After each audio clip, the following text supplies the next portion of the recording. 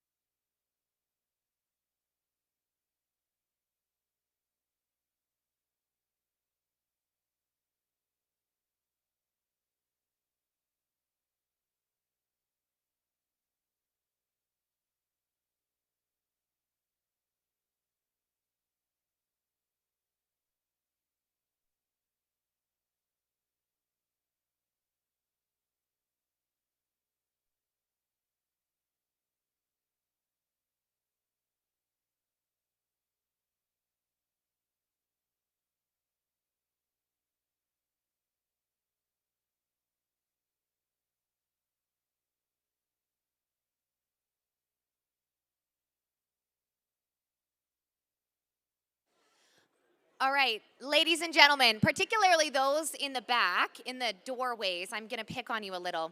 Unless you want the spotlight to be on you and be part of our big introduction and be on the cameras, we just need to clear that doorway for our delegates and our board and stuff to come in as we begin our presentations. So, a 2-minute warning to get in your seats. And if you have friends that are just lingering out there, you should call or text them and tell them that I'm hustling them in here. So this is your 2-minute warning before our program begins. Thank you.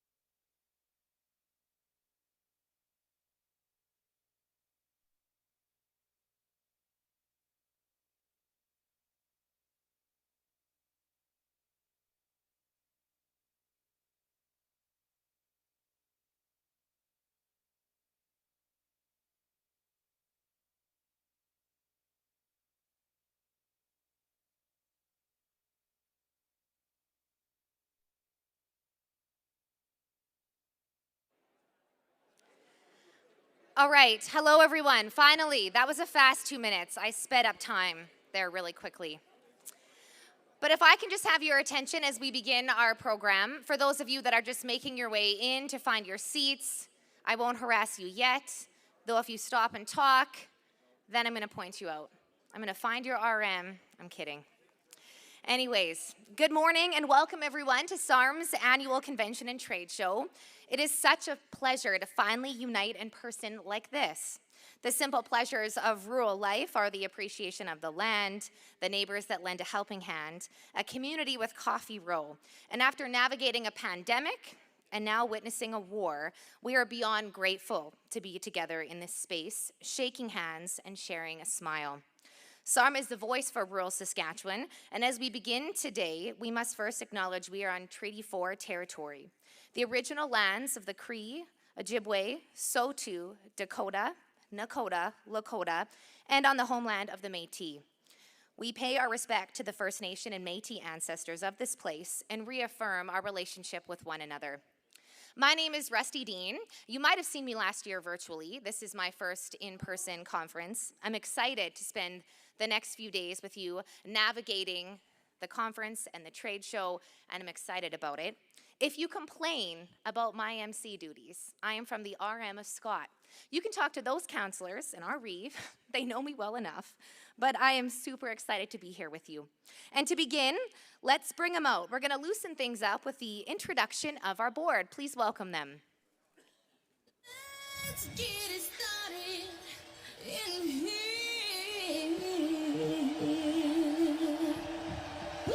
Bring them out, bring them out, bring them out, bring them out, bring them out, bring them out, bring them.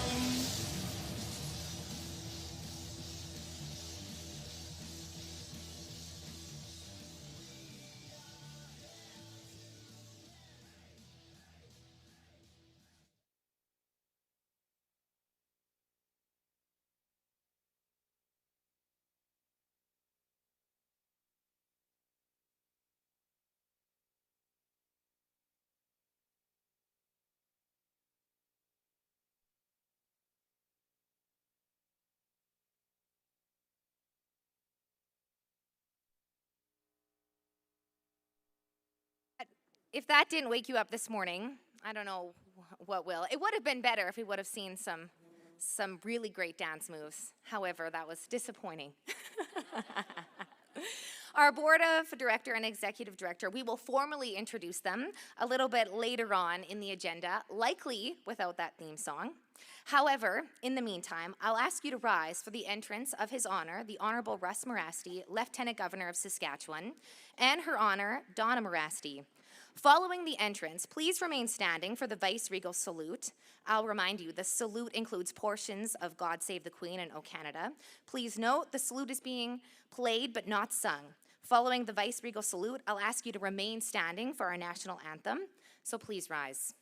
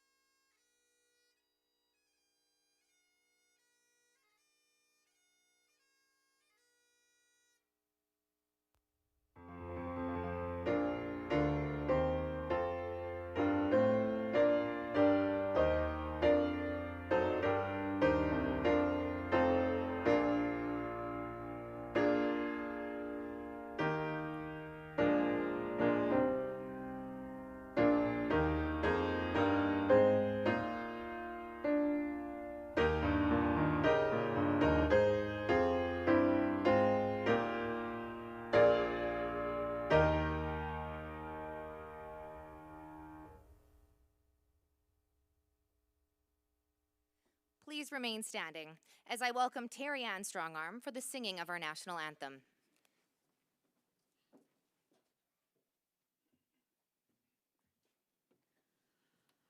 Oh, Canada,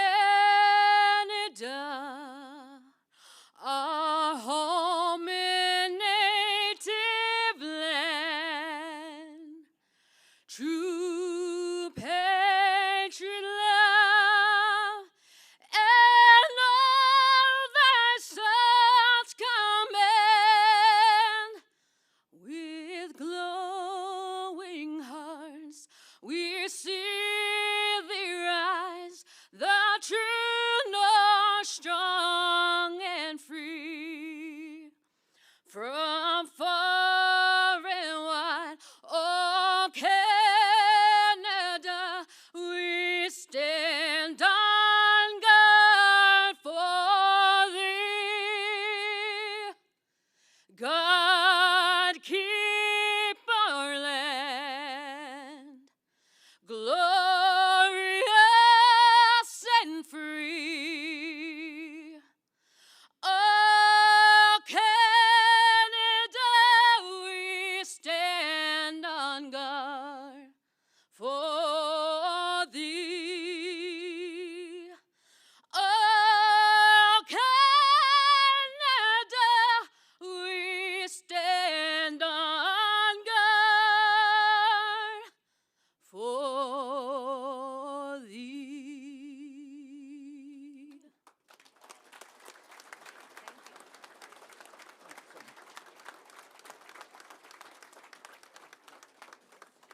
That was beautiful. Ladies and gentlemen, once again, I ask you to remain standing for a moment of silence. Please see the screens to my left and right as we remember those who we've lost, who have played important roles in our rural municipalities. We would also like to share a moment of silence with Ukraine during this incredibly difficult time. With Saskatchewan's deep historical ties to Ukraine, SARM's thoughts are not only with those who have family and friend connections there, but especially with those who are facing the devastating realities of war. Let's all pause for a moment of silence together now to show our support.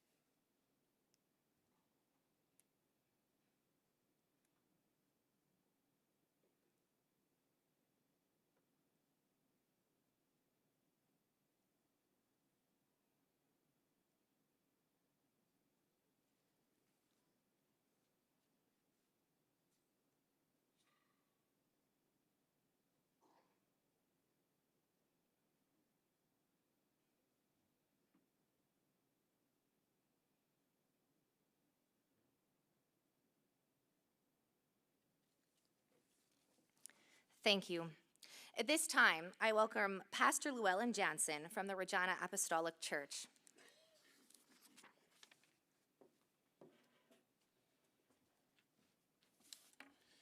Thank you. It's an honor for me to be here this morning with you as a boy who grew up in Saskatchewan and Eston area.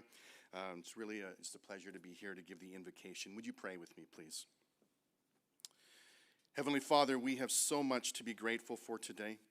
We live in a land of freedom and opportunity when other parts of our world are being ravaged by war. And our hearts go out to those who are in need. And we ask you to divinely protect and provide for those who cannot protect or provide for themselves at this time. And help us to truly be thankful for the blessings that we enjoy here in Saskatchewan and for the diversity of people who make this province their home. Would you continue to extend your grace and your mercy over us? Thank you for our provincial and our municipal leaders, and give them wisdom and direction and unity as they make decisions on behalf of our province, decisions that have the potential to position us as a leader in our nation.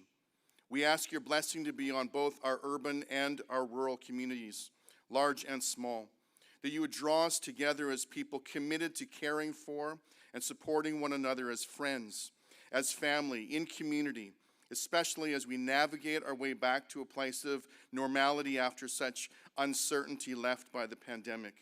And heal those who have been affected and grant us faith for greater days ahead. And thank you for the vast, abundant resources that we have in so many sectors of our province, and continue to bless us with knowledge and insight to know how to best steward these resources in a manner that strengthens and increases our influence. Thank you for the rich heritage and strong foundation that our forefathers have worked so hard for, that is now ours to build on and leave as a continuing legacy for new generations that will follow us. May the values that our nation and province were founded upon, values that brought life and hope and possibility to our rural municipalities and communities in the past, may they continue to bring prosperity to our growing population for the future. And we thank you that we are a province that is known and looked to by others for our hospitality and integrity and generosity. So grant us humility and creativity and ingenuity to remain a leader in each of these areas. And bless us with opportunities that will position us to lead our communities and province into a prosperous future. And now, Lord, we ask that you would guide and bless this convention as rural constituents from across our province have gathered to hear and discuss matters relevant to our communities, and unite their hearts with a spirit of togetherness and purpose that will result in positive outcomes for both our present and future initiatives. Would you bless SARM and all that it does for the people of rural Saskatchewan? Make us a people who are rooted and established in love, inspired with hope and filled with faith as we look forward to what lies ahead. Make us strong in spirit, healthy in body, and rich in community. And would you turn your face toward us and be gracious to us, and extend your favor over us and give us your peace. And we ask these things in the name of Jesus Christ. Amen.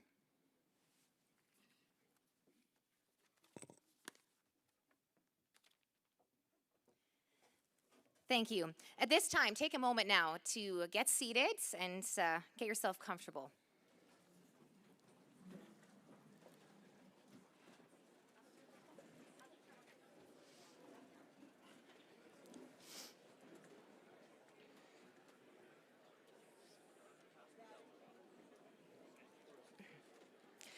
As we continue, I love how you can totally tell that everyone is from rural Saskatchewan. Any opportunity to just strike up a conversation, and we're right at it in these tables. As we continue, without the great soundtrack this time, I would like to introduce you to our board of directors. As I say your name, please give a wave. President Ray Orb from the RM of QPAR number 218. Vice President Bill Huber, RM of Lipton number 217. Division 1 Director Bob Moulding, RM of McLeod, number 185, and Abernathy, number 186. Division 2 Director Norm Nargulin, RM of Lake of the Rivers, number 72. Division 3 Director Larry Grant, RM of Val-Marie, number 17. Division 4 Director Harvey Malonowicz, RM of Slatting Hills, number 273. Division 5 Director Judy Harwood, RM of Corman Park, number 344. Division 6 Director Darwin Whitfield, RM of Oakdale, number 320. Ex officio Director Guy Legrander, RM of Redburn, number 130. Ladies and gentlemen, that is your director and your board. Please give them a welcome. You'll have the opportunity to meet your board of directors throughout the convention in a very personal way. We've put together some really neat little videos that sort of share behind the scenes and their RM and their family life, and you'll see them on the screens behind me over the next 3 days. We would like to acknowledge the SARM special guests who have joined us today. You will see their names behind me on the screens. Please give them a warm welcome. It's coming. I can see. The screen somewhere will have our fraternal guests, but we do want to give them a welcome. As we make our way through the morning, I invite Jay Meyer, SARM's Executive Director, to join us. Jay will share a few important announcements and lead in testing our new voting devices. Sorry, I just want to make mention. What you see behind me is our fraternal guests. We welcome them, so I just want to say that again. Thank you for the applause, but we're going to continue now with Jay. Please welcome Jay. Thank you, Rusty. Wow, it feels good to be back after 2 years and seeing a full house. So thank you all for coming. This is going to be a great 3 days, something that we've been waiting for some time. I hope you all had a good time last night and you enjoy the next couple evenings. But just bear with me as I go through a few announcements. So the first announcement is in the emergency exit. So if you take a look out back, you'll see two ways out of here. I actually tried those two doors. They do not open, so please don't go through doors. I guess you could, but you're going to have to go with some pretty solidness. So those two in the back are ways out. And there's reduce the risk slide if you don't put up. SARM encourages and respects our delegates and guests. Please feel free to take any precaution you're comfortable with and while attending convention, and be respectful and understanding of others' decisions. When it comes to hats, out of respect, we ask that all hats be removed in the convention hall during sessions. And of course, we do have lunch. It's on Tuesday and Wednesday, as well as the beverage stations throughout the convention are covered through your registration fee. Lunch tickets were distributed as you checked in on site. Once lunch is announced, please line up, hand in your ticket, and help yourself. Before we get into the convention app, I just added something around nightly cleanup. Please be sure to take all your belongings with you every day after the convention, as the venue staff will be cleaning tables every evening. So please take whatever you have with you. We do have a convention app. Our mobile app is free to download. The app will provide all convention details as well as additional resource documents and networking features. If you have not already downloaded the app, please do so through the App Store on your smartphone or your device. The SARM Challenge will be happening again this year. If you visit the SARM Challenge menu on the convention app, there is a list of challenges that will be done during the convention. As you complete the challenges, you'll earn points. Winners will be announced at the end of the convention. We are on social media. While we're talking about technology, for those of you who have Twitter, please follow us at SARM_voice for the day-to-day happenings within the association. During the convention, we'll be also live tweeting. If you are tweeting about the convention this week, please use hashtag SARMAnnual2022. I'm also pleased to announce that SARM now has a Facebook page. You can find us by searching SARM Voice. Please follow us. And it's a big thank you to SaskTel for sponsoring our convention social media feed. Okay, the trade show. Please be sure to visit the trade show area. This year, our show has 154 exhibitors. The trade show will run from 8 a.m. to 6 p.m. on both Tuesday and Wednesday. A new event at the convention this year is our trade show happy hour. We invite everyone to join us on the trade show floor immediately following the programming on both Tuesday and Wednesday to enjoy a drink, snacks, and some networking. We would like to thank Municipal Hail Insurance for generously sponsoring our trade show happy hours. So please get out there and swing by the happy hours. Trade show draws as well. Names of the winners of the trade show draws will be posted on the draw boards in the Trading Services Lounge by 3 p.m. on Wednesday. Prizes can be picked up by taking your trade show winning card directly to the exhibitor from which you won. Sponsors? You will notice sponsor slides on the screen during the break, as well as our convention handbook and app. We do appreciate these sponsors and their generous support. It means a lot to our association. Voting. Each RM has allowed 2 voters who were given electronic voting devices at the registration desk. The electronic voting devices will be used to vote on resolutions. Be sure not to lose the devices and remember to bring them with you each day to convention. A charge will be applied for any devices that will not return. Thanks to Walker Projects Consulting Engineers for sponsoring the voting devices. I would now like to call on, I'm going to stay up here, JP, you're going to stay down there. We're going to have JP Copeland from Data on the Spot run us through some voting instructions and a couple of test questions. So if you do have the clickers, We've done this a few times, but it's been a couple of years. The clickers seem to work well. We're going to do a few tests. So I'm going to hand it over to JP. All right. Good morning, everyone. We're super happy to be here too and see you all. So we're going to do, I'm in a little different spot here, so we're going to do some testing. The resolutions aren't until the afternoon, so if you have any struggles or if anything seems like it's not working, you'll be able to find me by the clicker table over lunch, or part of lunch anyways. So on the screen you can see the instructions. This is a really long-winded way of saying press the number for the answer you would like. You can press the button as many times as you want. It only will record one vote, and you can change your answer before the timer expires. There's a little indicator on the clicker that will go green when your answer's been received. The further you are away from the receiver, it might not go green right away. So you might see like an amber strobe a few times, and then you'll see the green. And then if you see red, then you can just click it again if the time is still running. So I have 3 questions. I'm going to leave the first one open a little bit longer just to accommodate everyone getting them out. We'll test it out, see how it's looking, and then go from there.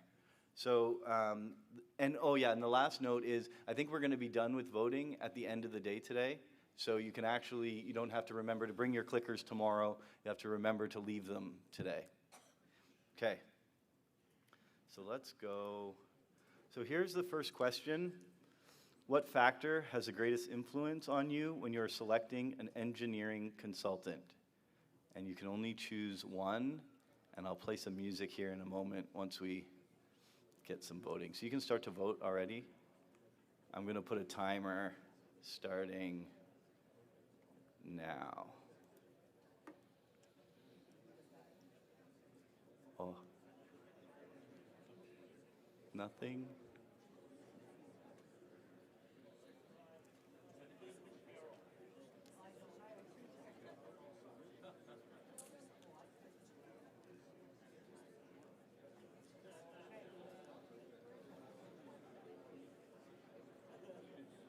Okay, so there's our answer.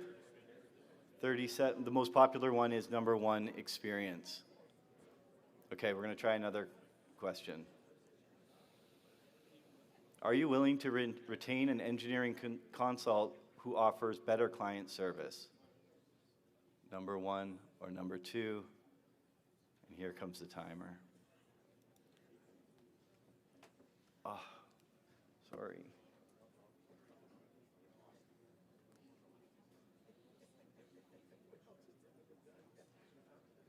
Well, it looks like we're not going to have music for the test. Sorry. I'll make it up to you this afternoon. JP promises us music during the resolution session, so we're going to stick to I had it. 2 years to plan it, so we have good selection. Okay, last question. Who is your favorite engineering consultant? Google, Walker Projects, the Orange Apron guy, in Home Depot, or Walker Projects?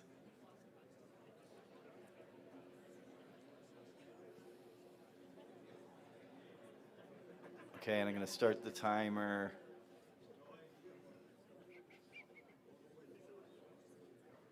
now.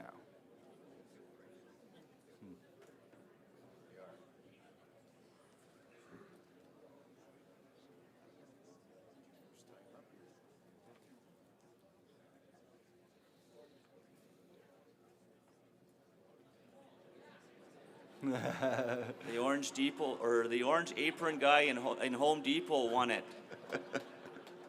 Okay, we can switch. That guy treats us all pretty well, doesn't he? Okay, Are we that's good? it. Yeah, that's so, it. okay, right on. So we got some music coming this afternoon. JP made a good point. We will be done voting after today. So JP, will there be boxes out on the registration desk to hand them in, or what are your thoughts? We'll get back to you. Okay, We're we'll let you figuring that guys know and ladies know. But yes, we'll have that resolution session this afternoon. I believe it's at 3 o'clock, and then we'll be done with the voting. But we will have elections. Elections will be done by ballot. So when it comes down to the SARM bylaws, the deadline for nominations for the SARM division directors was 5 p.m. on February 17th, 2022. This date is 35 days prior to the date of the election. I would like to congratulate Judy Harwood, Division 5 Director, who is acclaimed for the next 2 years. So thank you, Judy, for putting your name up, and let's give her a round of applause. Appreciate that. Judy's been with us for a few years now and is a great advocate for the board and SARM for sure. Division 1 and 3 will see an election that will be held on Thursday. So it's Thursday on March 17th at 11:30 a.m. So as our convention concludes, in meeting rooms 1 and 3, we will have 2 nominees for these positions in each division. These nominees include Division 1, current board member Bob Moulding, who is from the RM of Abernathy, number 186, as well as Richard Tessier from the RM of Coalfields, number 4. Division 3, current board member Larry Grant, who's from the RM of Valmarie, number 17, as well as Mark Hughes from the RM of Mary Creek, number 229. Just remember that in order to vote in these elections, you need to be designated as a voting delegate to your RM. So you would have registered as your administrator or your council would have registered to you as a voting delegate. The QR code on your name badge will be scanned as you enter the meeting. So bring your name badge. If you're a voting delegate, you'll receive a ballot. 50-50 tickets. With Stars. We will be selling 50-50 tickets with all proceeds going to Stars once again this year. Tickets are $2 each or 3 for $5 and are available for purchase at the registration table in the foyer. Your ticket must be in the room when we make the draw to win, so you must be here. The draw will take place Thursday morning at 11:30 following the Stars presentation. We have a bitter end raffle draw.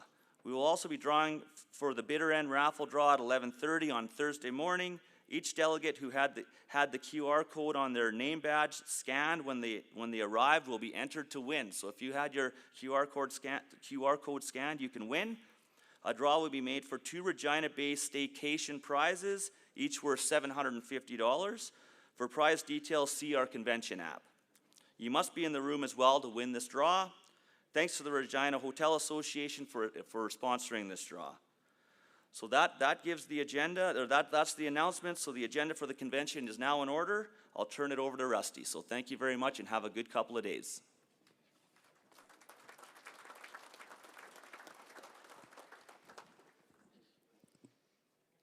The Honourable Don McMorris, Provincial Minister of Government Relations, is here with us today. Don McMorris was raised in southern Saskatchewan's Indian Head Milestone constituency and maintains strong connections to the community and the people of the area still. He graduated from Milestone High School, later worked with the Prairie View School Division, and managed the family farm in the Louvain area. Don is Minister of Government Relations, Minister responsible for First Nations, Métis and Northern Affairs, and Minister responsible for the Provincial Capital Commission. He has previously served as Deputy Premier, Minister of Health, Minister of Highways and Infrastructure, Minister of Crown Investments, Minister responsible for Saskatchewan Government Insurance, Saskatchewan Liquor and Gaming Authority, Public Service Commission, and Lean Initiative. What he can't do is snowboard.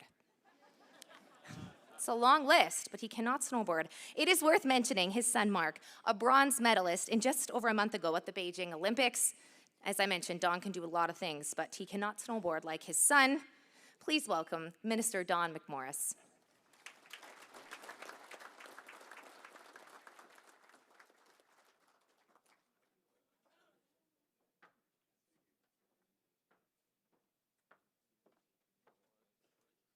Well, hello and good morning.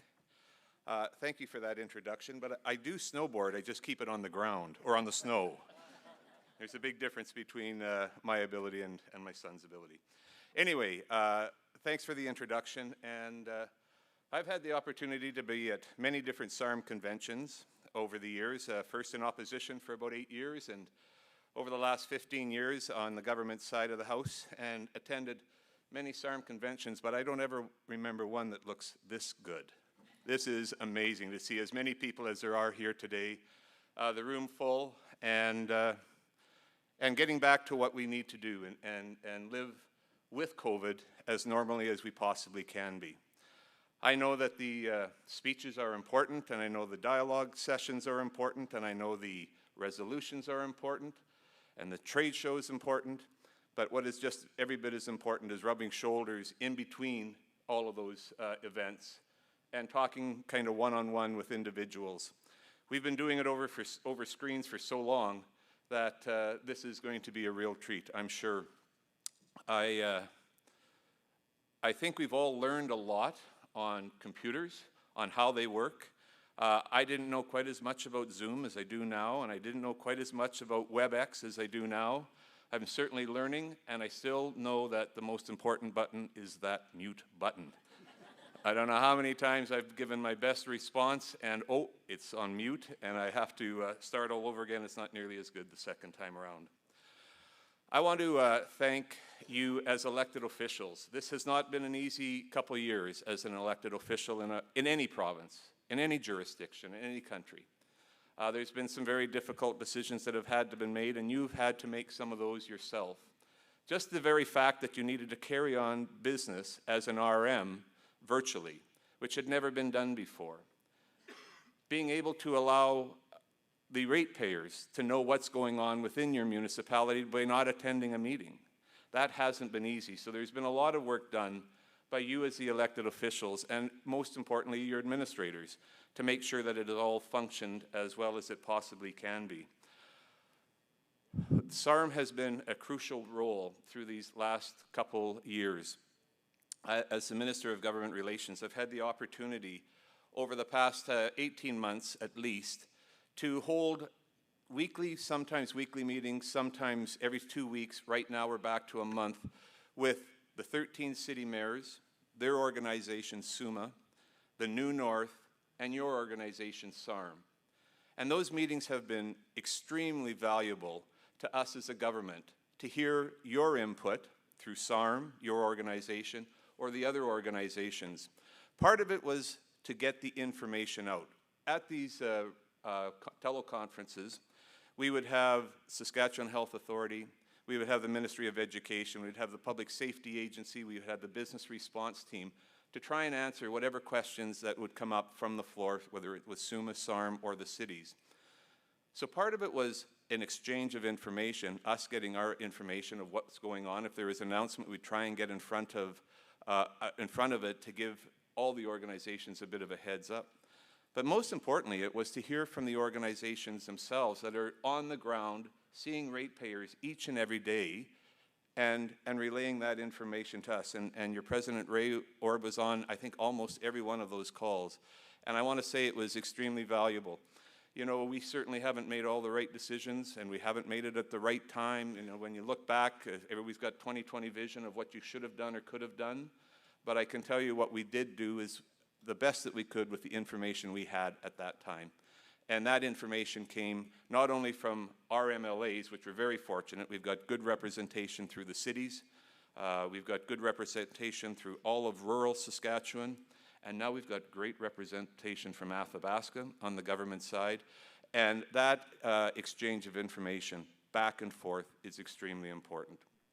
So thank you as delegates, and thank you as your organization for helping our government try and manage through a once-in-a-lifetime, I hope, pandemic, and get to a point where we need to learn to live with it and not be afraid of it. So thank you very much.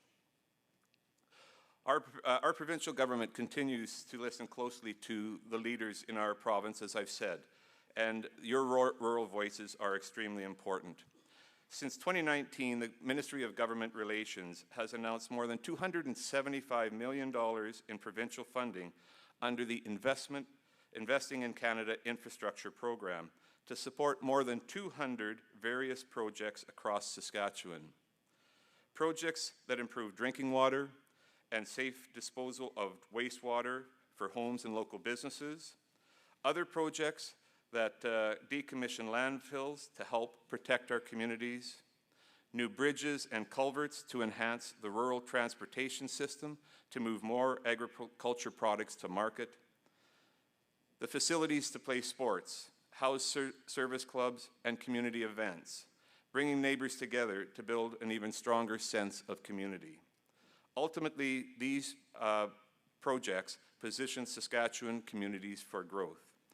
Some of these exciting projects include the RM of Berry Valley and Archerville Lagoon expansion, a project to increase the capacity of safe treated wastewater for area residents.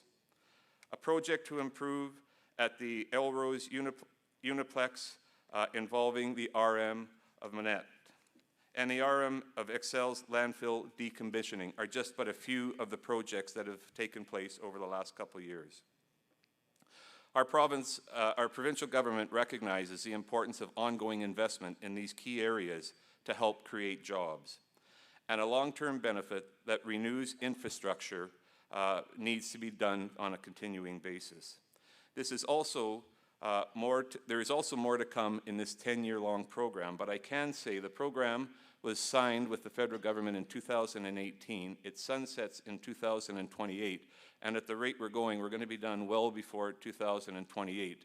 There's already discussion with provinces to lobby the federal government for a continued ongoing infrastructure program because we know that need is there. That is why I want to remind municipalities also that they are eligible for another intake that is open until accepting applications until May 10th of 2022. This is for the current ISIP intake phase for community, culture, and recreation projects. Applications also continue to be accepted for the ISIP landfill decommissioning intake. This will occur until the available funds have been allocated. For more information to apply online, I encourage eligible applicants to visit saskatchewan.ca/ISIP. Additional intakes will occur in the future for other types of infrastructure under the long-term program. For example, the RM of Frenchman Butte received, sorry, I missed a page there. That's not quite right.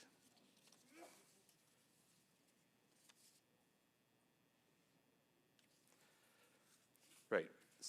I'll go on to that in a bit here. What I'd like to say is that for a while, in a short while, I think tomorrow, the Premier will be talking a little bit more about municipal revenue sharing.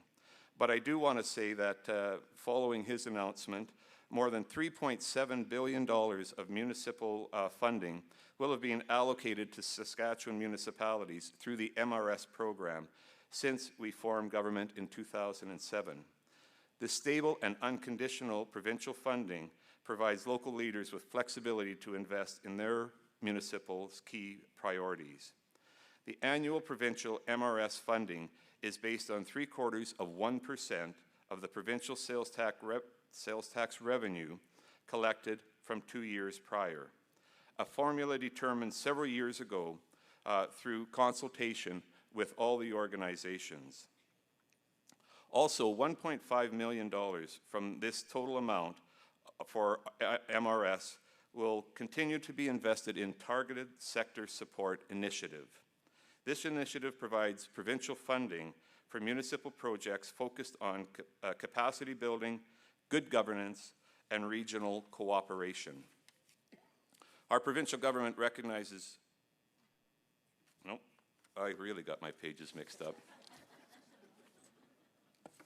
Not only can I not snowboard, I can't follow along with numbers here.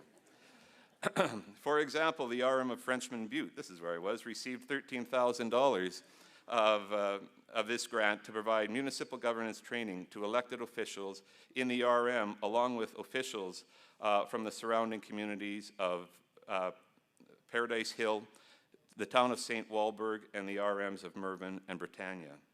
The town of Willowbunch received this grant for more than $14,000 to support a combined assessment management review and a system update in collaboration with the RM of Willowbunch. The grant funds were also used to transition the town and the RM's existing asset management system into a fully integrated software program that both municipalities can access to help with long-term management and administration. Thank you to all those who have submitted applications for the most recent intake of the TSS, which closed on February 1st of 22. The steering committee, which SARM is a part of, will be reviewing the applications received and announcing successful projects later this year. Before I go, I want to highlight some of the other resources available to help locally elected officials and their administrators. One of those is the Municipal Peer Network. It is a partnership involving the Ministry of Government Relations, SARM, SUMA, the Urban Municipal Administrators Association, and the Rural Municipal Administrators Association.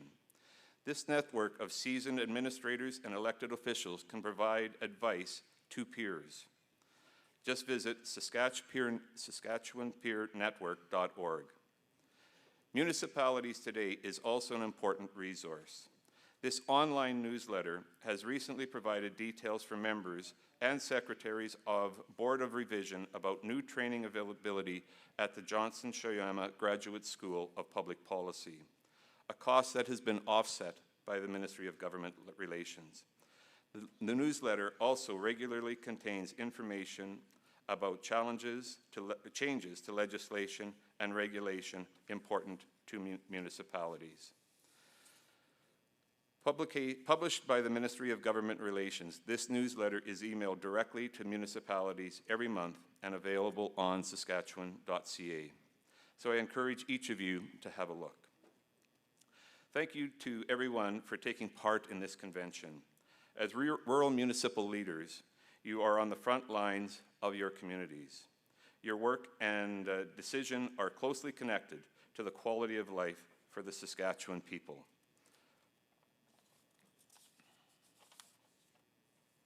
I am continually encouraged by the commitment of local leaders and councillors Reeves that serve our communities. All the best to you in this convention. I certainly look forward to being part of the Bear Pit tomorrow. Certainly look more forward to it than I used to when I was Minister of Health. Anyway, thank you very much.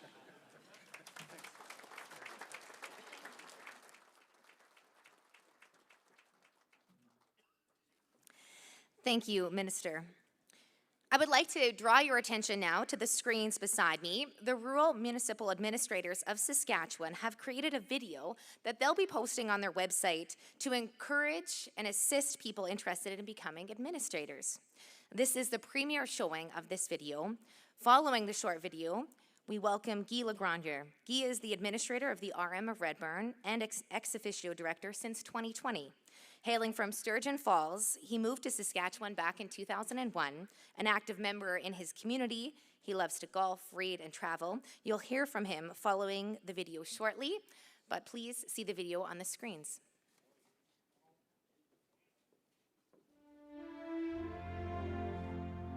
In 1914, the executive of SARM provided that a time be set aside in their convention for secretary-treasurers to discuss matters concerning their work. This arrangement continued until 1921, when the secretary-treasurers formed themselves into an associated committee, and in 1955, the association was constituted as a professional organization. The name was changed to the Rural Municipal Administrators Association of Saskatchewan in 1981.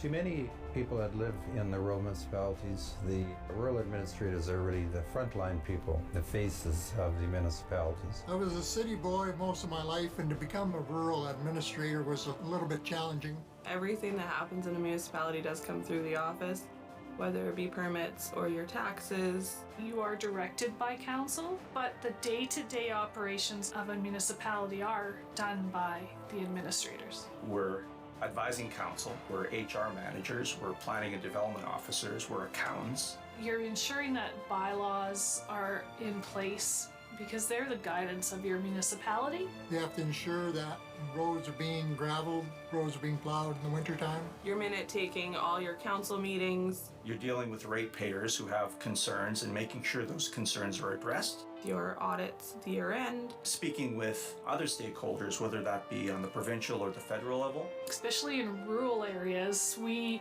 are on lots of different boards. We help out at rinks, we help out at schools. As long as the community feels that they have a connection with the administrator, they feel that their needs can be met. We all have a plan on what our day is going to be, but it can go out the door with a phone call or an email. I enjoy coming to work every day. I enjoy dealing with people.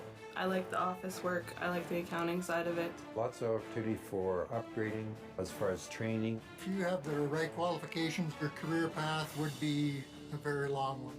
It's not the same old mundane routine day after day. That's what makes the job interesting, right? You're never bored. If you enjoy working with people, if you enjoy working with finances, if you enjoy the challenges of meeting deadlines and the opportunity to serve the people of your community, it is a great career path to choose.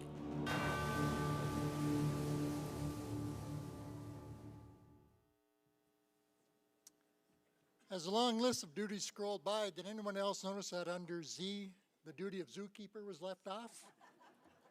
We seem to capture 7 wild animals once a month in our council chambers for about 4 or 5 hours, and we feed them and educate them, and then we release them back into the wild. I thought that should have been on there. That video was created for our website in order to help potential people interested in becoming an administrator learn more about what's all entailed to become a municipal administrator. Your worships, President Orb, Reeves counselors, fellow administrators, special guests, ladies and gentlemen. Reeves and counselors, I would like to ask you all to go back in time.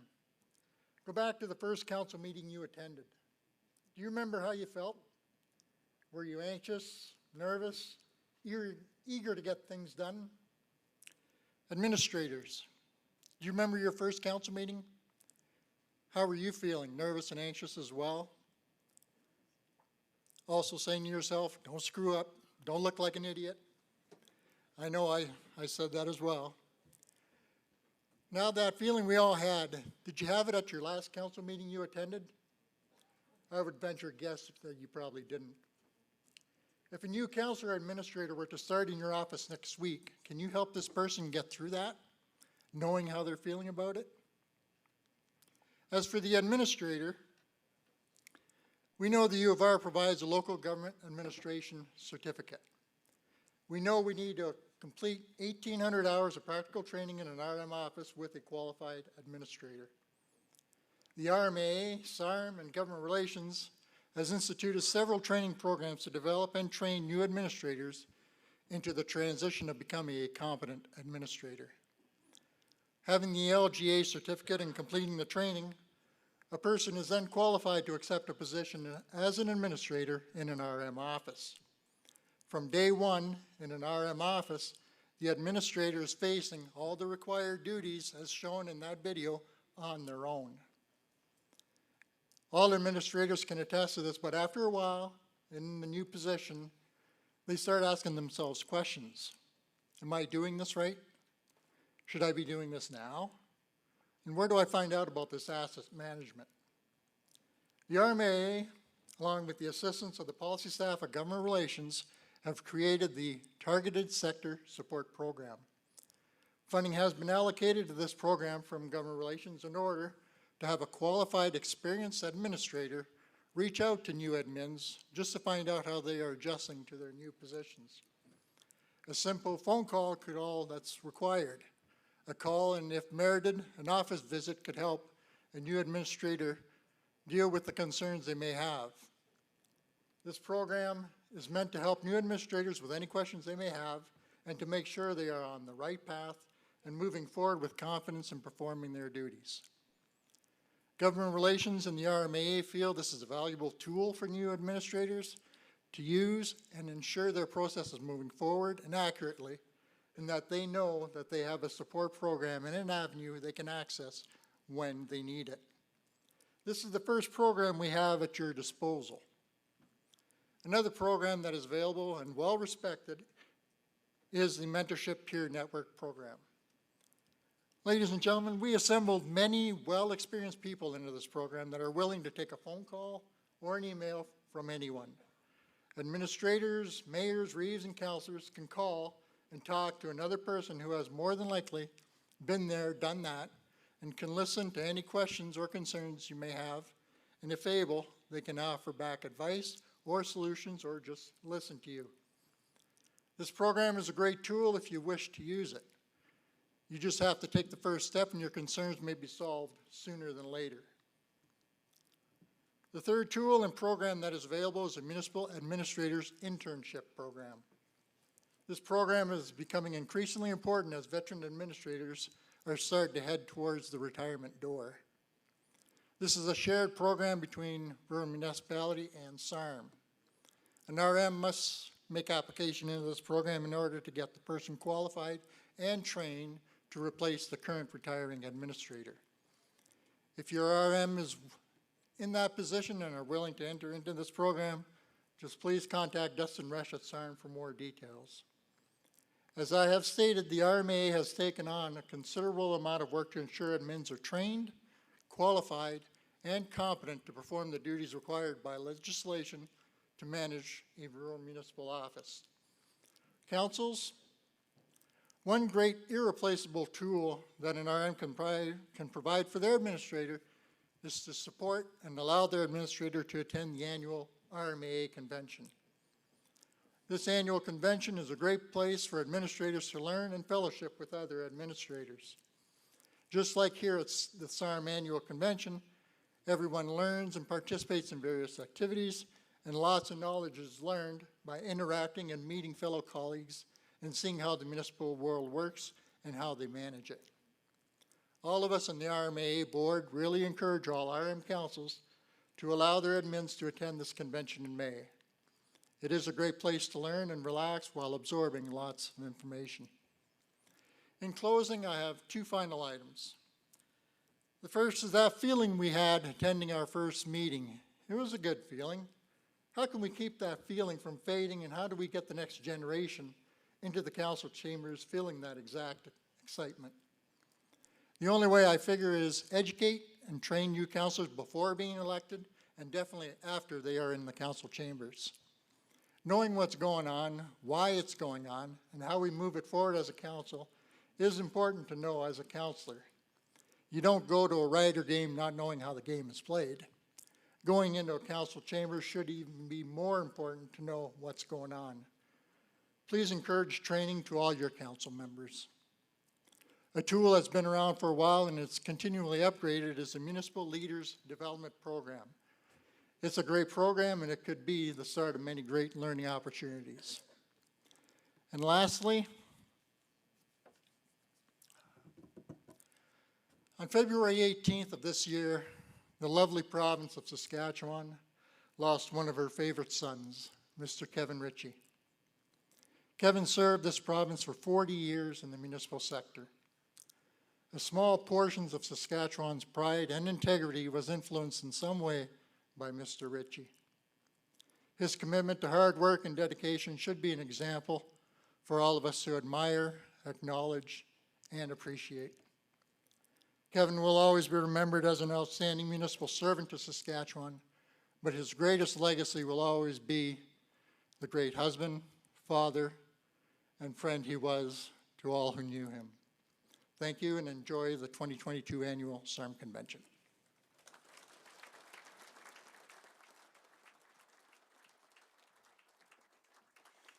Thank you, Guy.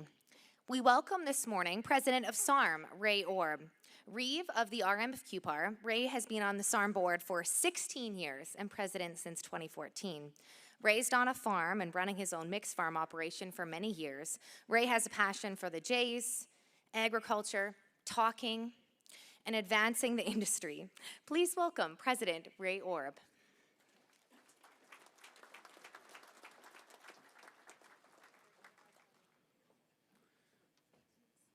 Your Honor, fellow delegates and special guests, good morning everyone, and welcome to the SARM 2022 Annual Convention. Really excited about this today. I am Ray Orb, President of SARM, and really happy to be welcoming you back to an in-person SARM convention. Minister McMorris mentioned that, in person, a connection we've all missed over the last 2 years. And this year's program will allow us to get together and reconnect, to encourage you to visit our wide range of trade show vendors and to seek out new advances and ideas to help your RM move forward. There will be ample time for you to visit in person and to reconnect over the extended lunch breaks or during our Municipal Hail insurance-sponsored happy hour events. One thing COVID has made me appreciate is having the ability to safely gather, whether it's freely gathering at convention, at a council meeting, or with family and friends.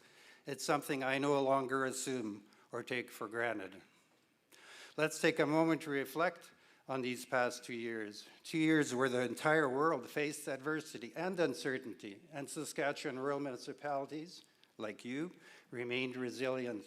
You kept delivering the services your ratepayers depended on. You found ways to stay engaged with your fellow councillors and ratepayers despite the ever-changing rules.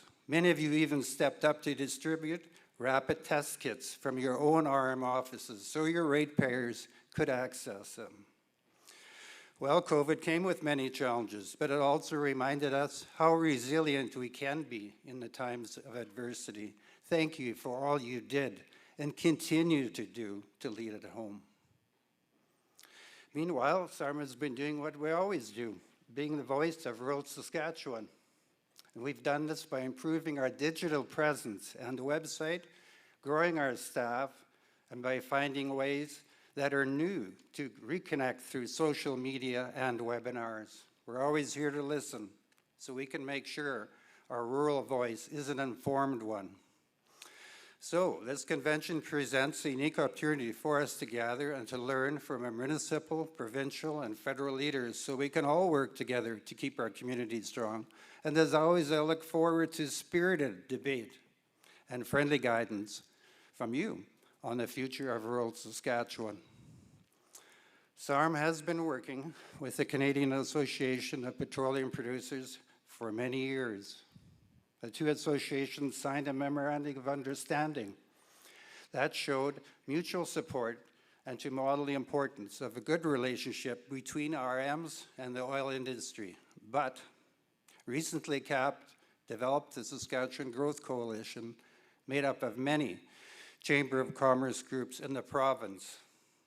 The coalition is asking the public and the province to support more transparency from rural municipalities, as well to decrease the mill rate ratio from class to class within municipalities. SARM is concerned CAP has now pitted the oil industry against the municipal sector. And so SARM met with Tim McMillan, outgoing president and CEO of CAP, in December to make him aware of these concerns. Then the board decided to meet with the province in the new year to make sure they fully understood both sides of the story.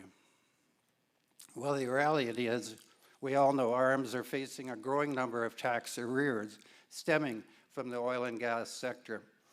And SARM knows there may be many differences from time to time between municipalities and industry on taxation, but there is a balance that's needed to ensure fair rates and proper infrastructure within our RMs. So at a time when the federal government is at odds with the oil and gas industry in Saskatchewan, the business community and rural municipalities should be showing a united front. Instead, this growth coalition has chosen to propose changes that would cause a property tax shift to agriculture and other rural property owners in this province. Well, not working together just makes things more difficult. However, on the agriculture front, SARM had an opportunity to meet with provincial officials to make sure they know how important ongoing and enhanced government support is to Saskatchewan's agriculture industry. And the agriculture sector is a significant employer and economic driver, employing our friends and neighbors and feeding our nation and the globe. The reality is that agriculture producers need government support to compete internationally. Nearly 40% of total farm income in the United States is estimated to come from government supports and 38% in the European Union. So having support programs like those delivered via the Canadian Agriculture Partnership directly affects Canadian farmers' abilities to compete, critical to their growth and success. So SARM is unrelenting in stressing the importance of continuing funding for key CAP-funded programs like the Farm and Ranch Water Infrastructure Program, irrigation expansion grants, and pest biosecurity programs. To end that funding now would be a detriment to the progress we have made building key water control infrastructure projects and controlling crop pests like clubroot, rats, invasive weeds, and more. We also stress the continued importance of the business risk management programs, including agri-stability, agri-recovery, agri-invest, and agri-insurance. And SARM has taken a look back over the years these programs have been offered and to look to see what is working and what isn't working. We've gone back with suggestions on how to make all this programming more user-friendly, effective, and transparent in the future. One of the key messages we are sharing is the importance of getting input directly from users of these programs so they can identify key improvements for the future. So this year's convention agenda is going to allow members to hear updates on some of SARM's key advocacy initiatives. And SARM's Broadband Action Committee is featured in a panel discussion on Thursday. SARM, stakeholders, partners, and private internet service providers are here to share their collective thoughts on how to improve broadband connectivity within our rural municipalities. The committee has been defining what is possible and what isn't, and if it's feasible by one sector, how do we work together to make it happen? So no one entity will solve this problem on our own. We look forward to continuing to work with all stakeholders to have equal broadband access across the province.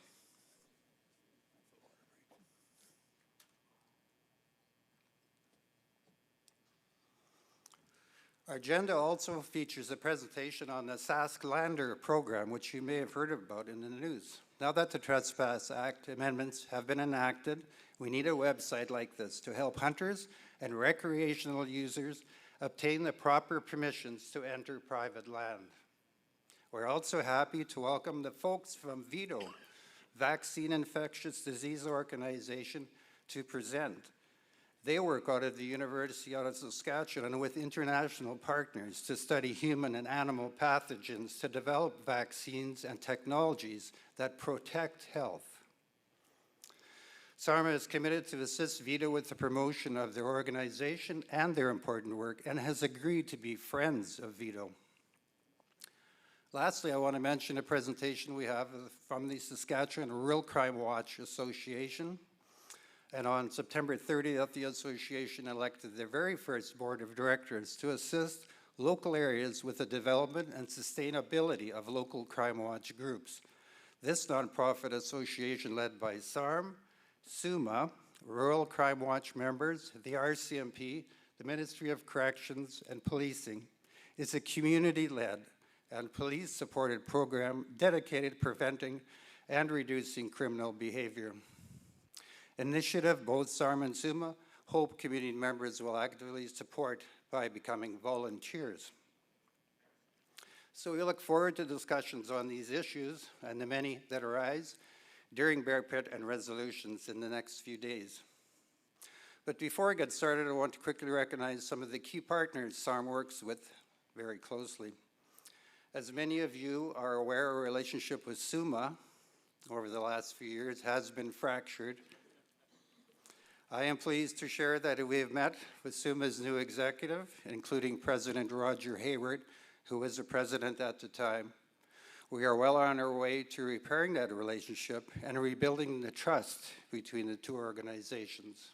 And I would like to thank Roger for his hard work, even though he's not here today, for his perseverance in helping us rebuild our relationship and but sitting down and openly discussing the issues, we'll be able to work together in the future in the interests of both urban and rural municipalities.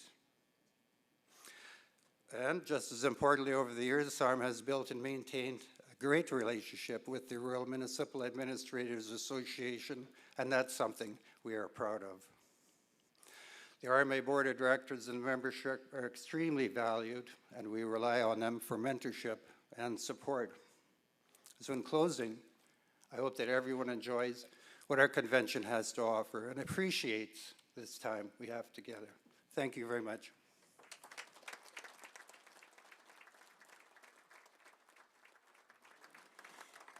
Thank you, Ray. This is one of my favorite portions of the agenda. It is such a special opportunity to highlight awards like this. It's an opportunity to celebrate successes, innovations, and excellence in your municipality. Before we begin, I just want to give you a quick heads up. Following the last awards presentation, delegates will be asked to stand, so you'll be asked to stand while the Lieutenant Governor and party leaves the convention hall before we break for lunch. So as much as your stomachs will growl, do not stampede out of here. We have a protocol to follow, and we'll get to your lunch. I do promise that.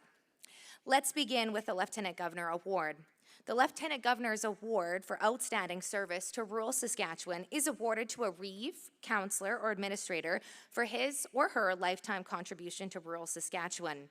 I invite our sponsor, Cortec Calcium Services, Triple S Transport, Green Earth Road Spraying, General Manager Mike Holliday to the stage.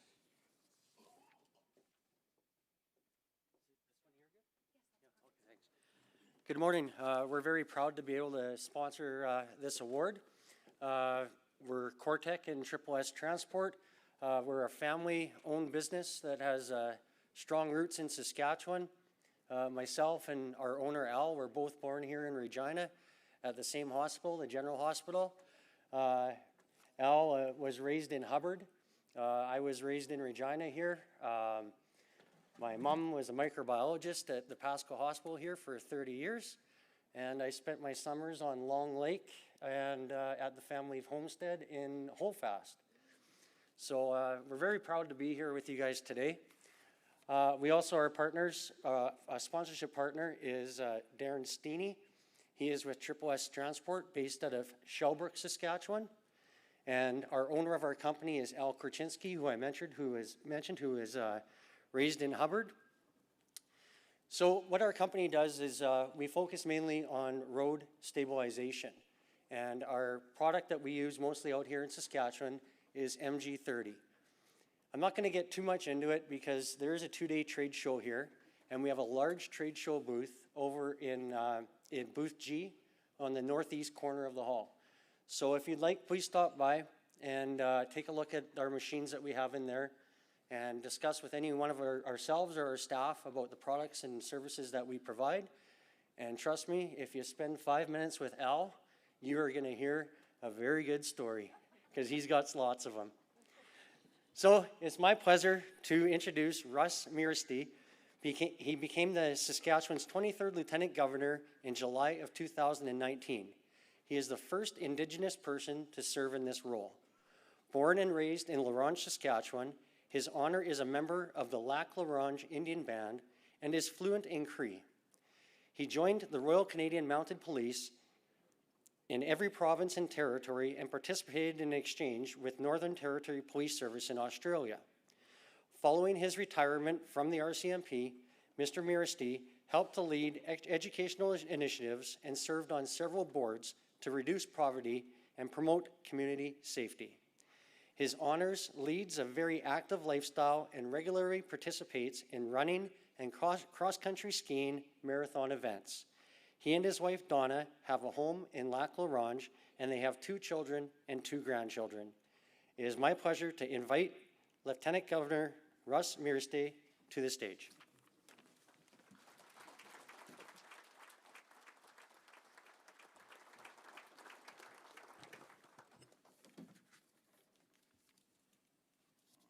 Losing it. That's all right. I got it.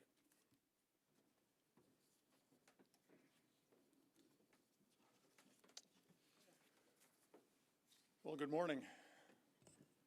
I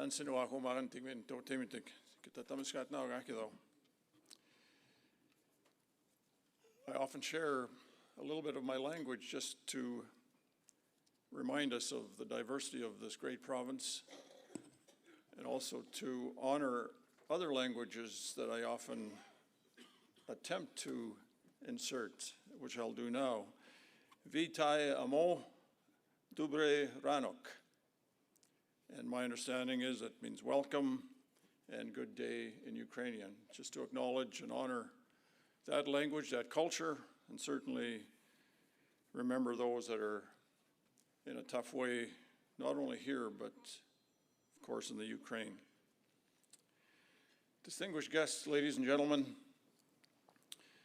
I'm very pleased to join you here today and to bring greetings on behalf of Her Majesty Queen Elizabeth II, Queen of Canada. For over 70 years, she has been our queen, sat on the throne, and really no better example of service to communities, service to our country, and the Commonwealth. Before I present the Lieutenant Governor's Award, I want to thank the SARM Board and all the reeves, councillors, and administrators who provide leadership to Saskatchewan rural municipalities. I've always believed that it is up to each of us, each one of us, to create the communities that we want to live in. Everyone has something to contribute, and I mean everyone. And we need everyone to contribute to our communities. My thanks to each of you for giving your time and energy to improve your community, and thank you for inspiring examples of commitment and service. I have the honor of presenting the Lieutenant Governor's Award to an individual who exemplified service throughout his life. You've heard a little bit about him, and you know him, obviously, many of you personally. And sadly, Kevin Ritchie passed away on February 18, 2022 at the age of 65. I want to share with you a few highlights from his extraordinary career. Kevin served as the administrator of the rural municipality of Bratts Lake for 38 years. He was also administrator for the village of Wilcox for over 32 of those years. He was the secretary-treasurer of Bratts Lake Conservation and Development Area Authority for 42 years and a board member of the Wilcox Fire District Board for 10 years. Kevin was a firefighter with the Wilcox Volunteer Fire Department, a board member of the Wilcox and District Parks and Recreation Authority, and trustee, vice chair, and chair of the Wilcox School Division. He was a member and club president of the Optimist Club of Wilcox. He served in many roles on the Rural Municipal Administrators Association of Saskatchewan and the SARM board. Kevin was an athlete and builder who played and coached hockey and baseball. His obituary notes that many knew him as Coach Kevin. And I heard that last night as we were having dinner with the family and the selection committee, and certainly had a lasting impact. Kevin's nominating RM Council wrote that the role of administrator wasn't a 9-to-5 job for Kevin, it was his life's work. They said that Kevin guided the people and council of the RM of Bratts Lake with outstanding professionalism, knowledge, good humor, and patience, in addition to spending countless hours serving on the SARM board and the local school board. To Kevin's family and community, I extend to you my sincere condolences. Kevin is not here with us, but obviously will not be forgotten. He leaves an extraordinary legacy of generosity, integrity, and service. Before I close, I want to thank SARM and the selection committee for managing this award, which enables us to pay tribute to the outstanding Reeves, councillors, and administrators in our province. I also want to thank and acknowledge Cortec for their sponsorship. And now I invite Mike Halliday of Cortec and Tammy Ritchie to join Donna and me at the front.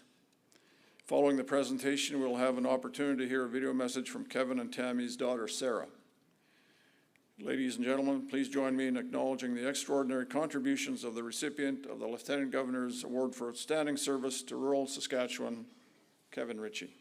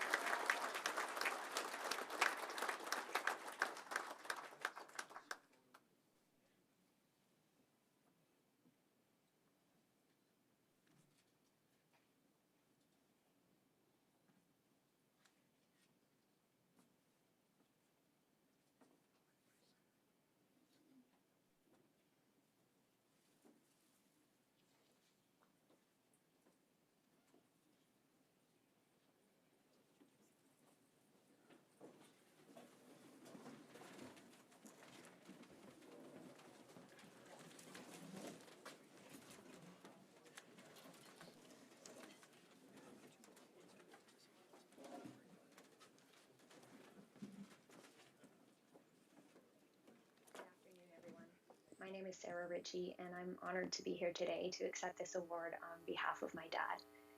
As I sat down to write this, I tried to think about what he would want to say if he were here. I know from watching him write these sorts of acceptance speeches in the past that he'd be careful about every word. He would come here with his usual deferential grace to recognize the people who helped him, the mentors and colleagues in his footsteps he followed. Many of you are here today, and I know he would want to say thank you.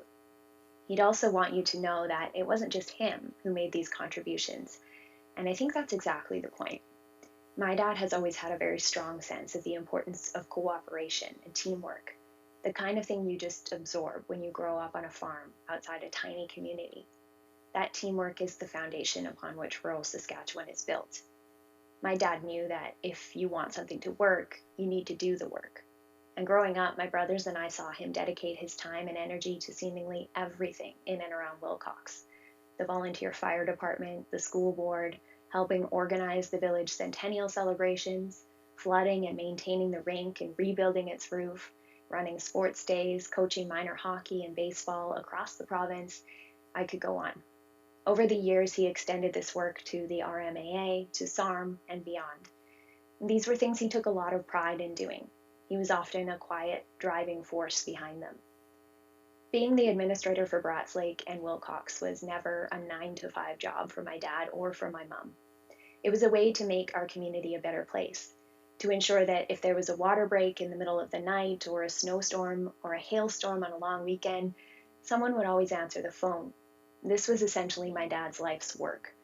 And that kind of energy and passion ripples out into communities. It empowers other people to step in and to step up on their own time. So for me, it's really no surprise that I'm here to accept this honor today on his behalf, although of course I wish it were him up here instead of me. My family learned about the award while my dad was in the hospital last month, and we were able to tell him about it. I know how much this means to him because I know how much SARM has meant to him over the years. This is yet another community of people he was proud to belong to, and prouder still to serve. So on behalf of the Ritchie family, I want to say a sincere thank you, both to the RM for the nomination and to the selection committee for choosing to recognize my dad this year. Thank you for a round of applause.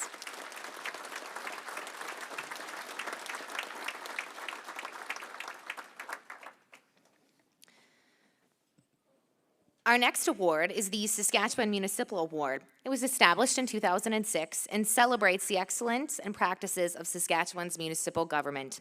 The Saskatchewan Municipal Awards Program is a partnership between SARM, SUMA, the Ministry of Government Relations, RMAA, the Urban Municipal Administrators Association of Saskatchewan, and New North. This is an opportunity to celebrate innovation and excellence in rural Saskatchewan today, right here in front of your colleagues and peers. There were 5 winning projects from the 15th SMAs, and you'll be seeing a little snippet of each one of them. We are excited to present the winning rural municipalities with their awards today. A note, we asked the winners to meet at meeting room 4 at the conclusion of the awards ceremony just before lunch to receive their award and have some photos taken. We appreciate the time and effort every single individual put in to help celebrate local governments in Saskatchewan. I'd like to recognize the title sponsor for this year's Saskatchewan Municipal Awards, Affinity Credit Union, who has sponsored the event now for 7 years. Please welcome Tara Ford, Commercial Business Advisor with Affinity Credit Union.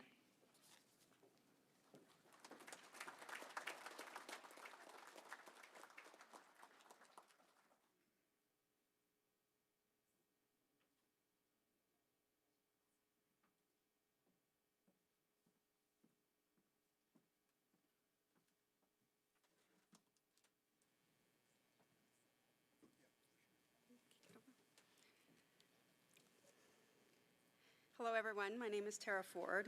I'm thrilled to be here today to bring greetings on behalf of Affinity Credit Union and introduce the Saskatchewan Municipal Awards. In the spirit of reconciliation, I'd like to acknowledge that we're gathered on Treaty 4 territory, homeland of the Métis, and traditional territory of the Dakota peoples.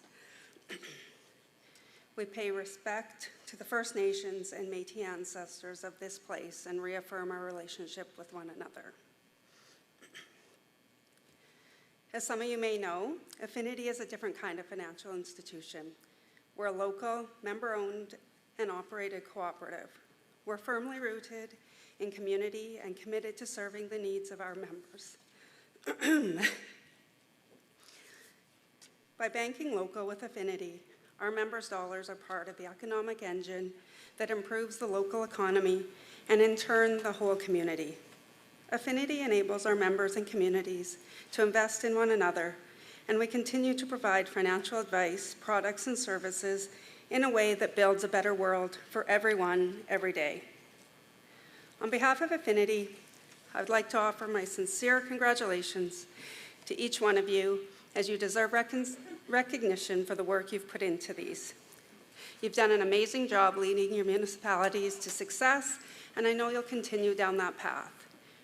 These awards are a true indicator of the strength of Saskatchewan's communities. Finally, I want to say thank you to our Affinity Credit Union members. Our members are the reason we're able to support our province's communities and events like this. Thank you for choosing a Saskatchewan-based credit union as your financial institution of choice. So on behalf of Affinity Credit Union, we hope you have a wonderful afternoon and enjoy the awards.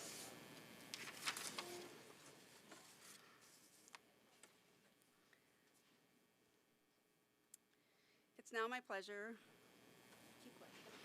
to introduce the winners of the Saskatchewan Municipal Awards. All of the winners will be announced, and then we will enjoy the videos of their winning projects. The third place winner is the Jean-Louis Lagarde Regional Park Expansion Project from the RM of Willowbunch and the town of Willowbunch. Congratulations. It's great to see municipalities collaborating to undertake projects to support the expansion and enhancement of tourism and economic opportunities. There was a tie for second place this year. The Churchbridge Community Campground Project for the town of Churchbridge tied with the multi-use facility project from the town of Birch Hills. Congratulations to both the town of Churchbridge and the town of Birch Hills.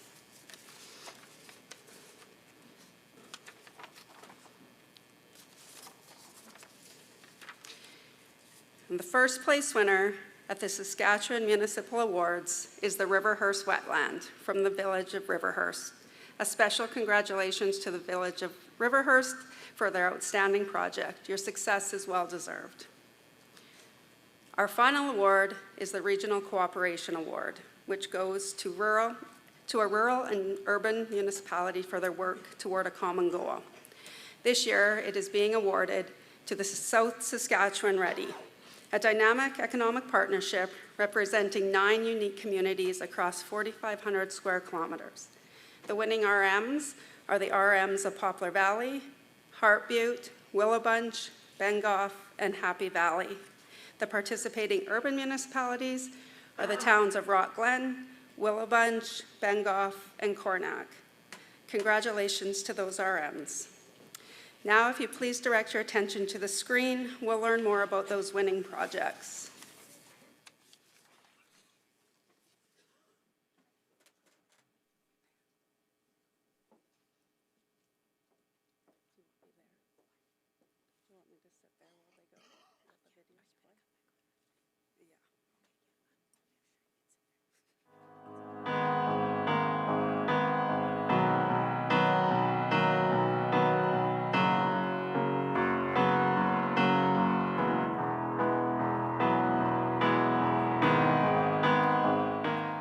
Shutdown of coal-fired power generation is really going to hurt our municipalities in the immediate area, and the citizens are very, very, very concerned. However, we have a dedicated group of individuals that are going to work hard in all of our municipalities to help overcome some of the challenges that we're going to face. In our municipality, tourism is very important. The park is a huge part of Willowbunch. The park, the golf course, our museum.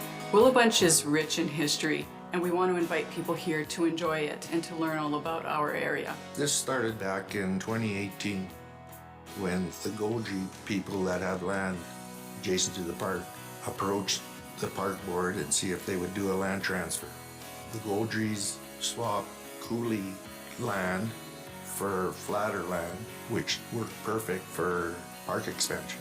We employed an engineering outfit out of Saskatoon, BCL Engineering, and they prepared us a report and feasibility study. The park can only accommodate so many people. And we really feel that expansion would be a great place to start. In order to expand, you need infrastructure. Potable water, sewer, and electricity. And that's all part of this whole project. We want to put anywhere from 20 to 30 new sites and 10 cabins. Right now we're in the process of partnering up with Willabunch, Métis, Local 17, and the Southwest Region 3 of the Métis Federation of Saskatchewan. The more people we get to the park, the more people get visiting town, get visiting the museum, going to the store, the golf course. We want to tell the true story of the Métis, Jean-Louis Laguerre, and we also want to tell the City Wolf story of when he was in this area. There's a lot of history here with the Francophones, and they showed up around the same time as the Métis, and we're going to get them involved too. Funding is always a challenge. That's always the biggest challenge, especially in small communities. And so in order to complete this project, the transition away from coal, we're very grateful for the funding that we received. It's not only going to help this community here, it's going to help the whole area, the whole Southwest. We're very grateful for all of the support from the surrounding municipalities, as well as volunteers and the community itself. You're going to be told no, I don't know how many times, but don't take no as your answer. Anything is possible. If you have the right people with a vision and some dedication and a little drive, anything can be attained.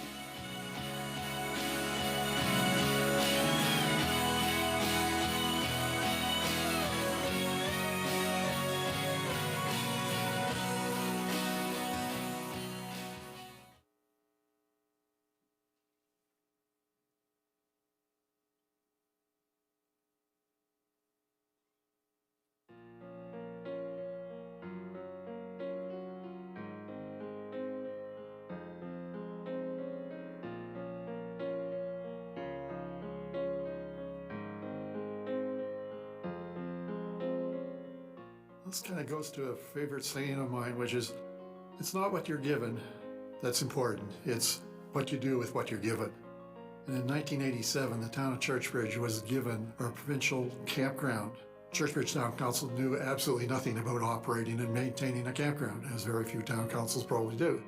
But they made an offer that the town council at that time could not refuse. So we took over the 30-plus acres of the campground, and it included 37 campsites, most of which were electric. People were impressed with the bathrooms, and I thought, well, that's rather odd. I mean, how can a bathroom be better than another one? But apparently they are. We've got fire pits for most of the campsites. They have a playground in the back with slides and swings for the children. We've got a nice little building, we call it the Red Shed, to provide to groups that are willing to maybe just have a evening get-together with friends and family. They have ball games, they have birthday parties out there, family reunions. Churchbridge in Blooms put in a beautiful garden. They planted 150 trees this year. Next year, they're going to do 200. We are sort of a home away from home for a lot of contractors working in the area from outside the area. They come from Whitehorse last year, I know, Quebec, down east. 2 retired teachers came in, traveling from Alaska back to New York State. And they said, out of all these travels going and coming, they had never seen such a nice campground. We're very excited about our 12-basket Churchbridge Credit Union disc golf course. It was added in the spring of 2019.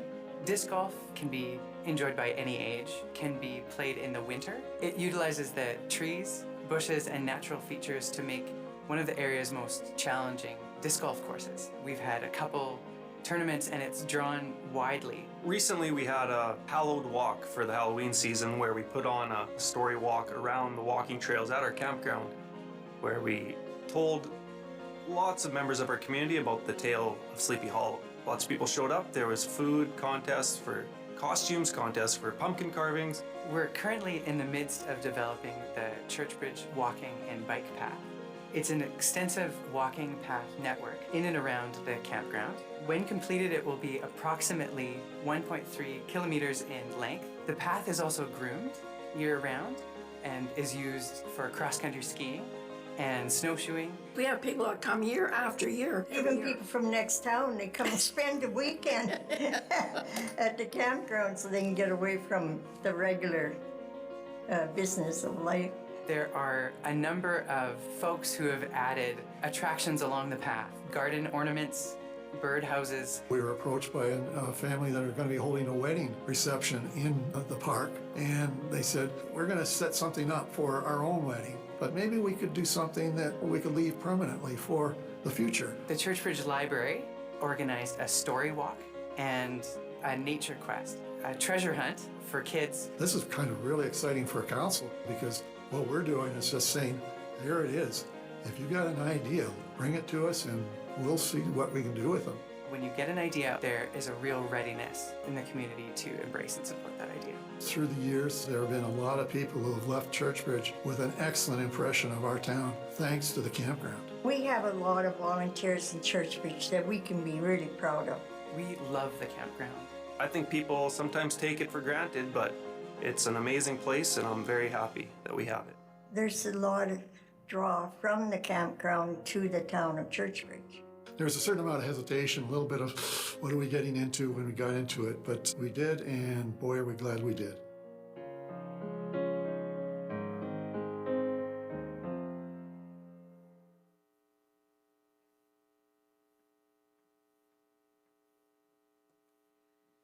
It's wonderful to see the interesting and innovative things going on around Saskatchewan.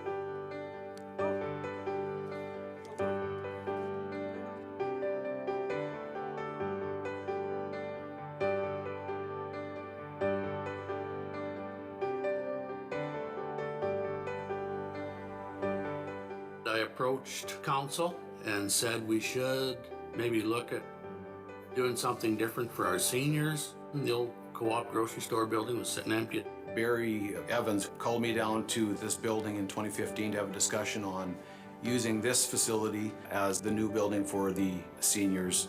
We had the opportunity to purchase this building and repurpose it for that and other needs. I approached Dwayne Lowe to see if he'd help us out with the architectural work. I was asked to join the building committee. My skill sets are architectural design and project management, so I decided to join the team.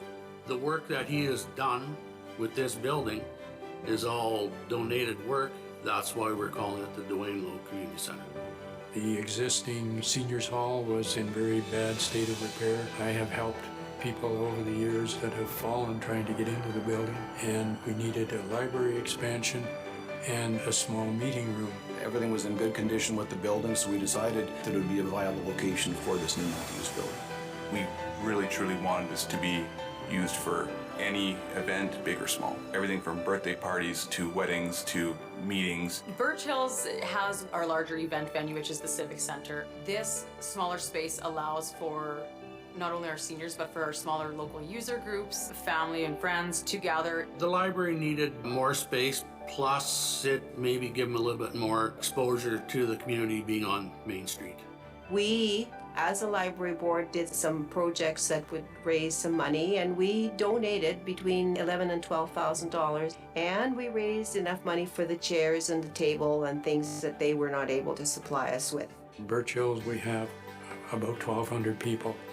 And when you're fundraising, you're always having to go back to those same 1,200 people, and they always stepped up. We reached out to the community saying that we needed some help, and the community was great. When we started the project, we had interior walls within the existing structure. We removed all of those items. We removed an interior office space. You'd have the old flooring, you'd have the old produce cases, all the plumbing set up for a grocery store. To take all that out and redo the walls, the flooring, everything like that, be quite a bit of work.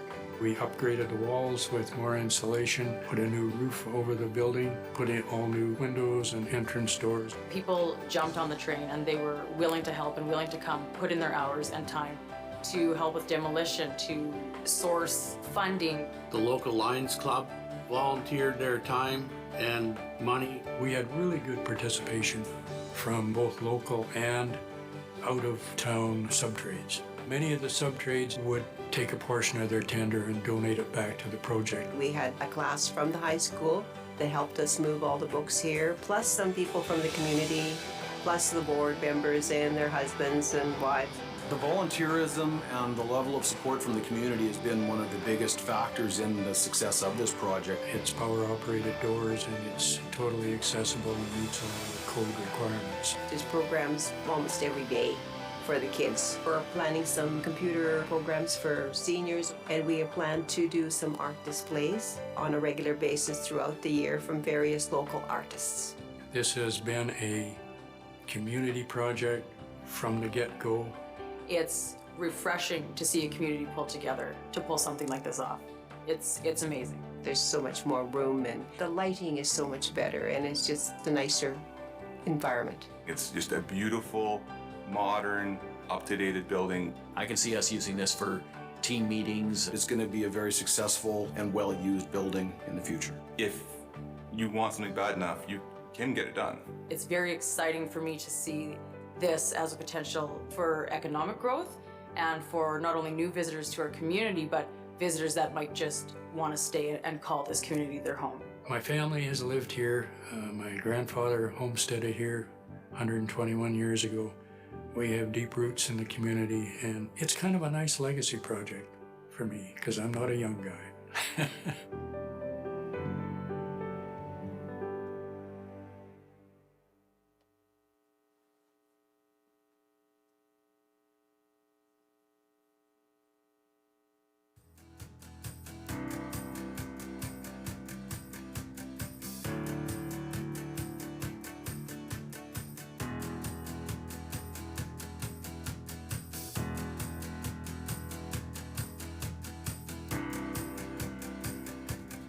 What I've really learned through this project is how critically important wetlands are, and yet they're disappearing at an alarming rate. Over the last few years, we've had such a drought. There's not really been much water in the wetland. Wetlands represent a huge amount of diversity in terms of plant life, bird life, animal life, and it's critical for us to protect that diversity. And so we knew we had to do something to help that wetland recover. It was really important for us to do some kind of a development, a green space, plant some trees, provide a good environmental welcoming area to the community. It can be also a great learning opportunity for people to understand how important wetland ecosystems are. We sort of scanned around and found one source of funding that was just the perfect fit. The Environmental Damages Fund, the pool of funds that is collected from polluters. We had a pre-polling survey sent out to the community. Initially, there wasn't much interest or involvement from the community. But after that survey, a number of people stepped up.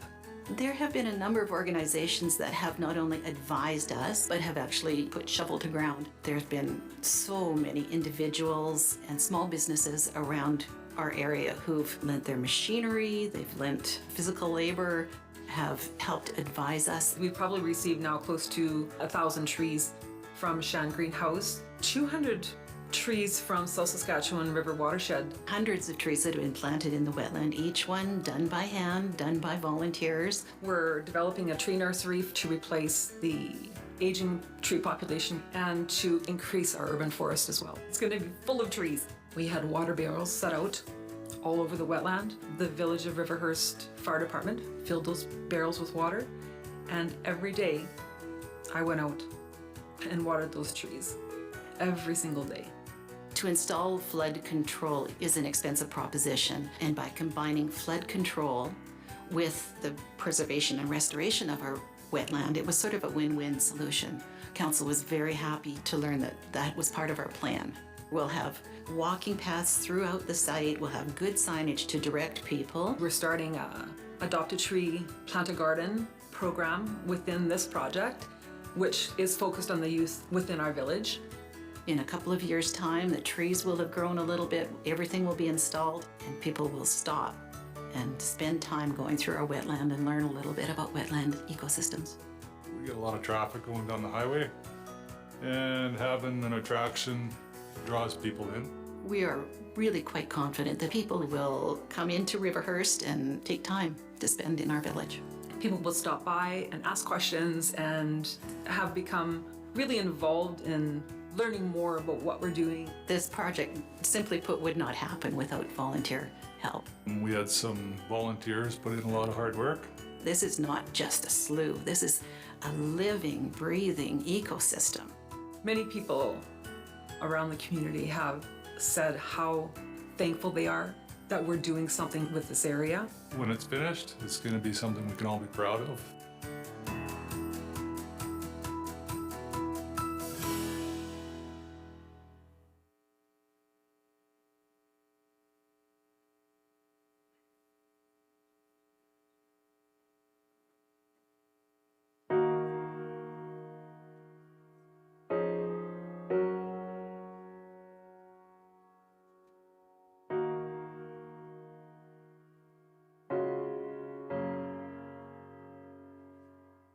In probably about 2018, the talks began to be more real as far as the closure of the SaskPower Poplar River Power Station and the Westmoreland mine. When I joined the town of Cornack in 2016, I learned a lot very quickly about the changes to the federal regulations on coal and coal emissions. Those two industries were the biggest employers of our region. We realized that there was a very short timeline for us on when the power station and the Westmoreland mine would close. We were given a date of 2030. Obviously, it was a bit of a shock once we got the news that this plant would be closing down earlier than what we were expecting. CEDA, Sask Economic Development Alliance, encouraged us to do a study with some help from our partners at Prairies Canada. That gave us an overview and a picture of what's really going to happen here, an economic impact analysis. And it really showed us in black and white some scary numbers. About 300 jobs will be lost. Not only that, you will likely lose some of the business people that are in the area as well. And so that motivated the council to reach out to the other communities in the region that were also listed in that impact study and start to talk about what do we need to do with this. South Saskatchewan Ready is a partnership with the 9 municipalities in the region that we're working towards the coal transition and working into the future to strengthen our region as a whole. The biggest thing that study did is it gave us 4 areas to focus on: agriculture or agri-value, green energy, manufacturing, and tourism. One of the things that we learned from Sean Wallace Consulting was that policies and governance would be one of the keys to getting this South Saskatchewan Ready group ready for a long partnership. Sean has played a huge role in this, in that he has a lot of knowledge when it comes to developing policies and procedures. I really have to take my hat off to the members of the board and the CEOs of the towns who worked incredibly hard to make this happen. Coal transition, it is very, very political. And knowing how government works, getting things done quickly, I think that's kind of where my expertise comes in. The province has been one of the main reasons that we formed this group. They've been really good to work with. Government relations has helped us out quite a bit. We learned that we do have strengths and we do have a lot of areas where we can maximize and attract industry. We just needed to find a way to get there. My hope is we can develop a long-term economic partnership with these communities. This means that the next generation of people that live here, the kids that are going to school now, will have job opportunities to stay here. Everybody's not going to agree on everything 100%, but it's been actually surprisingly really easy, and it's a really good group of people that we've been working with. This is an area that has always looked after each other, and I think we will do that going forward. Passion will guide a project, but governance will manage it. If you want to go fast, go alone. If you want to go far, go together. I want to make sure that things are going to be okay going forward in the future. There is real potential here that we didn't feel a few years ago because of this group. Whether you're looking for a place to set up your infrastructure, whether you're looking for a skilled workforce, or whether you are just looking for a welcoming place to call home, South Sask Ready is where it is at, and by all means, please check us out.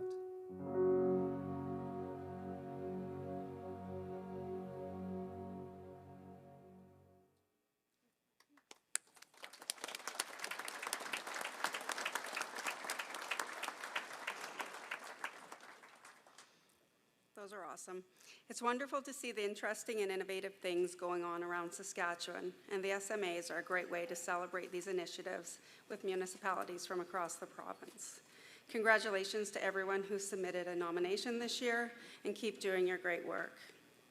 You can visit the Saskatchewan Municipal Awards website at www.municipalawards.ca to learn more about the program. I'd also suggest you start preparing your nomination for next year's awards. Thanks everyone for celebrating with us this morning, and have a great day. Just one final reminder to the winners, please make your way to meeting room 4 to receive your awards and have your photos taken. Thank you.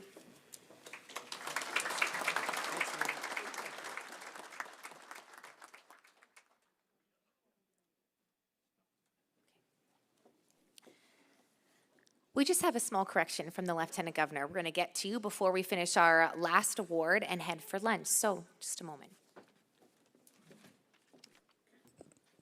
Thank you for that. Somehow in my notes I missed 3/4 of a page, but so this is on me, my apologies. Last year obviously there was no convention, but there was an award recipient selected. And Alan Arthur is here with us today.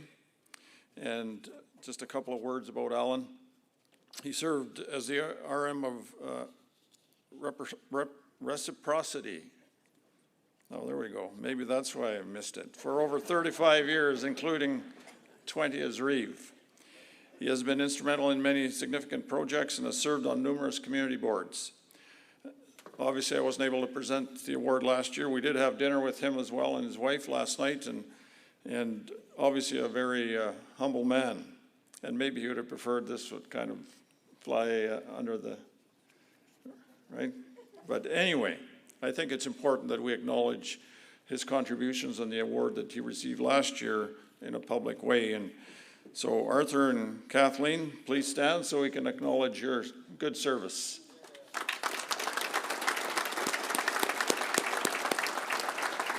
Thank you.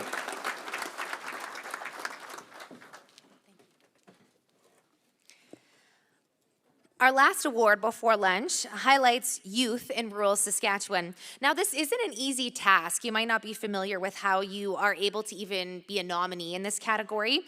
As a teenager, you have to write a giant essay, and you have to really get living in rural Saskatchewan. You have to write the essay about rural Saskatchewan, which is really neat. Last year, our winners were from the RM of number 345 and RM number 287. At this time, I'd like to call on Dr. Niles Kinnickney, Director of the Canadian Centre for Health and Safety in Agriculture, to award this year's scholarship. Dr. Kinnickney.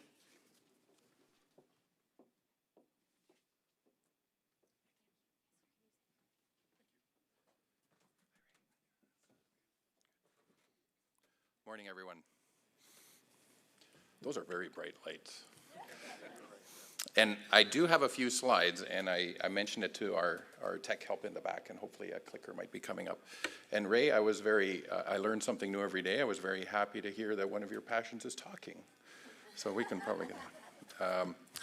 Well, good morning, everyone. My name's Niels Konecki. I'm Director of the Canadian Centre for Health and Safety in Agriculture, and I was reflecting on the fact that it was 2 years ago here on this podium that we were standing, and I remember Ray and I were just deciding if we should be bumping elbows or what should we be doing with word of something creeping out from around the world. So it's amazing how many things have changed and how many things have returned and how time has flown. But it certainly has impacted us all and certainly impacted us at the university and at the center. What I might do is just ask you to move to the next slide, please. Oh, there we go. Sorry about that. Thank you. So CCHSA is a research and outreach center, as many of you know, on campus at the university and home to this award that we're very proud to present. And it is a fairly big essay, actually. You're right. Yeah, it is. I don't have to write them, but maybe that's a good thing. And we're also home to the Agricultural Health and Safety Network, as you know. And our mission and our vision is around health and safety in this crucial industry and in rural, for rural people and in rural Saskatchewan, in rural communities, in rural locations around, not just in Saskatchewan, of course, focused on that, but around Canada and even internationally. And so we pride ourselves in our ability to get out and do some of that work in the field, literally and figuratively, away from the center, but also in our labs. And of course, we are home, as many of you know, to the Agricultural Health and Safety Network. Our mission is to improve health and safety on the farm through education, service and evaluation research. This is please forgive me, this is probably not the most current map, but this is the famous map of our network members from around the province, and I'll put a number of plugs in as I progress here to please join if your RM hasn't yet. And certainly, please also join us for our annual general meeting after this event for an update on some of our network activities over in room 1, I think it is. And the network, just like the center, is about outreach, and we make ourselves present and visible in the community to as much an extent as we can. And that's reflected in some of the activities that we've done, especially over the last year and a half, 2 years. I think despite COVID, despite the pandemic, we've somehow managed to maintain our outreach, as I think all of us have. We've adapted and we've persevered. And I just wanted to quickly highlight some of those activities. And I feel I'm always a bit sensitive to the fact that I'm standing up here speaking about this, but all of the credit goes to our unbelievable staff, Kendra Ulmer, Shelley Sander, Sueli De Freitas, and others that have been just tirelessly working on these activities that you're going to hear about, and more that you can hear about in our AGM. Mental health and agriculture has been a focus for the network with the development, thanks to CAP support and center support, with the development of resources and webinars and tools to help address this important issue. We have an updated respiratory resource. As you know, our founder, Jim Dossman, who's still very busy at the center, his background was respiratory. That's always been one of our core focuses, and we have a new unbelievably thorough respiratory resource available. If you're interested in anything related to masks, I know we haven't really talked much about masks over the last 2 years, but if you have any interest in respiratory health, covering all issues of exposure in agriculture, from dust to chemicals to fumes, even to infectious agents and things like that, please have a look. It is absolutely remarkable, and it was an international effort to put together. The Saskatchewan Farm Safety Pilot Project, another CAP-funded program with support from the Ministry of Agriculture, looking at helping basically create a tool that helps farmers and helps the industry much more efficiently and hopefully quickly and simply come up with a farm safety plan, because to address some of the risks, health risks and safety risks in that industry. And also, one aspect of our outreach that has really just been remarkably successful is our Discovery Days program, which is a rural outreach program to school-age children in Saskatchewan schools around the province, highlighting different health topics with little workstations and dioramas, safety issues, that kind of thing, and sort of any current topic that students want to address. And it's just been remarkably successful. And thanks to Shelley for your ongoing support for that. So that's just sort of a tidbit of what's been going on. And I just please encourage you, if your RM is not a member, to look us up, aghealth.usask.ca, join the network. Thank you to the support of SARM, of course, and to the ministry for the ongoing support, the tireless and long-standing support from the ministry and from SARM, and of course from the University of Saskatchewan and all our membership. Those of you that are active RM members, thank you so much for that. Now to the award, and we are very proud to still be the host and the home of this award. It has great historical roots with SARM. It was it originated back with an idea quite a while ago in 1995. The Saskatchewan Association of Rural Municipalities, of course, auctioned off its first copy of its history book, which was titled The Building of a Province, commemorating the 90th anniversary of the Saskatchewan Association of Rural Municipalities. That auction netted the impressive sum of $2,600 for that book back in 1995, which the SARM Board of Directors contributed very graciously to the then Centre for Agricultural Medicine, which is now, of course, CCHSA. And those funds initiated the SARM 90th anniversary $1,000 student scholarship in agricultural safety and rural health. The founding chairs program at CCHSA now maintains the scholarship. So this year, we're proud to say that 2 scholarships of $1,500 were awarded to 2 grade 12 students, Danielle Dordu from the RM of Arlington number 79, and Caitlin McMunn from the RM of Star City 428. And the students were asked to submit essays about the importance of health and safety on our farm or safety and health hazards on our farm. And those were reviewed, and congratulations to our winner. And I'm not sure if they're here to accept their certificates or not, but join me in congratulating them. Thank you.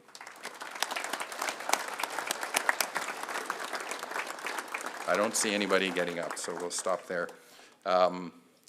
Sorry, one more quick, there's their pictures. I apologize, I should have been advancing the slides. So congratulations to those 2. And just a really quick reminder that it is also Agricultural Health and Safety, Canadian Agricultural Health and Safety Week. So come by our booth and pick up your Agricultural Health and Safety ribbon. Thank you again to the ministry for support of that. And thanks again for the time for this award, much appreciated.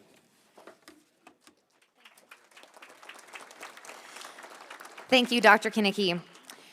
At this time, I'm sure your stomachs are growling, and we are planning to have lunch momentarily. I want to encourage you over the extended lunch break to head over to the Trade Center and check out the trade show. The International Trade Center, as Jay mentioned, 154 exhibits. So you're going to get your exercise after lunch, I tell you that.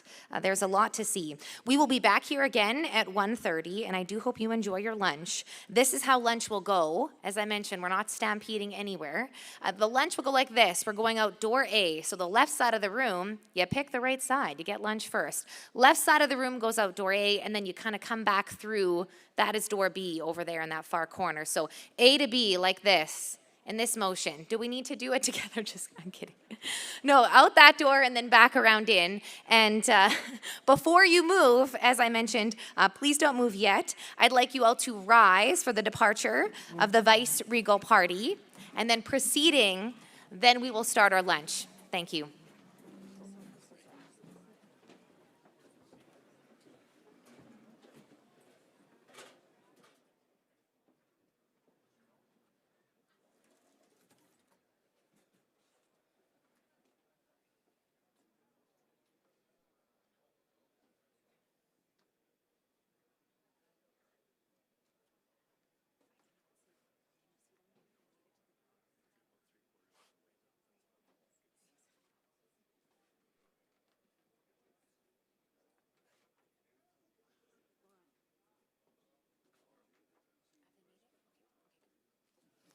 Thank you. All right, as I mentioned, enjoy your lunch. I do want to say if you are heading to the International Trade Center, I'd love for you to take pictures, and you can use the hashtag SARMAnnual22. Use that for Facebook and Twitter, and if you haven't found us on any of those platforms yet, it's SARM Voice. That's what you can search. In the meantime, enjoy lunch, and we'll see you back here at 1:30. Thank you.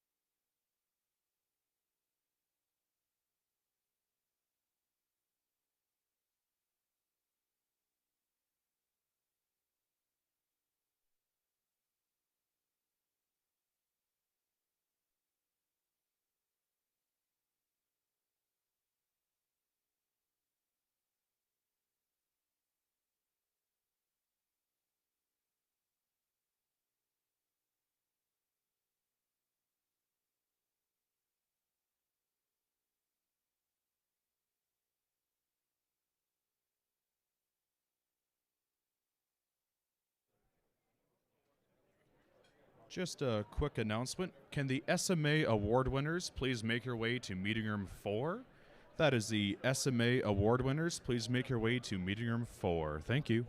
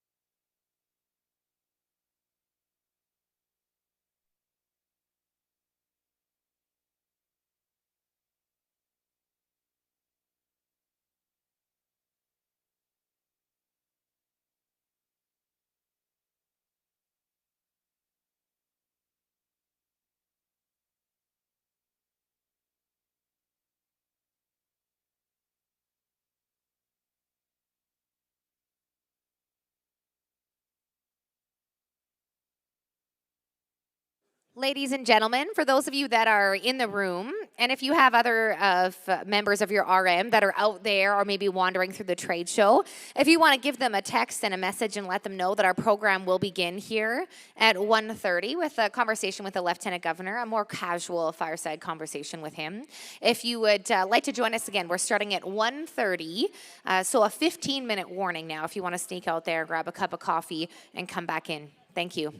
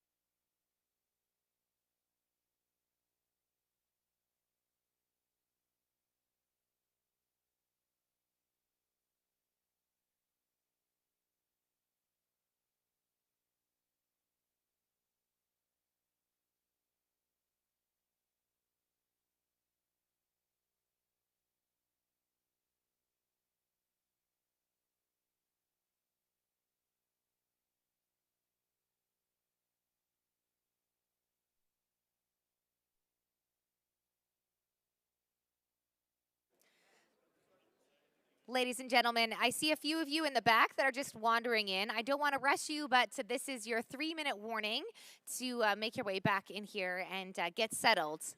So 3-minute warning. We'll be back shortly. Thank you.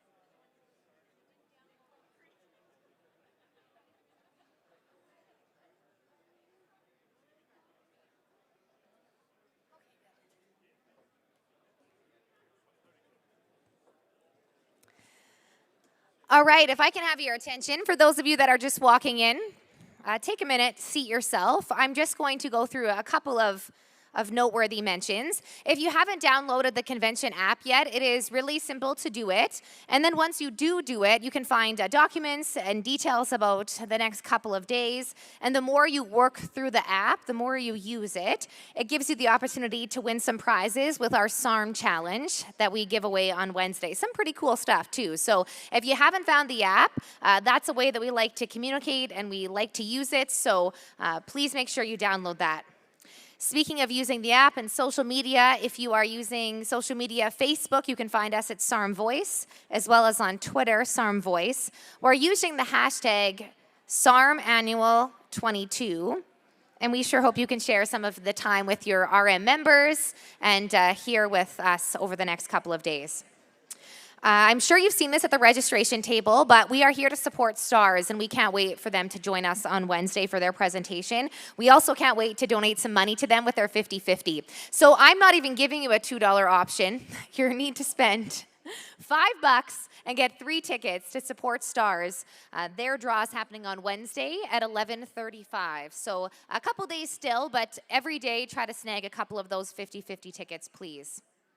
As I mentioned, the trade show is on now. Many of our members are still sort of filtering through there. It will be open later today for a happy hour, so you can make your way after the course today and head over to the Trade Center and have some happy hour cocktails and sort of have some time to fellowship.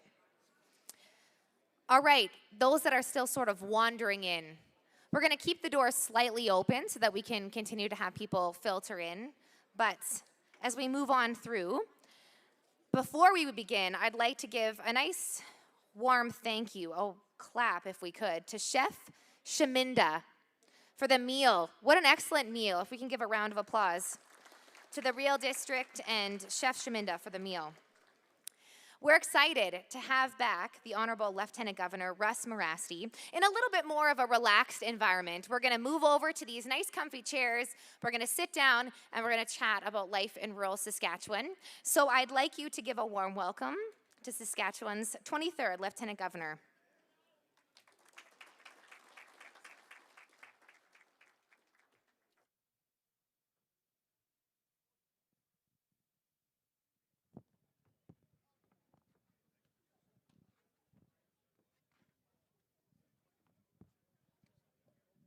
I just need to get all comfortable in here. Is your mic on? Let's just make sure that that's... this is going to be fun. Okay. It is on, yes. Thank you so much for sharing the day with SARM.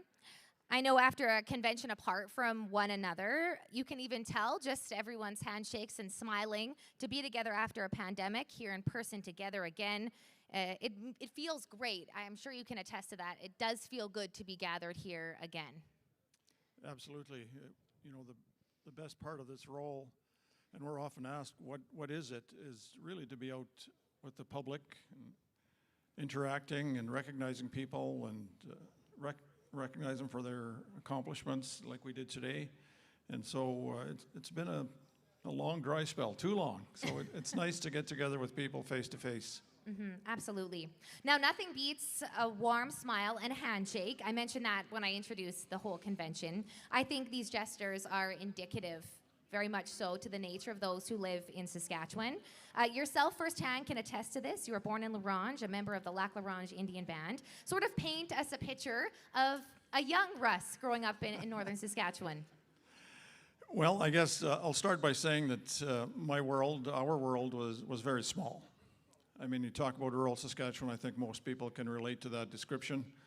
But for us, I didn't realize how small it was and how isolated we were until later on, until I learned to appreciate distance. And we were very close to any urban center, Prince Albert being over 250 kilometers away. And so it was small, but that's all we knew. So it was a great place to grow up. We lived right along the lake shore, and the lake was a big part of our lives, both summer and winter. And there is a dynamic that's a little bit different that I always describe, and that's that living on the reserve, we were directly adjacent to the town of La Ronge, meaning there was really no separation besides a line in the ground, so to speak. And unlike in the south where the First Nations tend to be isolated quite some distance from any village or town. So I describe that because it really leads to another part of, I guess, me growing up is that we went to school in the town of La Ronge.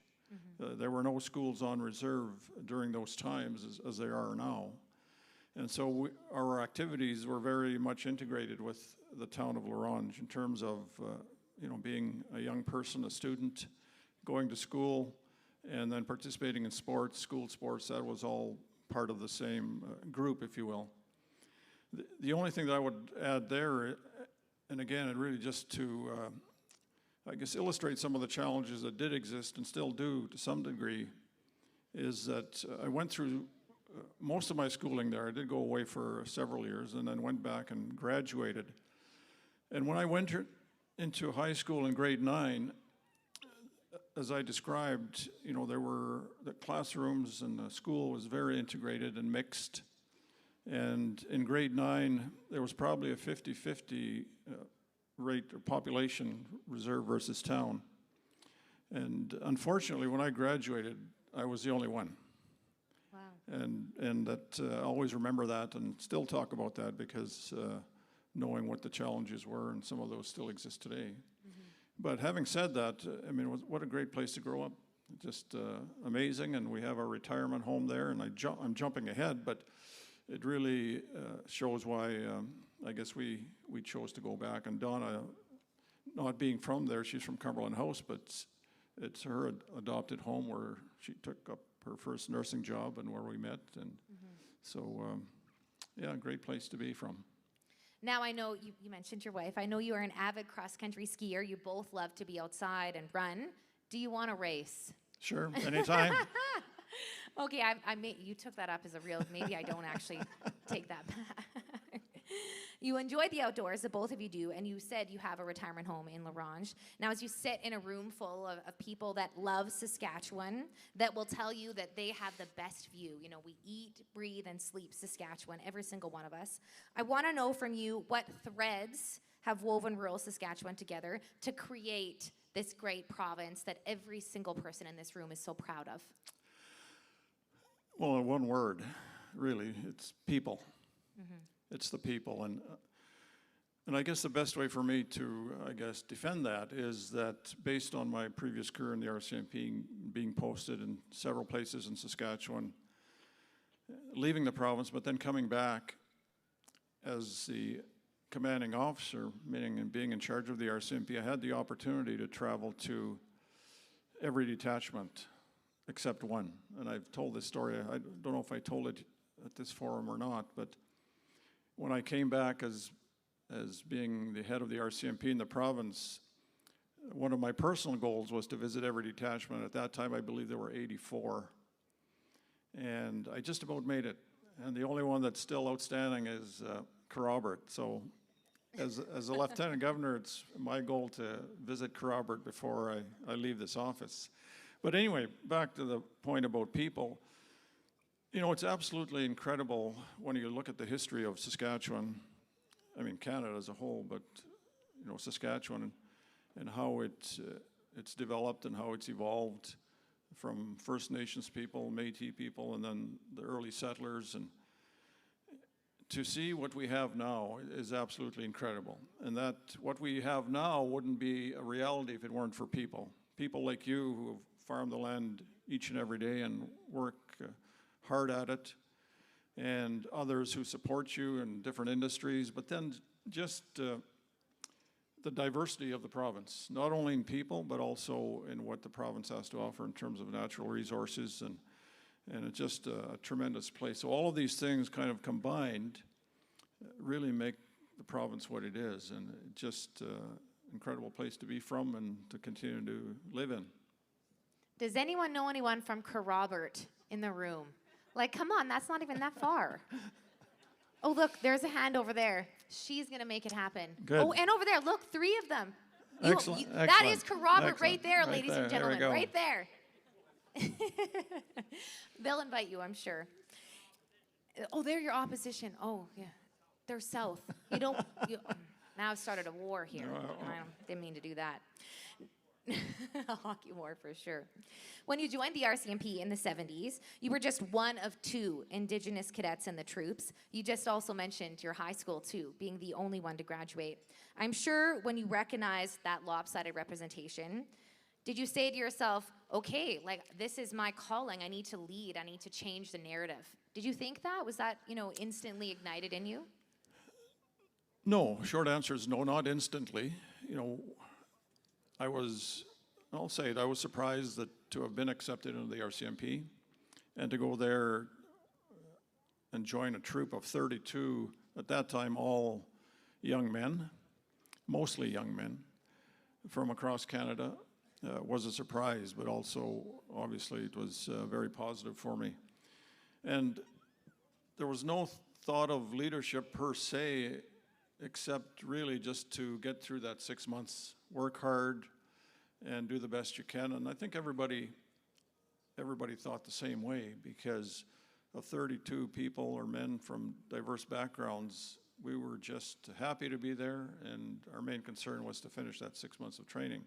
So being Indigenous really wasn't an issue, in that we were so focused on what we had to do day to day.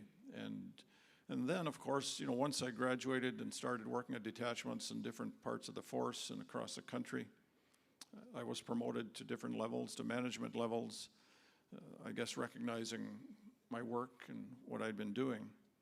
And only then did I really start to think seriously about, is there something that I can do or say that may change how not only the RCMP, but how communities interact with the police services.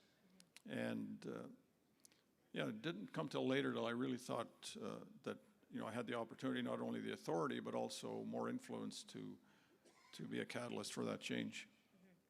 Rosa Parks' famous quote is this: "To bring about change, you must not be afraid to take the first step. We will fail when we fail to try." You are taking many steps in the right direction. You're Saskatchewan's first Indigenous Lieutenant Governor. When you share messages, as you did this morning, both English and Cree, and I know you've added a teepee to Government House as well. Now, how do you think you'll continue to bring more awareness and engagement of your Indigenous culture in this leadership role you have today? Well, when I say I, but we first accepted the role, we talked a lot about what the role was about. And I knew to some degree what the Lieutenant Governor did day to day in terms of work with government, being out in communities. But I also recognized that it was fairly structured based on British history and what the Lieutenant Governors did historically and the role that they played. And I guess when you go back to the previous question about leadership, the one thing that jumps to mind for me, and always has been kind of front and center, is that no matter what I was doing or what I was involved in, the status quo wasn't acceptable. And that's based on the belief and knowledge that the world changes constantly around us. Communities change, the country changes, and if you're in the type of work where you're facing the public day to day and it's changing, then you have to be willing to change and look at those opportunities to help with that change. And so taking on this role, Donna and I said, we have to bring part of who we are into the role. And not really, and my approach has never been kind of in your face, to use that term. It's more just be yourself, right? And I had great advice from a colleague, and it kind of relates to a question later on about mentors or people that I went to. And he had a very short congratulatory message. He said, "Russ, congratulations. And the only thing I'll say to you is be yourself." And I really took that to heart. And so when we talk about bringing our Indigenous culture into this role, it's not about being flashy or putting it in people's face. It's, when I went to the ledge for my swearing in, I said, I need to do something here that identifies who I am. And I wore moccasins. After I spoke with Heather, I said, would this be a problem with tradition or protocol? And she said, absolutely not. And so bringing in certain aspects at opportune times, for me, I feel is the best way to increase that awareness, that knowledge, that understanding, and hopefully acceptance that we are all different, right? We bring different things to whatever we do. And I think it's important that we acknowledge that in our own way. And so the other part of it is language. You know, we talk a lot about languages. This morning I tried a little bit of Ukrainian. Other events I've tried some German. And really, as I said this morning, it's about honoring those people, their language, their culture, because it really adds to the fabric of what we know as Saskatchewan today. But also, I need to make sure that we never forget who the original peoples of this land are. And I say that respectfully. And we've had a problem because of government policies and including the residential schools where culture and language were lost. And I feel, because I'm fluent in my language, as is Donna, that we have a responsibility to make sure that we share that at every opportunity. And again, people may not understand what I say, I always interpret immediately. And it's really just to broaden that understanding that there is something special about who we are. And I'm not saying Donna and me, but all of us. Because as I said earlier, we all are different in different ways, whether it's culture, language, background, or work, whatever the case might be. And we need to acknowledge each other for that. And I think by incorporating some Indigenous culture into this role, we, in a small way, contribute to that awareness that's needed. Well said. As we sit here today with representation from all 296 RMs, we are committed to creating a bridge and honoring our Indigenous members who hold this land. One of our first steps is sharing space, as you mentioned, for the voices of residential school survivors to be heard, space for youth to share their language and tradition and culture. What do you hope our future looks like? Do you think we're on a better path forward? Well, I think we are. You know, we've certainly had some challenging times recently, historically speaking, when we talk about particular Indigenous peoples. But even beyond that, you know, when we look at Ukraine in the last few weeks, it reminds us that nobody or no country is immune to some outside power that wants to impose themselves on a particular community or peoples. And so when I look at Saskatchewan today compared to 10, 20, 30 years ago, I'd say we're on the right path. We hear more dialogue, you know, there's more acceptance of even the land acknowledgement. And, you know, when those first were being spoken at different events, I heard many things on both sides. Why are we doing this? You know, it's not their land, it's our land, it's my land, it's my property. It's not about that. It's not about mine or yours. It's about acknowledging the history that this province and this country is built on.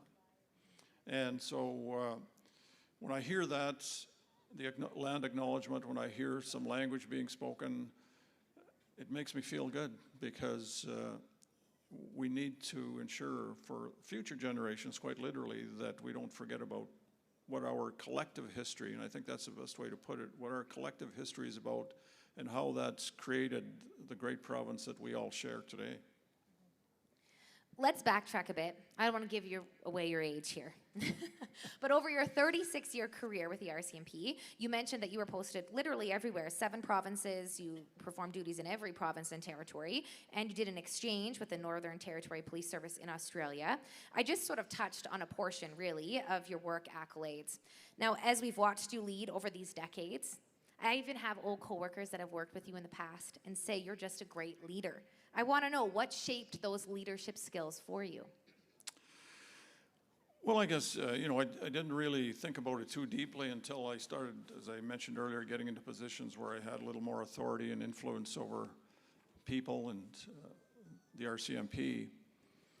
And I guess when I thought about it, part of it is my upbringing. I mean, I was raised in my grandparents' home, and they were truly special people in that they were probably one of the last in a generation to be truly connected to the land. I mean, that's who they were. That's what defined them.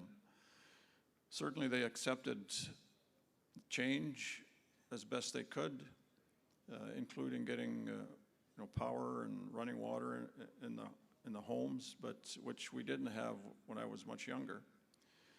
And so when I look back on that and remember them and their kind of quiet way of going about what they had to do, they were trappers, fishermen, hunters.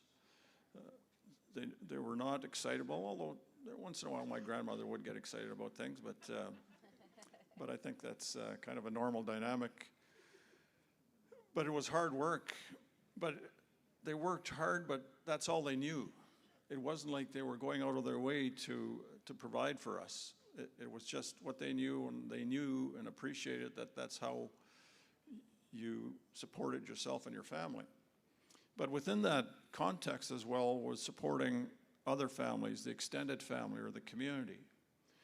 And that idea of sharing and being welcoming and was important, and that stayed with me.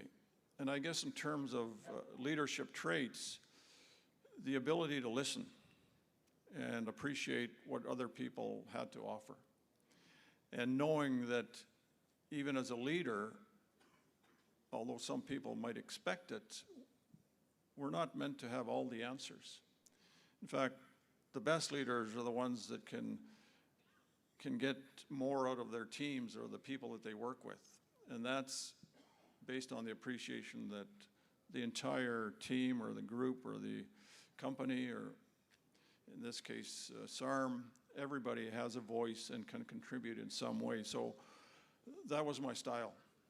And obviously it worked for me. Yeah. Absolutely. Now, my real day job actually is delivering food to the field and helping on the farm and sorting a lot of Paw Patrol gitch. Got a lot of little kids. I'm just dripping with kids. So I know you mentioned your wife, Donna, you have 2 children and you have grandchildren, and I'm sure you recognize this, as does every parent, including myself in the room. Times are different. They are so different since, we were kids, and even in the last 2 years with this pandemic. What message do you have for youth, those words that have always sort of resonated with you? I guess I'll start by saying, believe in yourself. Mm-hmm. I'll speak from personal experience based on the dynamic I described growing up in that kind of integrated community, but not really. And seeing the differences that existed in the socioeconomic kind of conditions on the reserve versus town, even though the only thing that separated us was literally a line in the ground. And I often wondered why are these differences there? And it wasn't until later on, as I guess, into my teenage years, and then going to university and then joining the RCMP, that I started to really appreciate, I guess, why those differences existed. And so for me, when I was growing up in that environment, there were times I doubted myself in terms of, who am I, where am I going, why do those friends that I have at school have so much more? And not being envious, but wondering about the underlying reasons. And so when I think of that in my own experience, I think at some point I said to myself, no, you have to believe in yourself, because nobody else is going to do it for you, right? And I think that simple statement, as simple as it sounds, most people can relate to that. You get what you work for, you get what you put your heart and mind into. And so early on, I committed to myself that not that I would necessarily live like my friends, but prove to myself firstly, and then as a consequence, others would appreciate that I can achieve whatever I set my mind to. So, but foundational to that is believing in yourself, believing in your own abilities, believing that you can do something, that you can set a dream and achieve it. And so with that foundation, I think youth are on a good path. And on top of that is really being open-minded and being curious You know, Totally. you need curiosity in this world. Like, we talk about change, which is constant. But if you just sit back and ignore it, I mean, you're going to get swallowed up by, maybe overwhelmed by what's out in the world.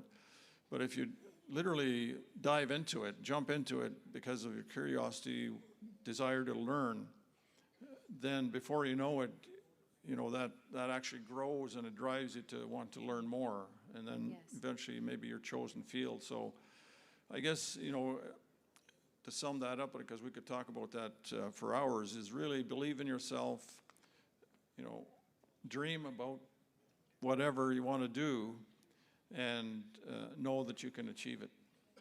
Absolutely. Now, here at SARM, we've discussed the care of mental health for the residents of rural Saskatchewan. And I think the last 2 years and every job does bring stressors and challenges. Our RMs have many of those, as we know. How do you, in a high-profile position like this, decompress and sort of manage the waves of difficult decisions and hard conversations? Well, I'd say there's two parts to that. One is just physical activity. You know, I've always been physically active, part of that being the work that I was involved in, but also as time went on, I just appreciated, you know, being out there doing something physical. And growing up, we were always outside. I enjoy the outdoors. That in itself is I find, really therapeutic, being outside in nature and just seeing and hearing what's out there. But along with that, the exercise that, you know, I've grown to really to love and appreciate the benefits. But it's a way for me to really turn my mind off to the work that I'm involved in at the time. And so that, just being physically active and being out in nature and just doing things that take me away from that work. And I said two things. The second part is my family. I mean, it's, I have obviously a wonderful partner in Donna. It's 44 years this year. And she's been by my side from day one, just about, in the RCMP. And then our two wonderful children who we have, trying to think of the best way to put this, a lot of really animated and deep discussions about animated. We all know literally any topic that you can think of. And then we have two wonderful grandchildren who get pulled into those conversations sometimes, and I'm sure that by the time they're teenagers, we're going to have some pretty fulsome discussions around the dinner table. And I'm sure many of you can relate to that as well, but just having that ability. But also there, when I talk about curiosity, I find my children are there with me. You know, they're very curious. They'll ask questions, they'll challenge me, and so that's a way as well to get away from work, but it provides an outlet for me to talk about things. You'll have to, you know, give us. What we should do is invite her on, or we should invite Donna up here to give some marriage advice. 44 years. Holy, I said to my husband, we're on year 7. I said, I think we have that 7-year itch. Like, I don't know what's going on. Maybe it's the house renovation, the farming season, but, well, wish us luck. I think we'll. Good luck, yeah. See you next year. I'll give you a recap on that. We've been talking about how great it is to live in Saskatchewan, and you've been all over the country and you've traveled lots and you're well immersed, but what makes Saskatchewan the greatest place to lay roots and stick around? Well, I think I've kind of said it a little bit, but fundamentally it's the people. It really is about the people of Saskatchewan and the history, the collective history that I described with the first peoples of this land, and how we've come together and at times not. I mean, let's face it, there's still some issues with the relationship that people have, whether it's between Indigenous, non-Indigenous people or otherwise. But I think, as I said as well, we're starting to work through that based on a broader, deeper understanding of who we are as people. And that's both sides of the fence, so to speak. But through that understanding, though, we develop, I believe, more respect for each other. And through that respect, then there's that ability to appreciate and acknowledge that, back to that statement I make quite often, that every one of us has something to contribute. And every one of us should contribute something either to our communities, to the province, or to the country. And with that kind of thinking, I think we've come a long way. And yes, there's still work to do. And as I look to the future, I mean, my wish is that, you know, our children, grandchildren can walk side by side, literally, and look to the future together, but based on a foundation of true understanding and mutual respect. And I think with that, you know, we'll continue to progress in a very positive way. Mm-hmm. We are the land of the living skies. It's something to celebrate. And as I mentioned, everyone in this room from every corner of the province will tell you how beautiful it is where they live. As you consider your time working, living, and raising a family in rural Saskatchewan, what are some of the things, I mean, you've mentioned people, that you sort of celebrate about our province? Well, it's a diversity of the environment, really. I mean, you know, from the great sand hills to the wide open plains to the parkland forests, and I'm talking, you know, as it transitioned to the north and the Precambrian Shield. I mean, how diverse do you want to be, right, in terms of, I agree. of the environment that's open to us that we can enjoy?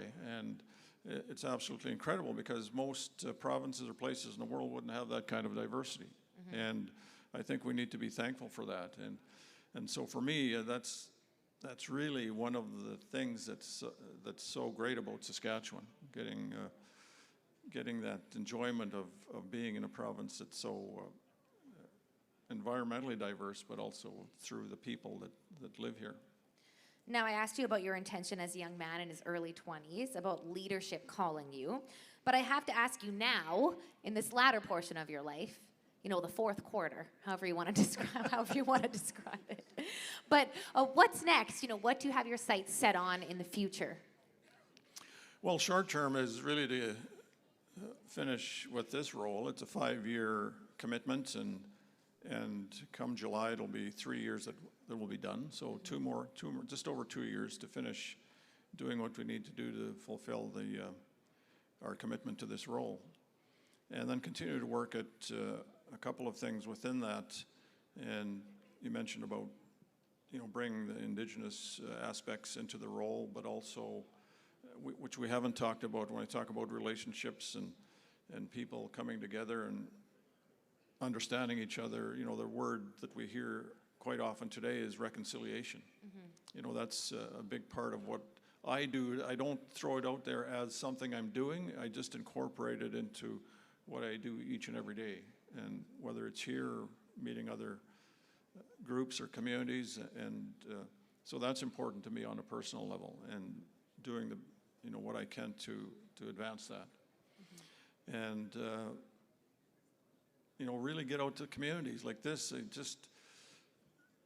I'll have to say, and I know Heather confirms this, you know, this period of LG, of the Lieutenant Governor, is unique, and because of COVID.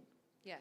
So we started out extremely busy, and then it slowed right down, and now we're hoping, literally I'm hoping that it gets to the same level of busyness, if you will. And so Don and I are looking forward to getting back out to communities and engaging with people and hearing from people, celebrating and recognizing people for their accomplishments, and I'm sure that'll make the next 2 years or so go very quickly. Post LG, we're going home. Right away, we're going home. And but we'll see. Yes, yeah. Robert, you make sure to put that in a note, because he's going to go to Robert there and there. And maybe the neighbors too.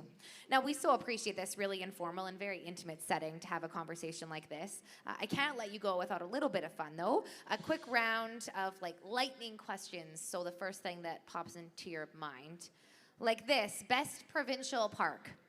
Lac La Ronge. Okay. Best spot to fish. You know, that one I thought about, and there's so many. We've experienced so many parts of the province.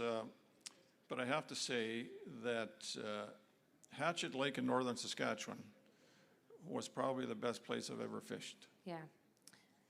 The best lookout, you know, the spot with a great view of Saskatchewan.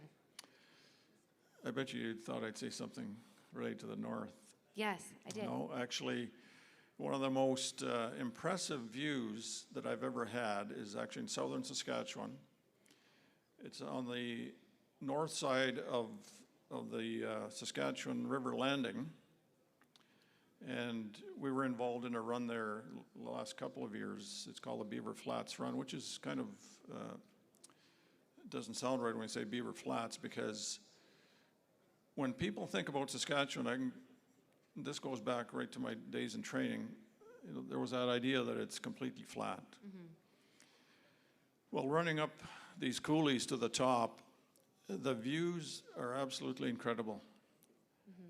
Overlooking the valley and the lake, and you know, to the west and east, and then to the north, you know, as you stretches out into the farmland. But I was taken aback, quite frankly. Absolutely. Just absolutely incredible views up from the top of that valley. I bet you your calves wanted to take you back too. Well, yeah, well, you know, I had an excuse to stop and take in the view because I couldn't go any further. Yeah, I would imagine. When you think of a taste of Saskatchewan, you know, a food or a dish, what's that for you? Fried pickerel. Oh, yeah. Have you ever fried it with chips? Yes. That's so good. Is that what you mean? Absolutely. Yeah, that is really good. And ideally, you know, what we call in the north a shore lunch, where you're doing it on the side of the lake. Yeah. Even better. Okay, I got to know, who's your hero? You know what, I drew a blank here. Not that I don't appreciate many people for what they offer me and have offered me, but yeah, I'm reticent to name any individual. I don't think I can, quite frankly. Who do you lean on for mentorship?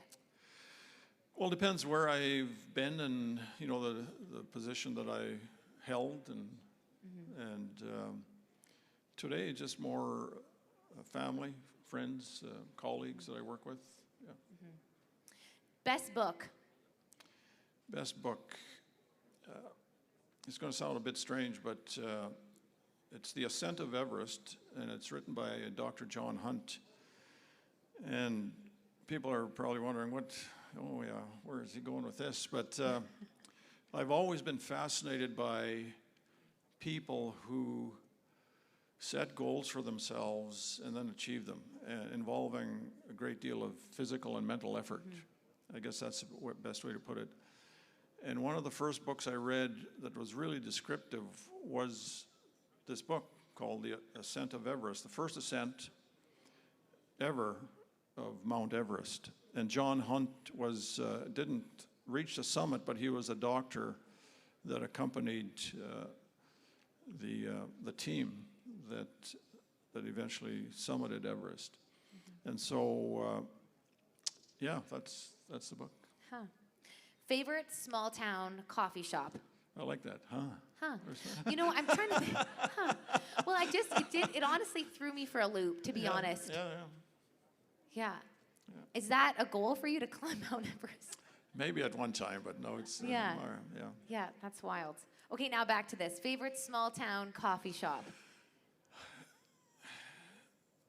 It depends who you want to talk to. That's in my neck of the woods.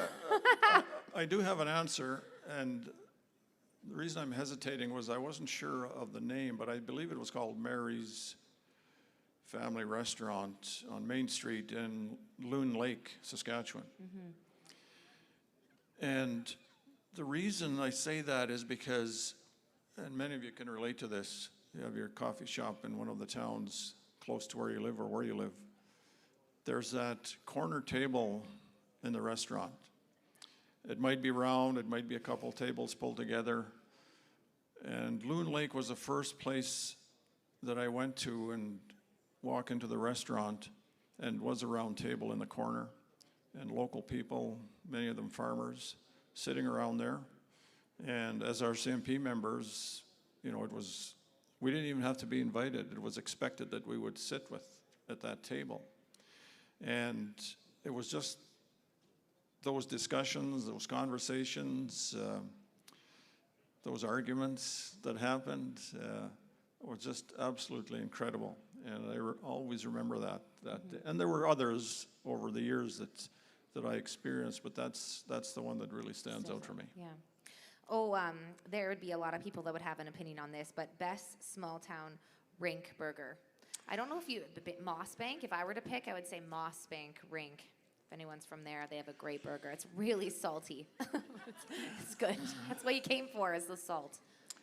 Well, to be safe, I'm going to say, but it's true, they're all good, right? Yeah, right. You you walk into a rink and you smell the grease in the background. You don't know when the grill's been cleaned, but it's still good. It's hot enough. And then the onions frying Yeah. comes wafting through the air, and it's like, you know what? It wouldn't really matter what it tasted like, right? Because you've already enjoyed it by the aromas that you've smelled. Yeah. Yeah, you're right on that. Okay, a favorite pastime. I think you've alluded to that you like to be outdoors, but anything in particular beyond that? Favorite pastime? Depending on the time of year, but it's skiing or running or hiking in the woods. Yeah. Yeah. Favorite getaway in Saskatchewan? You know, our boat somewhere in the middle of the lake and just floating around and enjoying the sun and the water. I agree with that. I think one thing with COVID over the last 2 years is that there has been way more activity of exploring our province. You know what I mean? People have taken the time to be like, okay, if we can do something outside that isn't too far away from our home base, if it's a tank or two of gas, we can still get out and enjoy. We don't have to always hop on a flight. Absolutely. No, I agree. Yeah. Why would we go anywhere else? You're right That's on that. what I always ask. Yes. Yeah. Hey, ladies and gentlemen, that wraps up our time with the Lieutenant Governor. If we can give him a round of applause. It was such a nice way to spend the afternoon. Thank you. Thank you.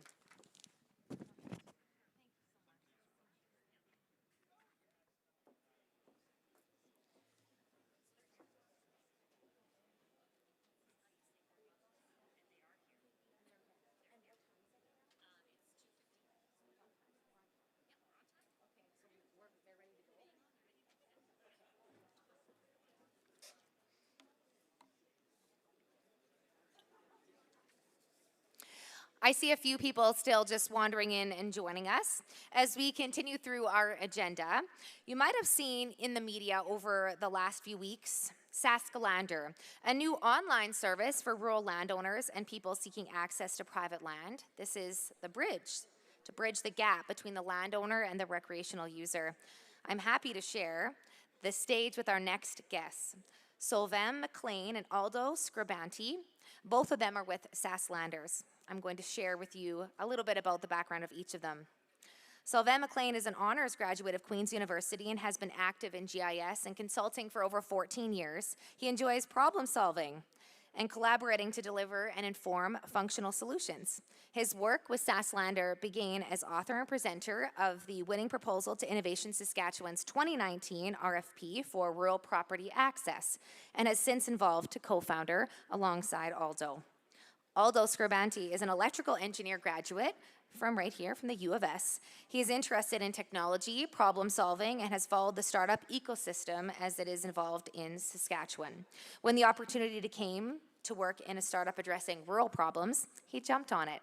Please welcome Sasklanders, Aldo and Solveig to the stage.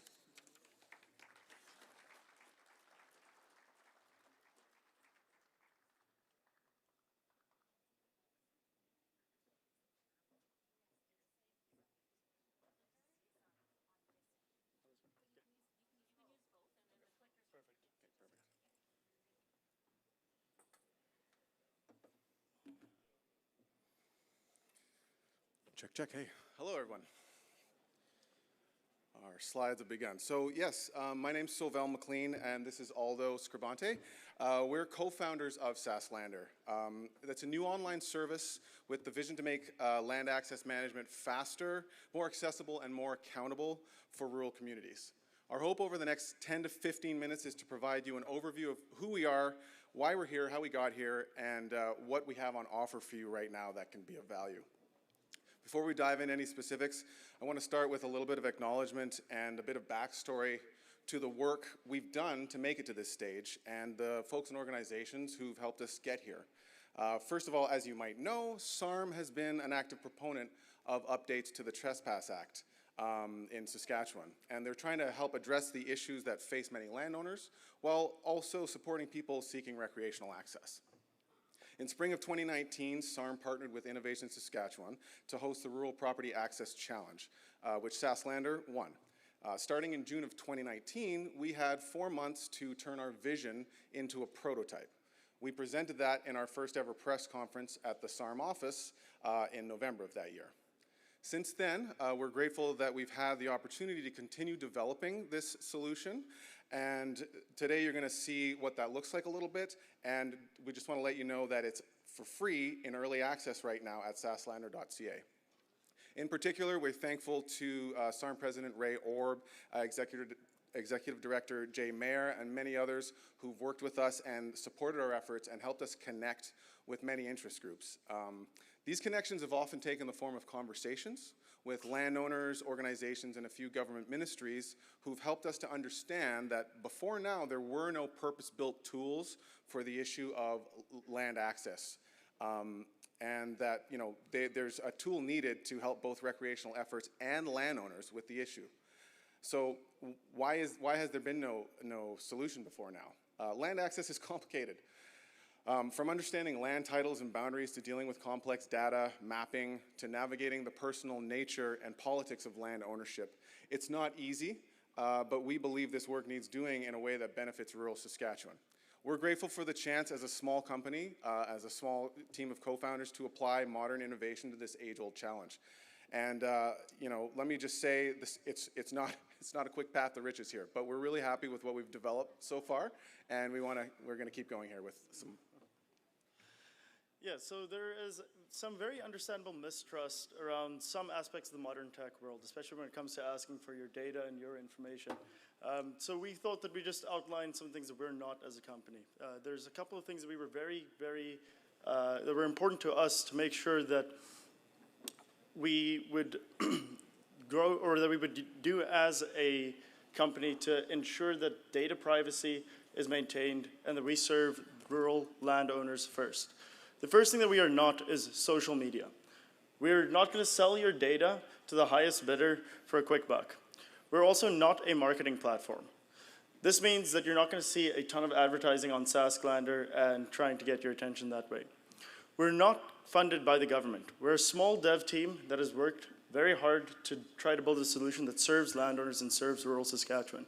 This also gives us the ability to move quickly in a changing environment and to address the needs of our customers. We're not asking you to trust us. We're hoping to prove that we're worth it. We are building a tool for landowners and operators first that lets you manage access to your property on your terms. We're a small made-in-Saskatchewan startup. We have a staff of 6 people at the moment that is focused on serving rural communities, making land management easier, and promoting good land stewardship. And we hope to provide a rural information system that continues to grow and to have a network of respectful land use in the province. So we're going to show you a couple clips from what the platform looks like, and I want to remind you we do have a booth downstairs in the trade room floor at 156. But we want to go over a couple core concepts here. The first thing that we're doing is we're trying to make it a little faster for you to be able to post and organize your land. What does that mean? So we've got a map, and you can basically add your land. We're using the ISC database of title holders to verify who is a landowner and make sure that the land being added is correct.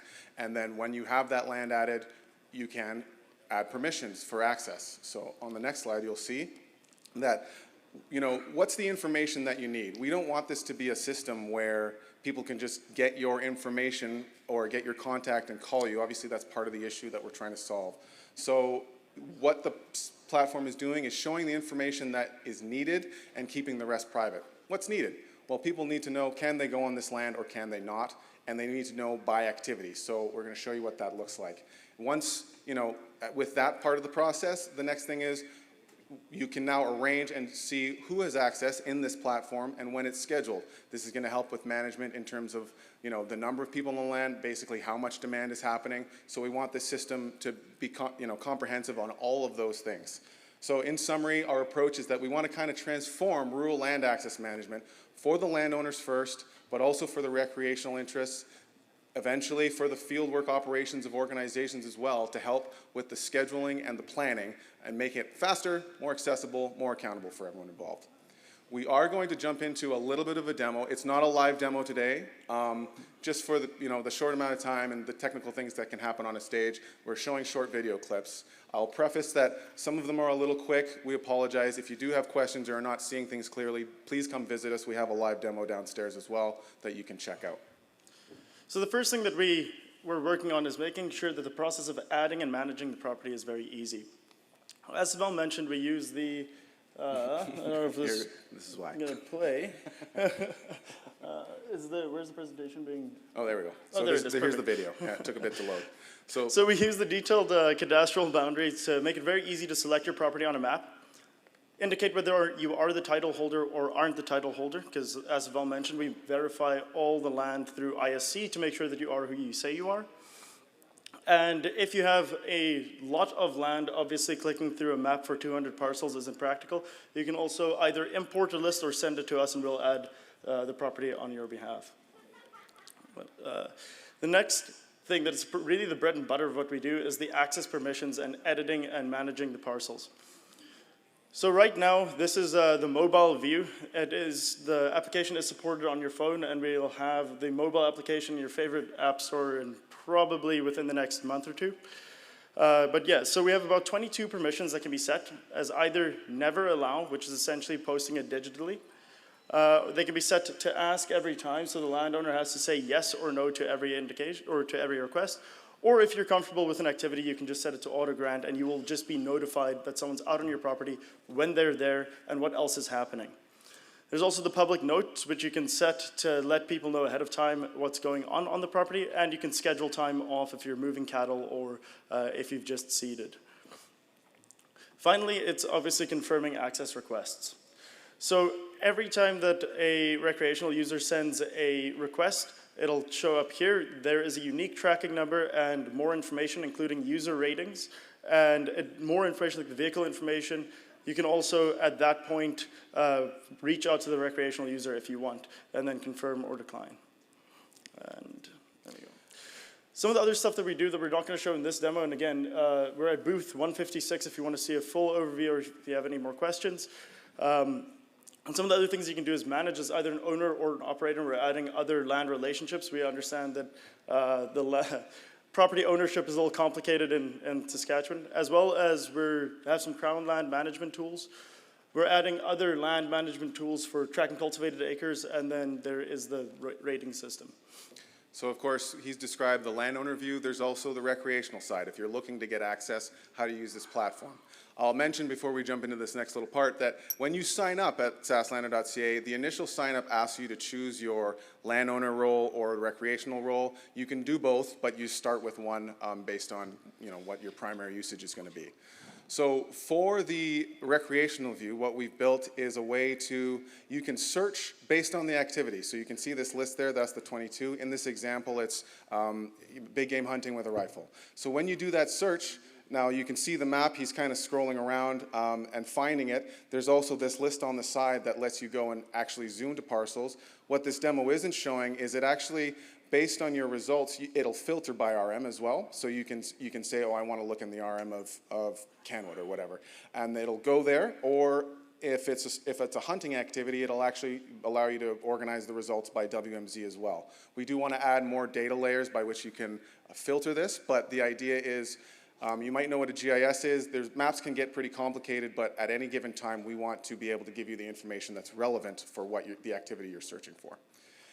Once you've found a parcel that's viable, because the permission has been set and it's okay to go there, you can request. So again, flipping to the mobile view, somebody hasn't even done a search by filter, but if you know where you want to go, you can select the parcel, and when you do, it gives you the information that's available there. In this case, it's a list of the activities that this owner allows. The owner information is not shared. It's not given the contact number or the name, but the request can be made. The owner will get it and review it and give a response. It's also worth noting that once the arrangement has been made, there is built-in chat. We've talked to a lot of landowners. We understand that you're not necessarily going to let someone on your land just because they're requesting through an app. We know this is a new paradigm. You want to meet them face to face. You want to have a call. You're still not giving away your information, or if you do, you can at least vet a little bit ahead of time. Who is this person, or what are they requesting? What are the details? And exchange the information here and have a chat. and arrange to meet if you'd like. So we've kind of, yeah, the chat is to help with that part of it because we know that's important. There's, of course, lots we want to do with both sides of this, both roles down the road. Some of the things you're not seeing here is like the other activity types. So we mentioned there's 22.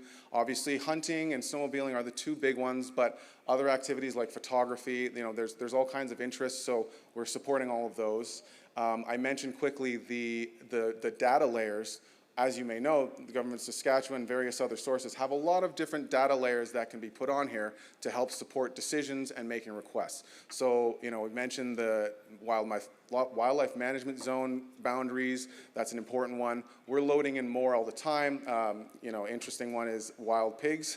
That's a topical information, so there's some data there that can be loaded in. We're working on that all the time, but eventually we want this to have all the information that you would want. Yeah. Yeah, so as you mentioned, we're a very small shop. We've built this when we first started with development, myself and we had one other developer. We've now grown the team. There's only 5 of us up on the slide, but we actually have a 6th member as well. And yeah, we've been able to do all of this with very little funding, very little support. We have a parent company that we're very thankful to, but this has been pretty much grassroots effort that we've put together. So, I mean, if anyone does have a checkbook and wants to invest, we're always open for investment. But yes, we're always looking for funding partnerships, and we're very proud of what we've been able to accomplish in the last 2 years. Mm-hmm. Aldo's not joking. You know, we are at the phase as a company. We are young. Early access for the platform you see now opened up in August for landowners and for the requesting side in October. We're seeing in our signups there's a lot of interest from recreational users. People want to use this. We've seen even ever since SARM put out the press release last week, you know, we've seen a spike in signups, which is great news. But obviously one of the issues is we're not signing up any landowner's information. That's not our job. We're not doing it. It's a voluntary opt-in thing. So in order for this to work, the basis of land needs to be there, as you can imagine. So that's part of why we're presenting to you today, to get your interest, talk to your RMs, see if this is something where, you know, your RM has some value here, and, you know, we want to build this out and make it work in Saskatchewan. We've shown you briefly what it's about in terms of making requests and setting your permissions for access. There's, of course, lots more that this could do, and we want it to be an everyday tool for operators, producers, recreational interests, and organizations who care about land access and making use out of a platform like this. We've, of course, partnered with SARM, and we're very happy to work with them. They've been amazing to work with. And I should also mention we've partnered with the Sask Snowmobile Association. So they're using our platform right now to manage, you know, keeping track of the landowners they have agreements with and knowing where their trails are. So that's another partnership we're really happy about, and we're hoping to grow those partnerships. We're not a big company. We want to make this work in Saskatchewan. So talk to us, and we would love to hear from you. Thanks for your time today.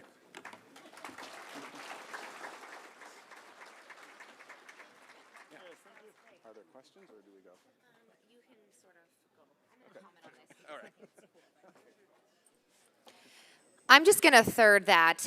As someone that is a landowner and I'm married to a farmer who's also a hunter and a sledder, it's constantly, my book club chat the other day was, hey, this fall, do you think me and my boyfriend can hunt on your land? And if so, where? And can we take our truck? And, you know, I'm thinking, it's our damn book club chat. You can't write that in here. Because we're supposed to be talking about our books, not about the land. So this is what that is for, and I've been sharing it with all of my friends and everyone in my RM because I think it's a really cool concept, and it's going to work if on both sides recreational landowners start to use it. So I third their efforts, and I encourage you to go see them at the trade show. Speaking of the trade show, we have 30 minutes now. This is a quick 30-minute break. If you feel like wandering over there, or if you're a little too tired, we have golf carts that'll zip you there and back.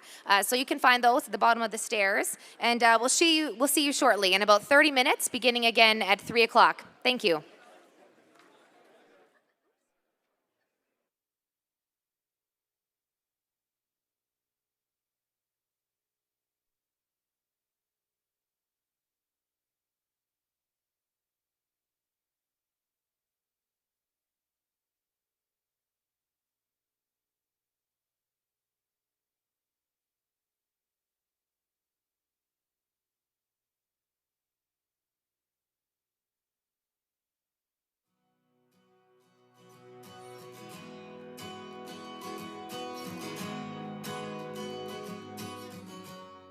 was born in an area of Markinch community, actually not too far from Cupar.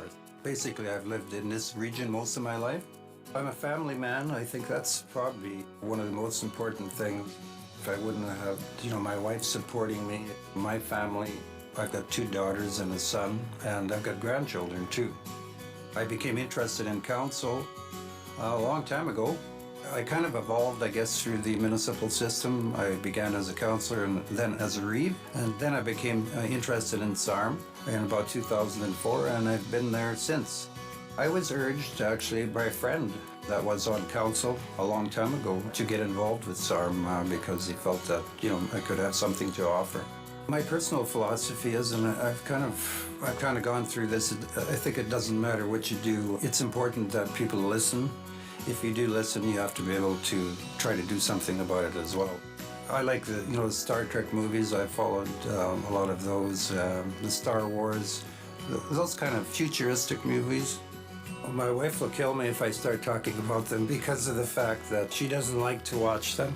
Obviously, she'll go to another room and watch a different TV if I'm watching sci-fi. SARM is the voice of rural Saskatchewan. We are the only organization out there really that represents rural municipalities. There's a lot of work that's done that's not being compensated for, and people do it out of the goodness of their heart, but they also do it because they want to better their communities. And I think that's one of the biggest reasons why I'm here. I've been here for a long time, but I still see that there are changes that we can make to improve things in rural Saskatchewan.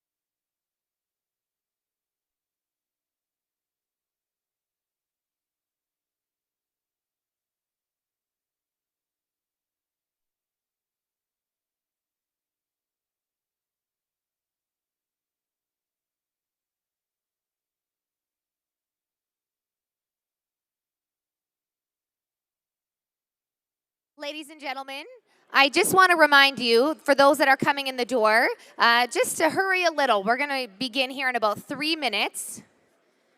And as you sit down, you'll need your clickers. So get those out here. Cause all the noise, get the clickers out and have them ready. We're going to need it here for 3 o'clock start. Again, if you can make your way to your seats, get those clickers out, put them in front of you, have them ready. I see everyone's rummaging in their bags. Grab them now, and we'll be back here in about 3 minutes' time. 3 minutes' time.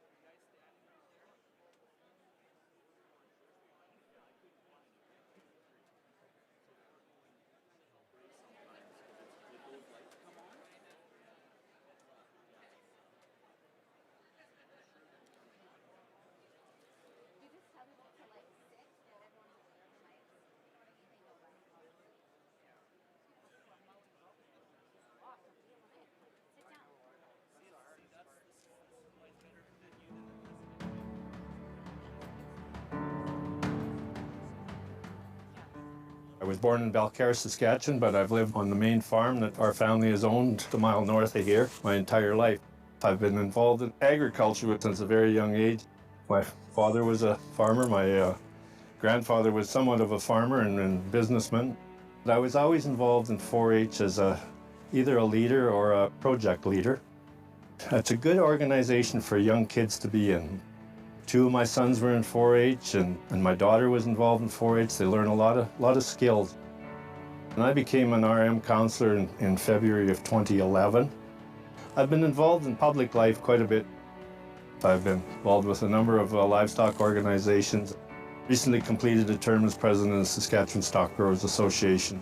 Then I got actively involved in SARM, in their conventions, and was encouraged to run for director of Division 1. And I really enjoy it. SARM offers a lot to members. I stay fairly busy, so I never get bored. I like horses and rodeos and team roping, doing a little carpentry work. I'm passionate for people and agriculture and family. A family is a big part of everyone's lives. I'm very fortunate to have 2 sons that were interested in agriculture and came back to the farm. Most towns still have a hockey arena, and I got grandsons that play hockey and granddaughters that are involved in figure skating, and of course I got a couple granddaughters and grandsons that are involved in the horse thing, and they ride and participate in different events. So that's kind of my passion in life, was rural Saskatchewan and farming.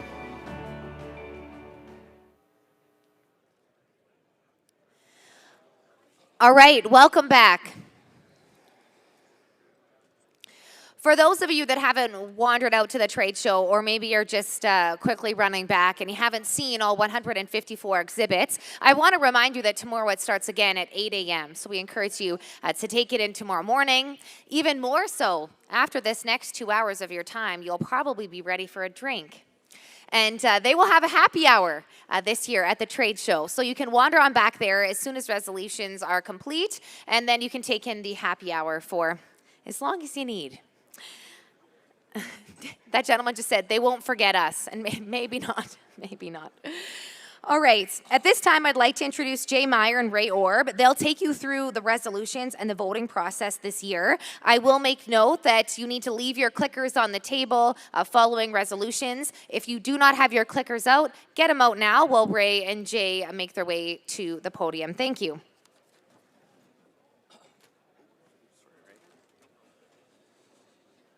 Good afternoon, everybody. It's the resolution session time that we all enjoy the most. I hope you all enjoyed the presentations this afternoon and are ready for the resolutions. I'm going to go through some instructions for our resolution session today before I hand it over to the resolutions chair, President Orb. A quick thank you to Purlinger Group Benefits Limited for sponsoring our session today. So each resolution will be read and shown on the screens. The mover will then be asked to speak for a maximum of 3 minutes on that resolution. There will be a timer on the screen, so please be aware of how much time you do have remaining. President Orb will also give a 30-second warning. Once the mover has spoken, the floor is open for debate. You must be a member of council or administrator with permission of council to speak for or against a resolution. You'll have 2 minutes to speak. There will be a timer on the screen, as I stated, so please be aware how much time you have remaining, and President Orb will once again give a 30-minute warning, or 30-second warning. We'll be here all night. Once all debate has concluded, the resolution chair will then call for the vote, and it'll be for or against. So right now I'm going to have JP from Data on the Spot to provide the same instructions as this morning on the voting for resolutions. Hand it over to you, JP. Okay, thanks, Jay.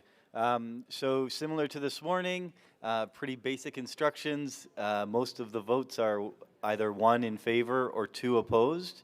And if you want to change your answer at any point, you can do so. You can press the button as many times as you want. It'll only take 1 vote. And that's about it. Back to you. Thanks, JP. We do have a question. We have an emergent question just before the resolution session. The SARM board met yesterday and they discussed the upcoming increase to the federally imposed carbon tax effective April 1st, 2022. We would like our delegates to vote on this increase prior to the resolution session. So the question is your rural municipality in favor of the federal government's plan to increase the carbon tax by $10 to $50 per ton on April 1st, 2022? Number 1 is in favor.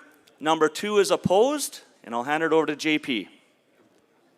Okay, you guys can vote now. I have a little extra timer, so I'm going to start it now.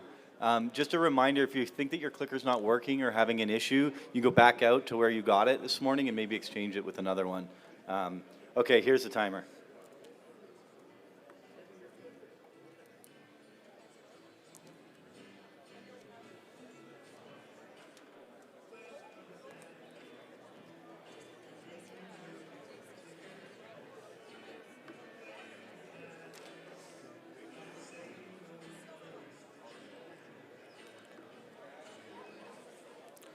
.1% is opposed, 3.9% is in favor. Thank you very much. That will help with our lobby and advocacy against the federally imposed carbon tax.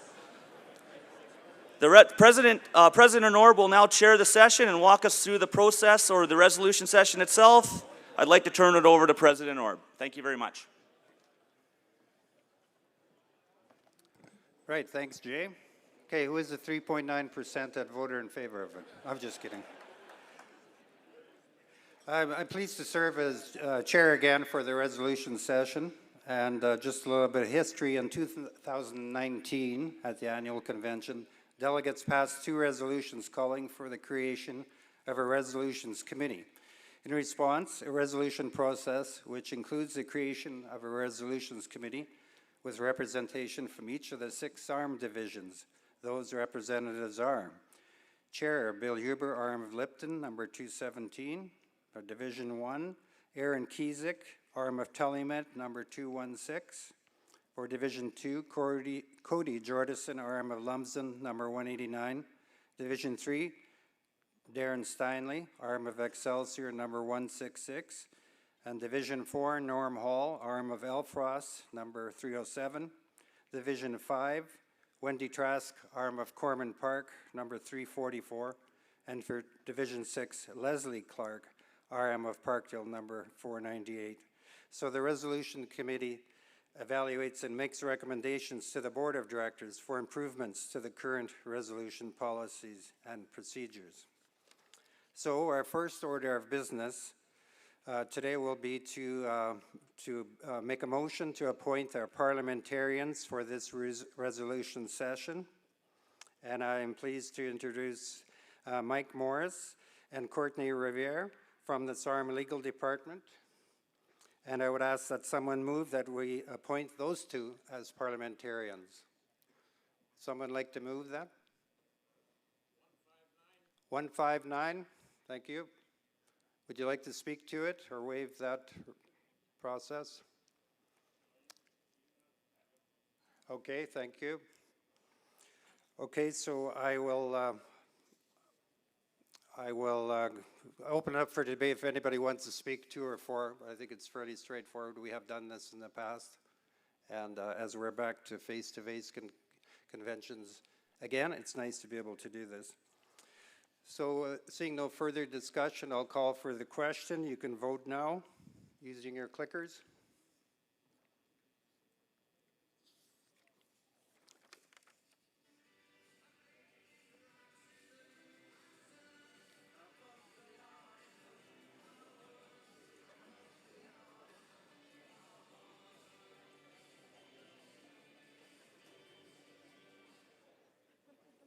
Okay, that's carried. 94.9% in favor, 5% opposed. Okay, so our first resolution is resolution number 1. Please read resolution number 1. Okay, resolution 1-22A, oil upgrader investment. RM of Moose Range number 486. Be it resolved that the provincial government invest in another oil upgrader. Okay, thank you. Do I have a mover?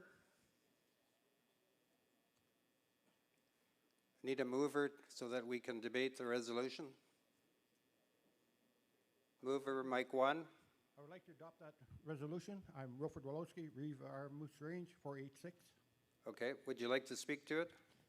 Well, it's just that it is pretty well self-explanatory. We live in a great province, and I think if we could get an oil upgrader, it'd make us stronger, more viable, and really be proud of what we got. Thank you. Okay, anyone else?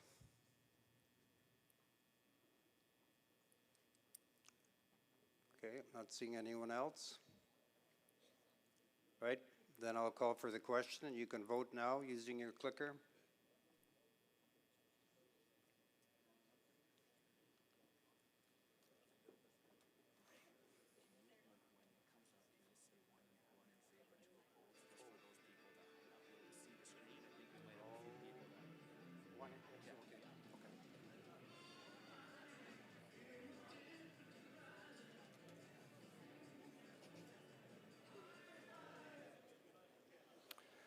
Okay, that's carried. 82.8% in favor, 17.2% opposed. Resolution number 2. Don't know what happened there. Resolution number 2-22A. IT support for RMs to reduce cybersecurity risks. RM of Silverwood number 123. Be it resolved, SARM look at hiring IT personnel to provide services to all RMs to help ensure that RMs do have the protocols and controls in place to reduce their cybersecurity risk. Do we have a mover for resolution number 2? Aaron Jorgensen, RM 123. Okay, if you'd like to speak to it, go ahead. Last year, our RM purchased the cybersecurity liability coverage through AON. This year, we received an email stating that the renewal terms came back with higher premiums, less coverage, and a $25,000 deductible. So SARM did not recommend going ahead with the renewal. There were various reasons given for this, including poor controls and protocols regarding IT services at RM offices. RMs are unique in that they favor and that our offices are only staffed by 1 or 2 people, and to hire IT personnel for 1 RM would be very expensive and not feasible.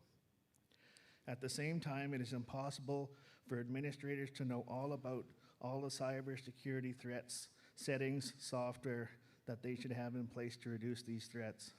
Most businesses would have a dedicated person monitoring computers and emails and identifying threats. The RM of Silverwood Council would like SARM to look at hiring an IT person that would be available to help each RM reduce their risk and put better controls in place. Okay, anyone else? Anyone else like to speak?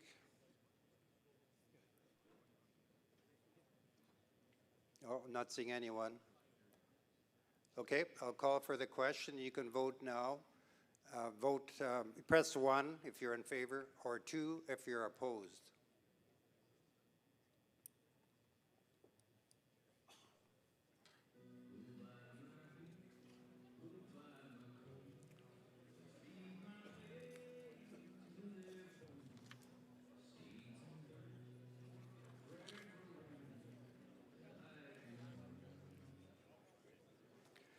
That's carried 86.3, 13.7 opposed. Resolution number 3.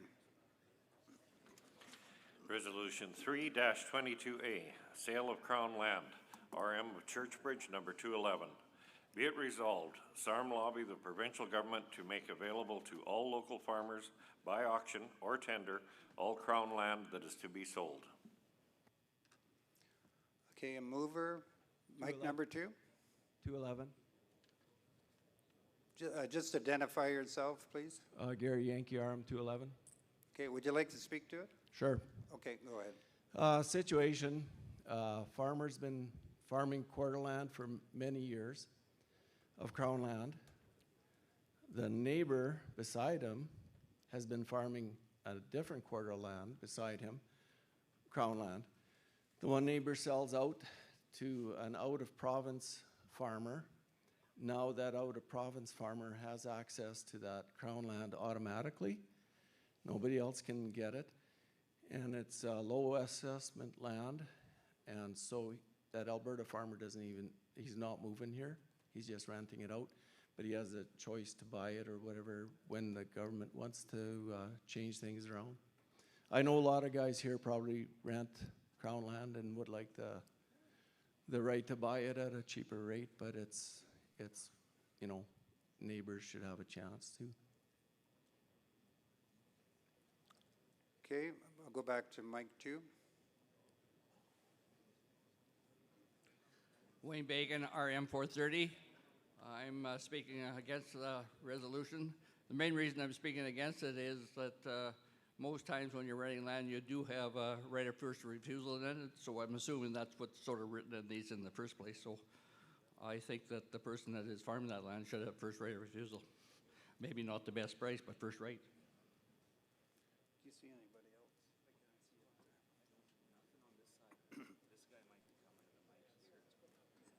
else? Okay, I'll go back to 2 again. Go ahead, sir. Paul Hegland, RM of Reno. I wonder if we could make a friendly amendment and take the word auction out of the resolution, because if it goes for auction, you have no guarantee where that land is going to end up.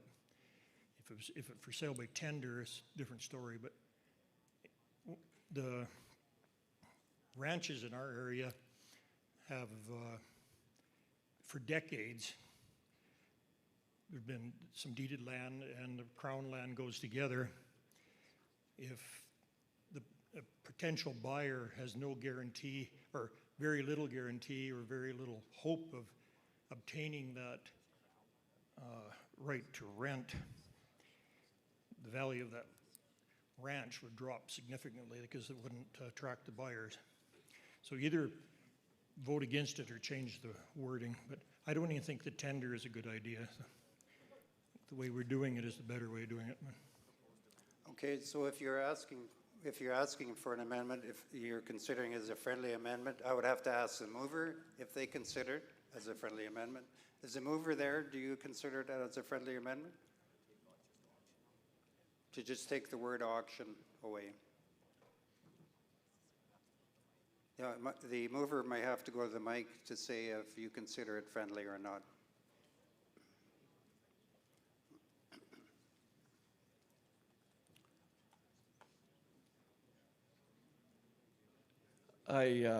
Yeah, they said, yeah, take the auction out, I guess. Okay. But I'd like to speak, but then that would close it, right? Well, we're going to have to debate the amendment, so just hang tough. Just stay there, and we can take the word auction out and put it back up on the screen.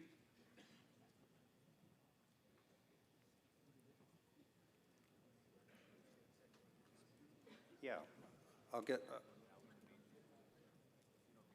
I'll just get you to read that. Yeah, go ahead. Okay.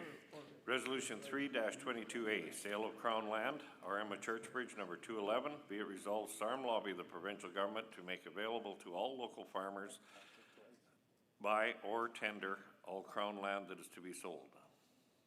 Okay, so we're going to vote on the amendment. So do you want to speak to the amendment? Or waive your right to speak to the amendment? I'll waive my right for that. Okay. Anyone else?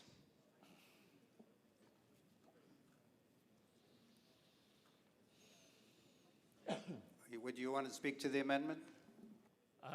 Yes, Mr. Chairman, Hall 307. Okay. Take out more than, like, fix it up better, because you just took out auction, and when you read it, it sounds like crap.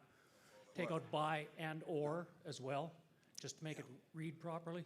Well, the problem is we are dealing with one amendment at a time, so we were asked to take that word out, so Okay. that's what we're discussing. Then, Mr. Chairman, may I propose an amendment to the amendment? Well, you can't yet, but you can later on. Because we need to vote on the amendment first.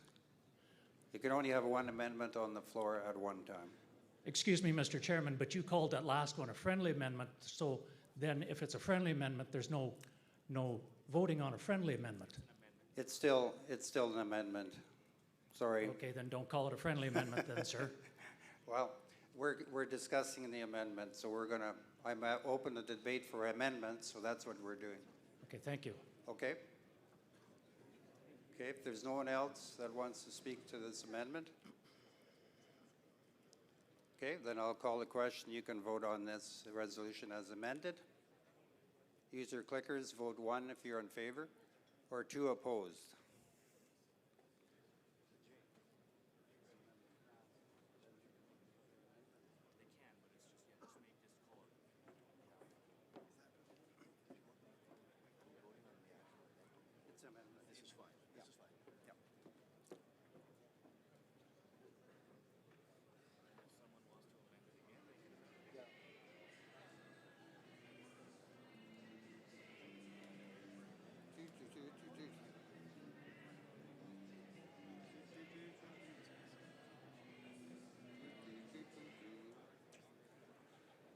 Okay, the amendment is passed at 60.11% and opposed 39.89%. So that amendment is carried. Okay. So now I go back to you. Were you proposing another amendment? I would propose that the resolution just be cleaned up. I don't think that it requires an amendment, but if you deem it so, then I will move that as an amendment to remove the by and or. Do you? Can you put the motion back Okay. up? We'll put the motion back up on the screen. Yeah, please. Okay.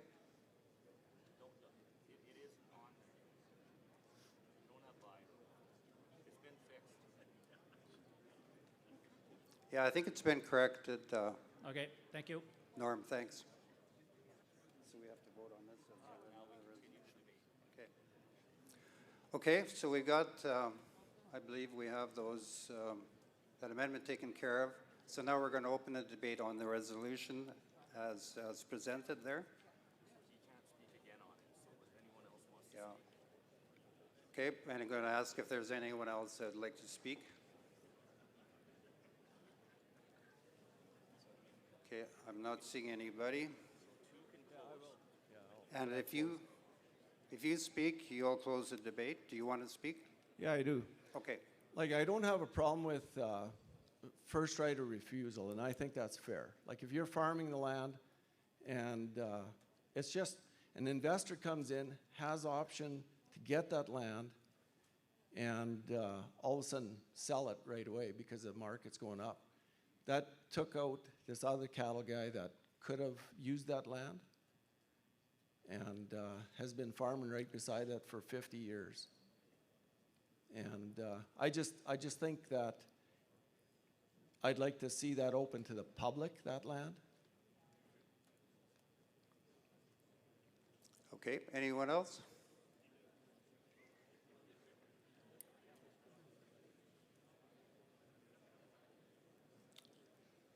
Okay, not seeing anyone.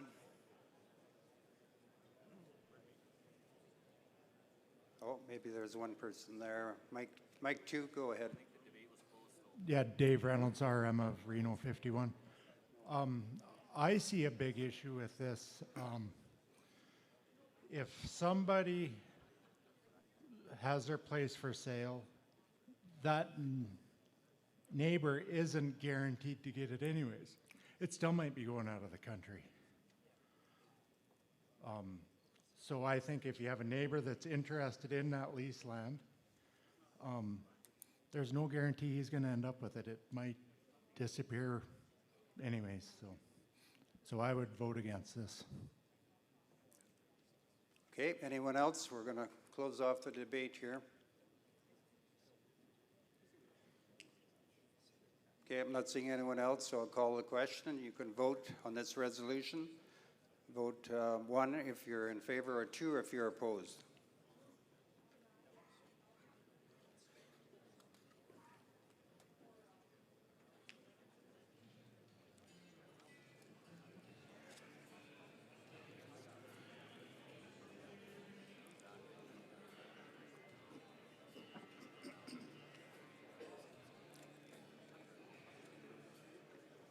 That resolution is lost. 61% opposed, 39% in favor. Okay, resolution number 4. Resolution number 4-22A, ATV and quad licensing objection. RM of Ensinger number 275.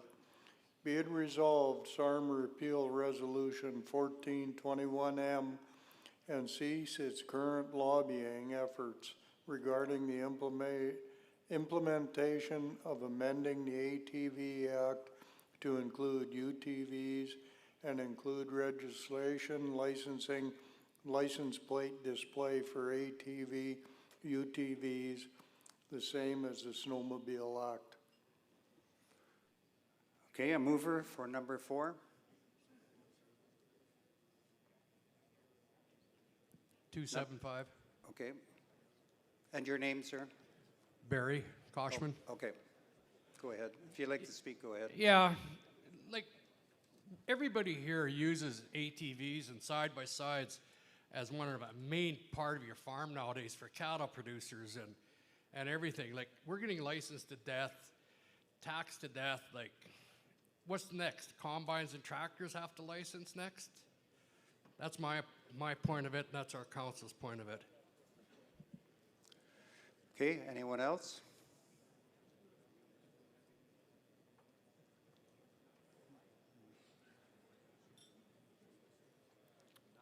Okay, I don't see anyone. All right, I'll call for the question then. You can vote. 1 if you're in favor, or 2 opposed.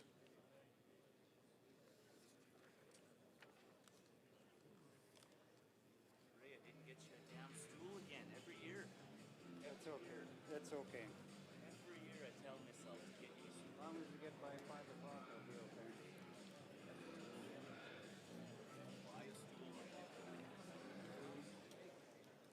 The resolution is carried, 54.7 in favor and 45.3 opposed. Resolution number 5.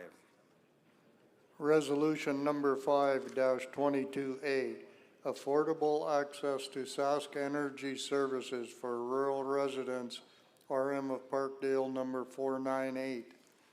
Be it resolved, SARM lobbied the provincial government to have Sask Energy provide rural residents the option to access and install natural gas at a cost no greater than $7,500. Okay, a mover.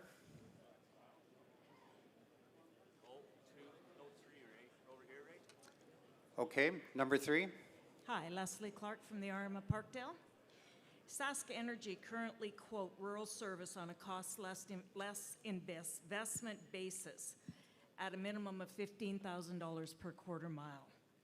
Natural gas is an essential service in rural Saskatchewan, not only as a heat source in our homes, but as a grain drying option for our rural taxpayers.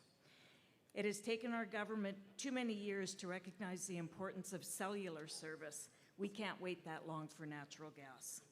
We have an abundance of natural gas in our province, and we need our government to make natural gas affordable to younger families that want to settle in our rural areas, and as well, we need them to make it affordable to our current residents. Thank you. Resolution, sorry, Mike, number 2, go ahead. Kurtz 183. It's a very good resolution, and I would ask to amend it.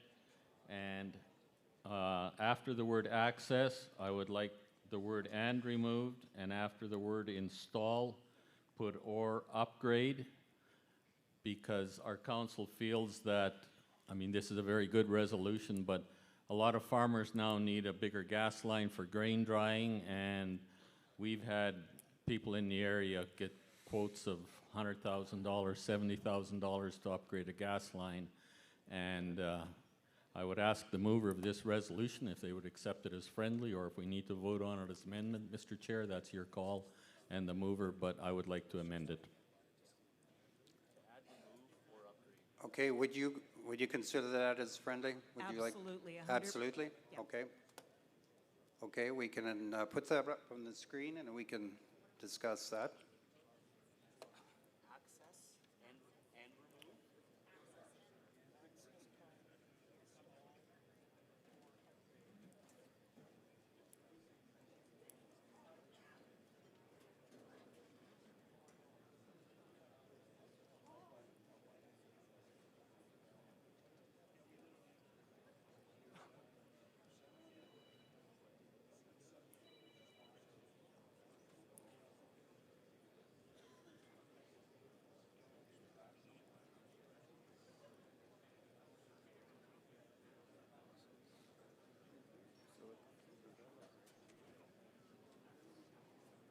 That's what I have. You want to be sure? Double check. Yeah.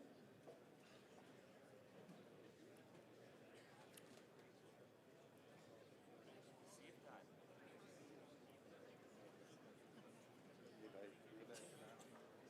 Yeah.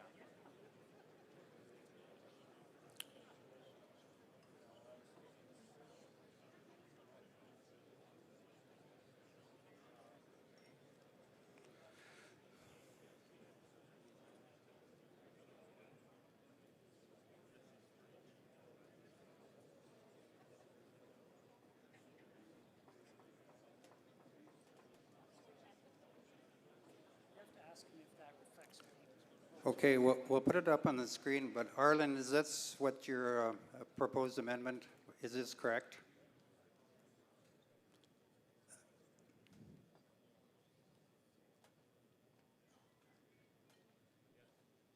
It is? Okay. Okay. Okay, we're going to open it up for debate on the amendment. So I'll get our readers to read the amendment.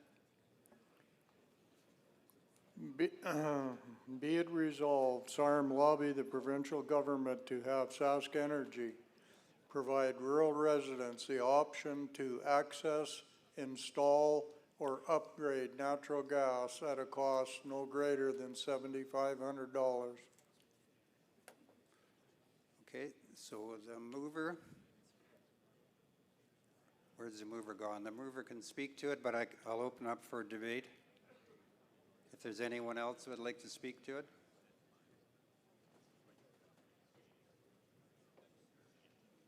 Okay, I'm not seeing anyone right now. Okay, so then you're voting on the amendment, just to be clear. Okay, I'll call for the question. You can vote using your clickers. Vote 1 if you're in favor, or 2 opposed on the amendment.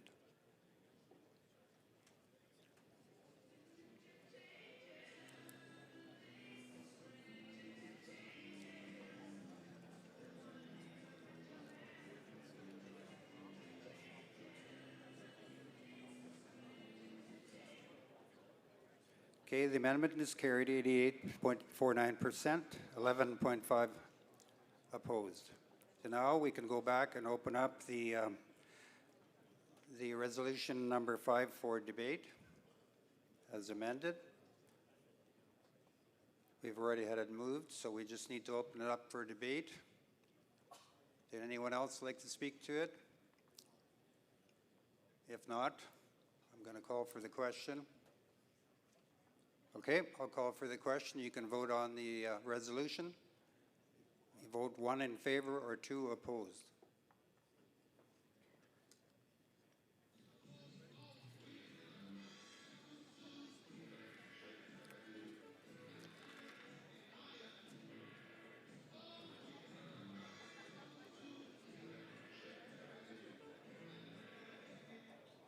Okay, that's carried 87% in favor, 12.9 opposed. Resolution number 6. Resolution number 6, 22A, Abandoned Derelict Houses Buildings Program. RMs of Langenberg number 181, Spy Hill number 152, Calder number 241, Saltcoats number 213, Churchbridge number 211.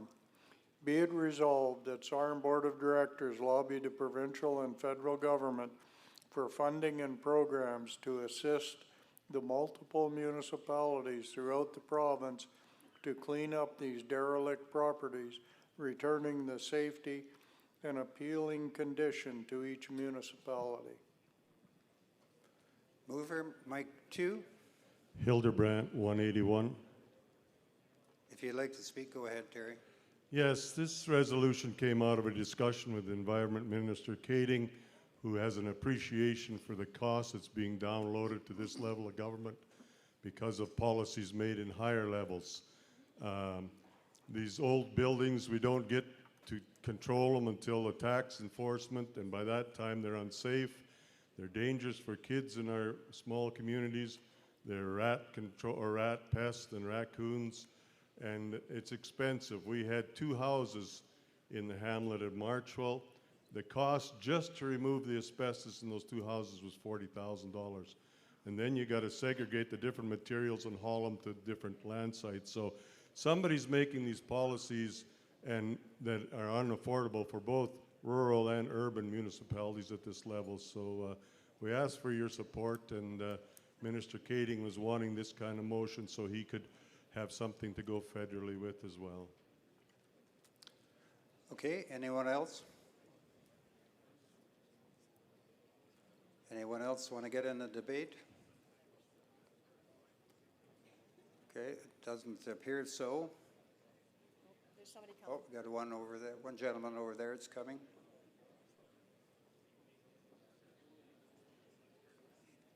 Okay, Mike, John, 2, go ahead. John Rickman, RM, Argyle, number 1. What would give you the right to go on my property to tell me to tear down an old building? Is that not up to the landowner to look after that? Why has the government got to get involved in that aspect of my life?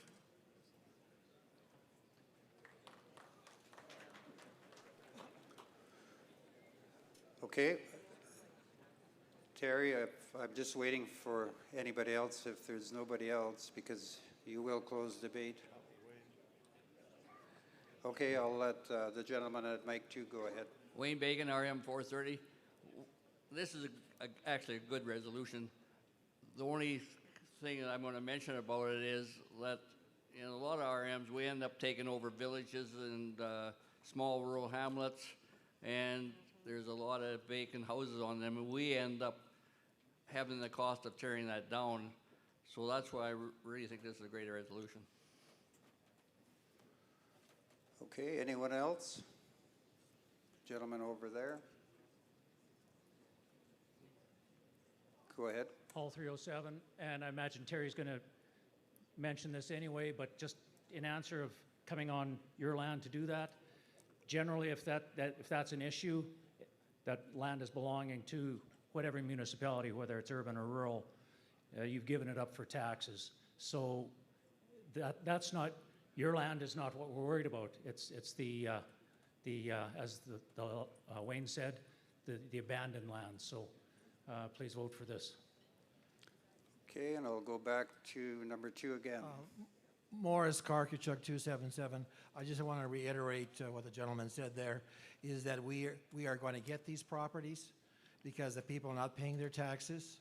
There's a lot of old buildings there. It's just a matter of time before we get these properties.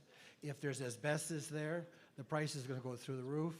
We're ultimately responsible for those buildings.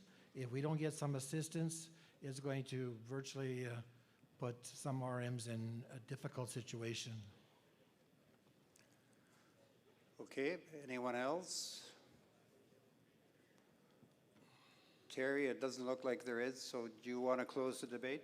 Yeah, it's been clarified, but just to the point, it's not private properties at all. It's hamlets or properties that become ownership of the RM after, and I say till a tax enforcement takes place. In a lot of cases, these RMs can get away owning, or these homeowners can pay $150 a year and keep their taxes ready. So till it goes through the enforcement and you get it, it's already too unsafe to even be in there, not alone the kids still in the hamlets that live there and play there. So it's totally in properties that our municipalities, urban or rural, become ownership of. Okay, so I'll call for the question. You can vote now. 1 if you're in favor, or 2 if you're opposed.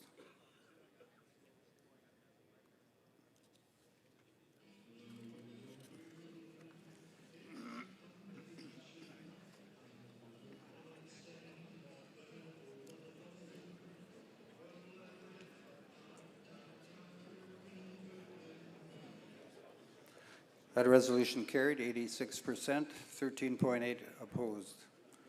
Resolution number 7. Resolution 7-22A, Hamlet Residential Assessment Exemption, RM of Newcomb number 260. Be it resolved that SARM lobby the provincial government to change legislation to give municipal councils the discretion to determine whether an assessment exemption should be applied on Hamlet properties within their jurisdiction. Resolution number, sorry, Mike, number 3, go ahead. Dan Bestplug, 260. Okay, if you'd like to speak to it, go ahead. Yeah, we ran into this issue this year with a farmer in our local hamlet, wondering why his taxes changed. We had to give him the reason that because you live in a hamlet, you get more benefits, which wasn't the case. In Madison, we have 1 street light, a couple post boxes, and that's it. So, yeah. Okay, anyone else?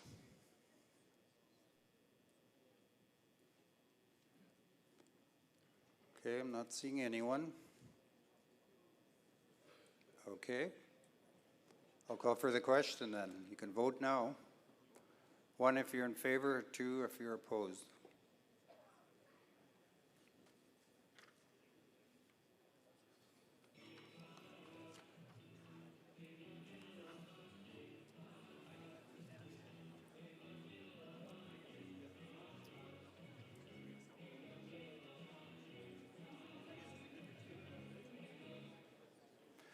That resolution carried, 62.6, and opposed, 37.4. Resolution number 8. Resolution 8-22A, Amendment of Section 293 of the Municipalities Act, RMs of Lakeview number 337 and Francis number 127. Be it resolved, SARM lobby the provincial government to amend Section 293 of the Municipalities Act to provide lease agreement verification powers to the assessor to reduce potential of the submission of fraudulent lease agreements and thereby reduce any false exemption of taxation claims within a rural municipality. A mover, Mike 2.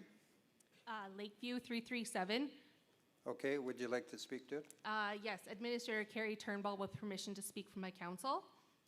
Our RM, as with many others, has experienced a submission of what we believe to be frivolous lease agreements in order for an acreage owner to be exempt from taxation on their residential improvements under Section 293 of the Municipalities Act.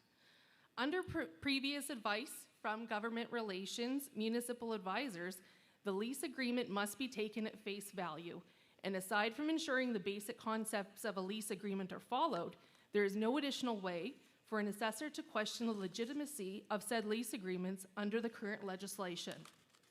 Although our RM has only a few leases that are concerning at present, it is becoming a well-known practice among acreage owners that they have the ability to create fictitious lease agreements with another ratepayer or adjacent RM ratepayer to work within the loopholes of legislation. If there is a ratepayer who owns more than enough agricultural land to offset the taxable assessment on not only their own residential improvement under Section 293, but also that of an additional acreage owner, there is an opportunity to evade property taxation with no real risk involved. The individual with plenty of agricultural land can easily create a lease agreement with a relative or a friend and create a false lease agreement that the administrator is supposed to take at face value. Currently, if an assessor, being an administrator, refuses the legitimacy of a lease agreement, there is an opportunity for the ratepayer to appeal their assessment, which may potentially result in Board of Revision hearings, as well as a hearing with Sask Municipal Board. This is not only costly and time-consuming, but is something that could potentially be eliminated by proper review and revamping of this particular piece of legislation. A response that we have also heard from government relations when inquiring about our options to close these loopholes in this legislation is that a municipality should look at utilizing tax tools such as base or minimum taxes to work around this issue. Any council and administration that has examined this option will likely agree that even by employing such tools, that a question regarding equity and fairness in the application of tax levies will likely still exist. At best, we would be applying a Band-Aid solution for something at the end of the day is a core issue and flawed directly in the legislation itself. We urge you to support this legislation as it is the best interest of all municipalities. Okay, is there anyone else?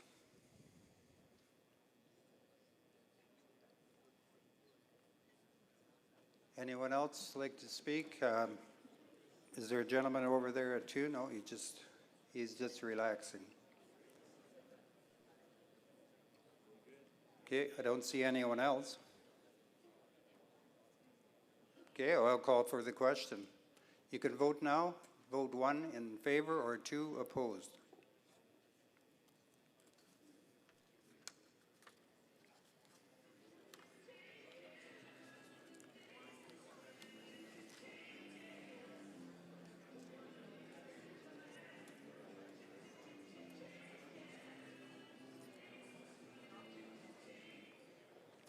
Resolution is carried 90%, 9.6 opposed. Resolution number 9.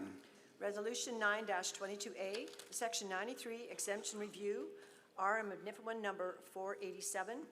Be it resolved, SARM lobby the provincial government to do a review of Section 293 of the Municipalities Act, consisting of key stakeholders, which includes the RMAA, SAMA, and SARM, to identify the issues Section 293 has created for rural municipalities and determine a solution.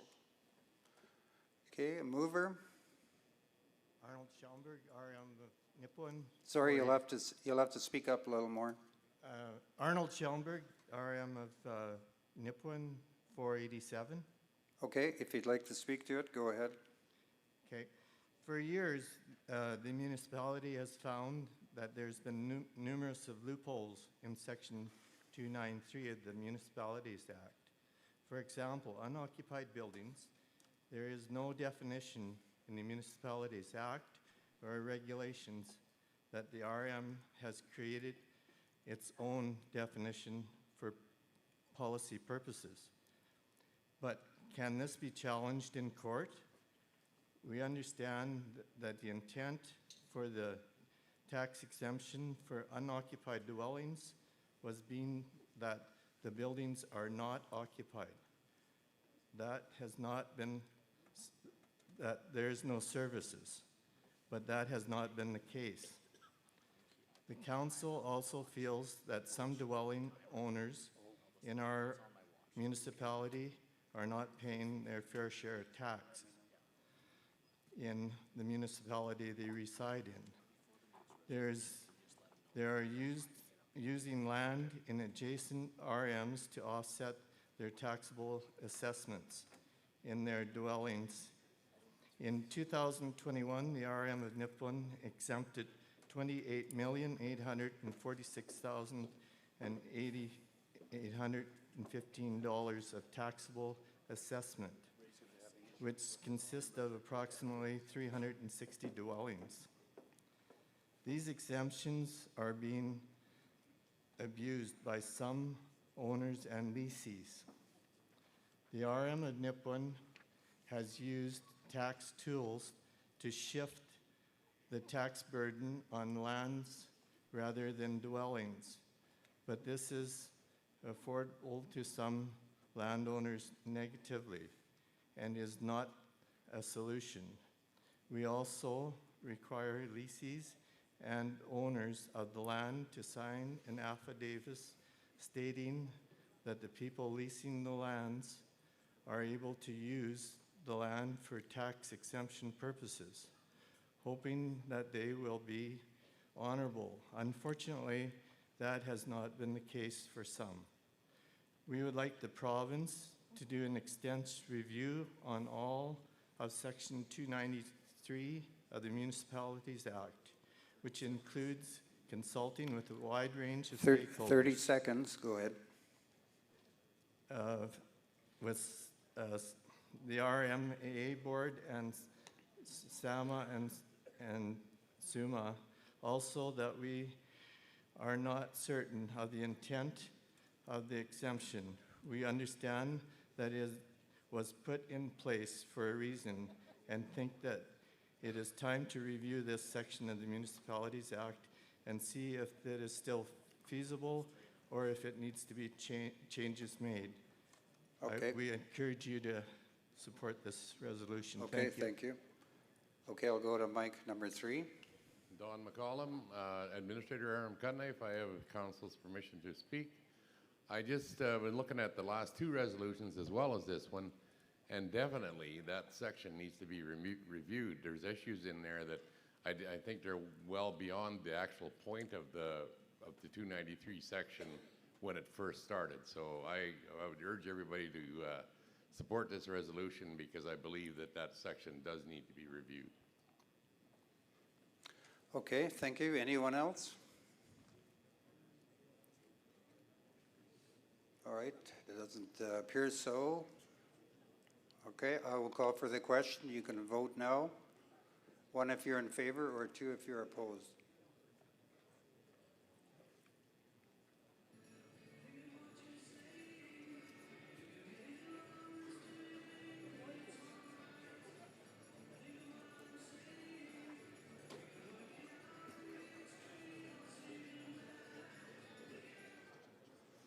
Okay, that's carried, 92.3%, 7.7 opposed.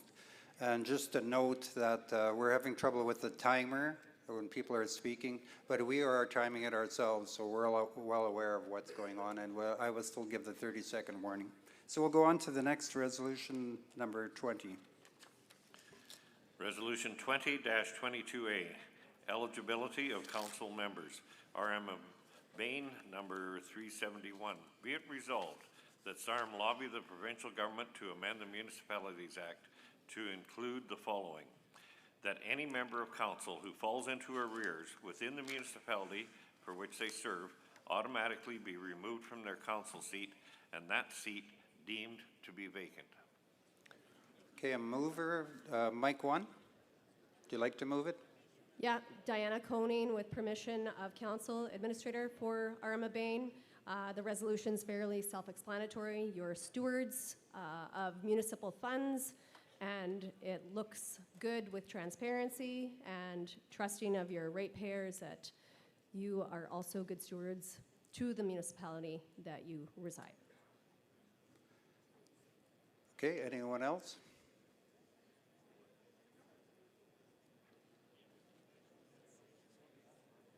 Anyone else? Oh, gentleman coming to mic 1. Go ahead. Blair Cummins, RM343. I'd like to speak against this resolution for the simple fact that everybody falls on hard times from time to time. And if a councillor happens to get a little bit behind on the taxes, I think he should be treated the same way as all the other ratepayers in the RM, and he shouldn't be kicked off council just because he's short some bucks some year. So. Anyone else? Here.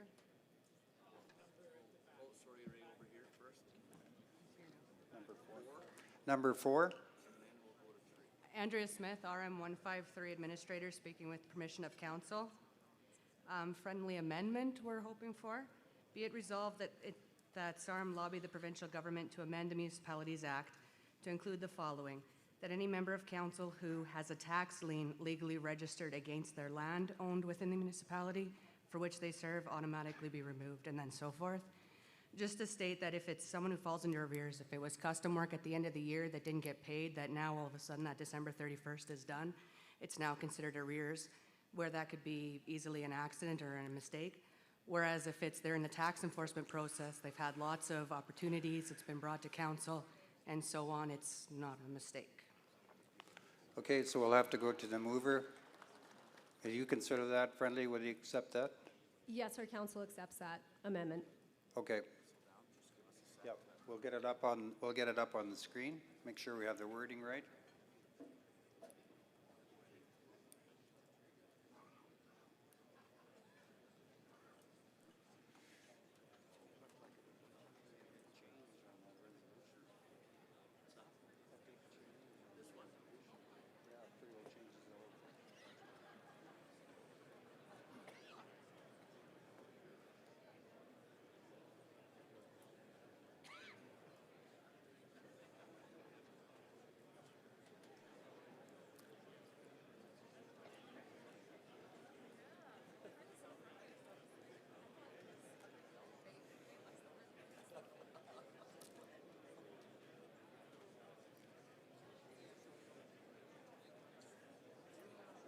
Okay, we've got the proposed amendment up on the screen. I'm going to ask the mover of the amendment if this wording is correct.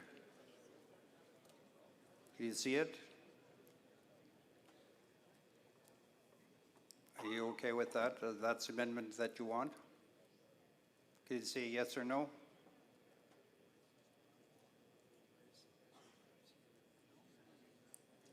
Has a tax lien legally registered against their land owned. But it sounds the same thing, because you're not going to illegally put a tax lien on, but.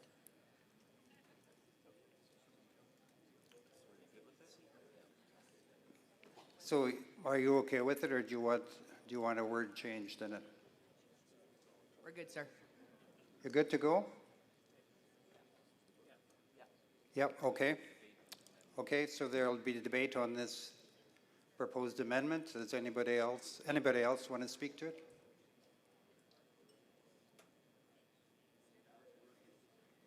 Okay, I'm not seeing anyone.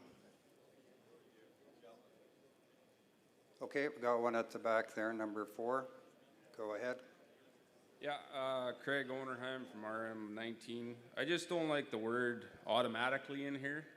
I think it should be left in the hands of the council. Yeah, so we have to deal with this amendment first. Are if you want to propose another amendment, we'll have to debate the first one, and then you can bring another one. Okay. Okay. I'm waiting for someone else to speak to this amendment. Okay, I think we're good, so I can call a question on the proposed amendment. All in favor?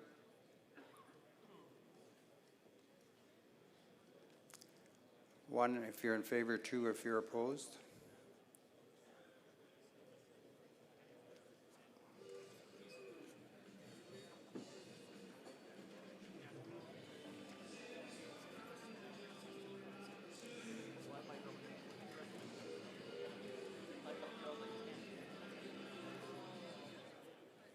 Okay, the amendment is carried, 86.43% and 13.57 opposed. And the gentleman at mic 4, you wanted to propose another amendment? Yeah. Okay. I'd just like to propose maybe we change the wording there. Instead of automatically be removed from council, that it would be left up to the council to deal with. I just foresee there being issues with somebody maybe falling ill or for some reason can't pay tax. I don't know. Yeah, just the wording. Are you saying discretion of council or? Yeah, that's what I'm proposing. Here, I'm making amendments now. But I think that's your intent, to say Yes. discretion of council.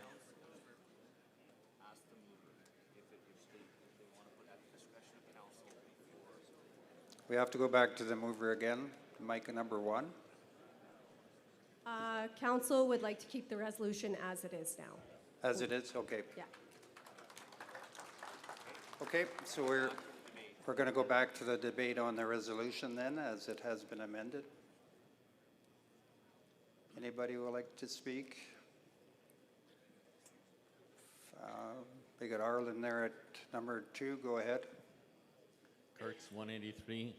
My administrator just pointed something out to us at the table that actually as a council member, you don't know who's in arrears. You get a listing of land, so you got to go through a process to figure it out. So are we maybe doing something here that we shouldn't be? And I mean, maybe Mike would like to speak to this and put some clarification on this, but I think it's something we need to think about. Thank you. Okay, go back to number 4. Oh, sorry, number 3. Thank you, Mr. Chairman. Hall 307. I think I'm just adding on to what Arlen just said. The gentleman over here asked for an amendment. You don't go to the mover, the original mover, to ask permission to change it. An amendment is an amendment, whether the original mover agrees or not. So he made a legitimate motion. You need to accept that. It's up to us whether that amendment goes through or not. Okay, we'll just consult here with our parliamentarians. So just on that point, if you review our resolutions policy, what it says is that once a motion to amend is presented, the chairperson will ask the mover of the motion to adopt their resolution whether they accept or reject for consideration the motion to amend. The mover of the motion to adopt the resolution has the authority to accept or reject for consideration the motion to amend, and then just goes on. So basically the idea is that if you bring a resolution to this convention, you have the right to say, I want it to go ahead as I've proposed. That's our resolution policy. Okay, thank you. We'll agree to disagree. What did he say? Okay. I lost where I'm at. Yeah, no, we're just still debating the current resolution, so ask them to put it up. Okay, we'll put the resolution up. This is the main resolution. It has been amended. Anybody else like to speak to it? Okay, not seeing anyone. Right, I'll call for the question. You can vote. 1 if you're in favor, or 2 opposed.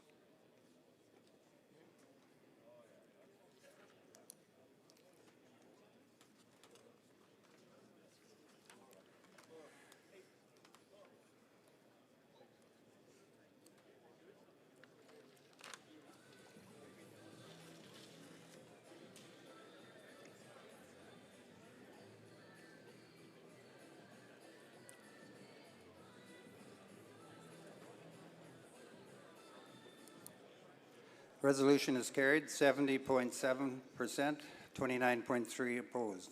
Okay, resolution number 10. Okay, resolution number 10-22A. Railway companies to maintain all railway crossings without charging land and business owners. RM of Excelsior number 166. Be it resolved that SARM lobby the federal government to ensure that railway companies maintain all railway crossings without charging the private land and business owners, and be it further resolved that the federal government make it mandatory for railway companies to reimburse any private land and business owners who may have already paid the railway companies for crossings. Okay, a mover, Mike 4. Darren Steinley, RM 166, Councillor. Thank you. I noticed who's ever doing the music is catering to the motion, so if I could request Crazy Train by Ozzy Osbourne when we vote.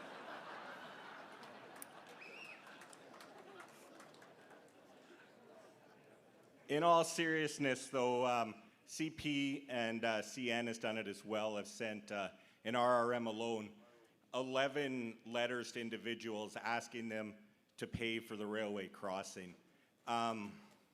In some cases, this is $2,000 as an upfront fee, another $1,000 yearly to maintain. It would cause us to build more roads. There'd be more roads to maintain. There'd be some dangerous intersections when we intercede with the municipal roads.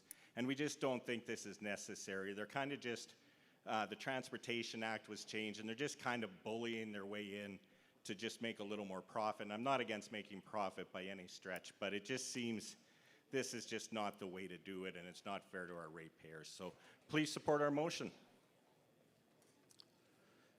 Anyone else?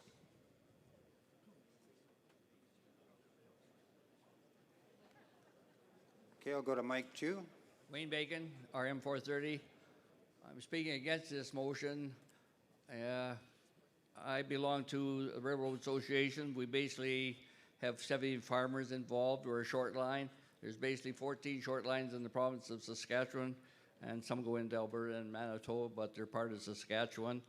If we had to start paying for all the crossings because a farmer can't drive another half a mile across this field, because most of the land that have crosses on were made back in the 30s when the railroad was first built there, and some farmers feel that it's the shortest way out to the highway, where it'd be like an RM putting in an extra basically crossing to go into the field on one side of the quarter or another side of the quarter. In our RM, we only allow one crossing to go into the field from the main road. So I think this would really hurt the short lines in the province of Saskatchewan if we went ahead with this, because most farmers, they maybe haul a few loads out of there.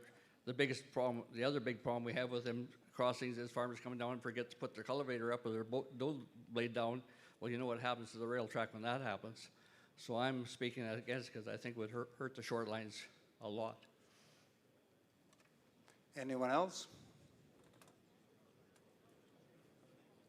Okay, we're going to close debate if I don't see anybody going to the mic. Okay, I'm going to call the question. You can vote. 1 in favor, 2 opposed.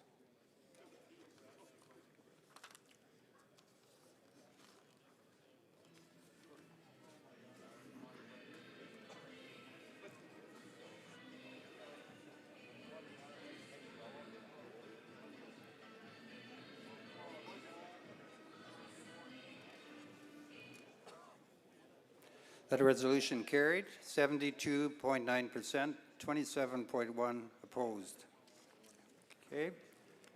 Next resolution, number 11. Okay. Resolution 1122A, provincial funding for farmland access from provincial highways, RM of Elfrost, number 307. Be it resolved that SARM lobby the provincial government for funds for improvements to roads that access highway bordered lands to help keep as much of this oversized, slow-moving equipment off the highways. Okay, Mike 3, are you ready to move it? Paul 307. Okay, go ahead if you'd like to speak. Thank you, Mr. Chairman.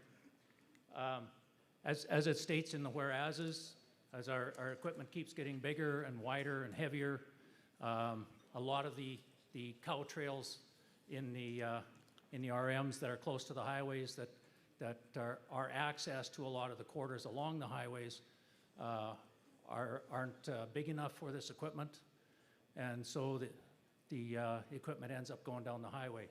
And we don't hear of many accidents with equipment on the highway, but it does happen.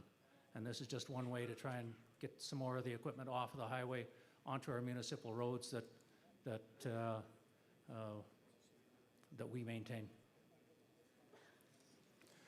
Okay, anyone else?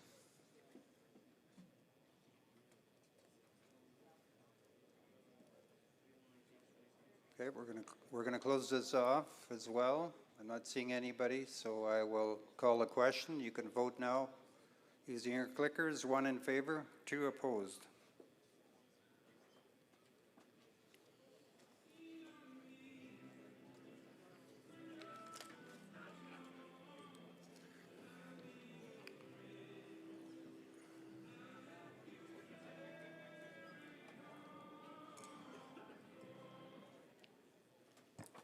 That's carried, 63.6 and 36.4 opposed. Okay, number 12. Resolution number 12-22A, Class 1A subsidy, RM of Aberdeen number 373. Be it resolved that SARM lobby the provincial government to make municipalities in Saskatchewan eligible for the Canada-Saskatchewan Job Grant. Okay, a mover. Going back. Right here. Sorry. RM 373, Okay. Martin Betker, will move it. Okay, go ahead. I think it's pretty self-explanatory. You don't have to speak on it. Okay, anyone else?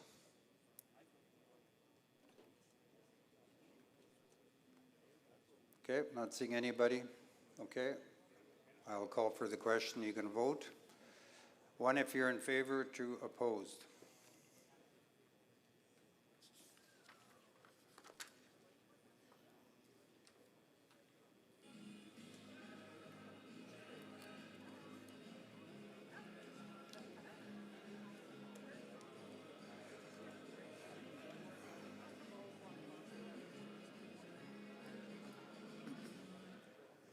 That's carried 92.3, opposed 7.7.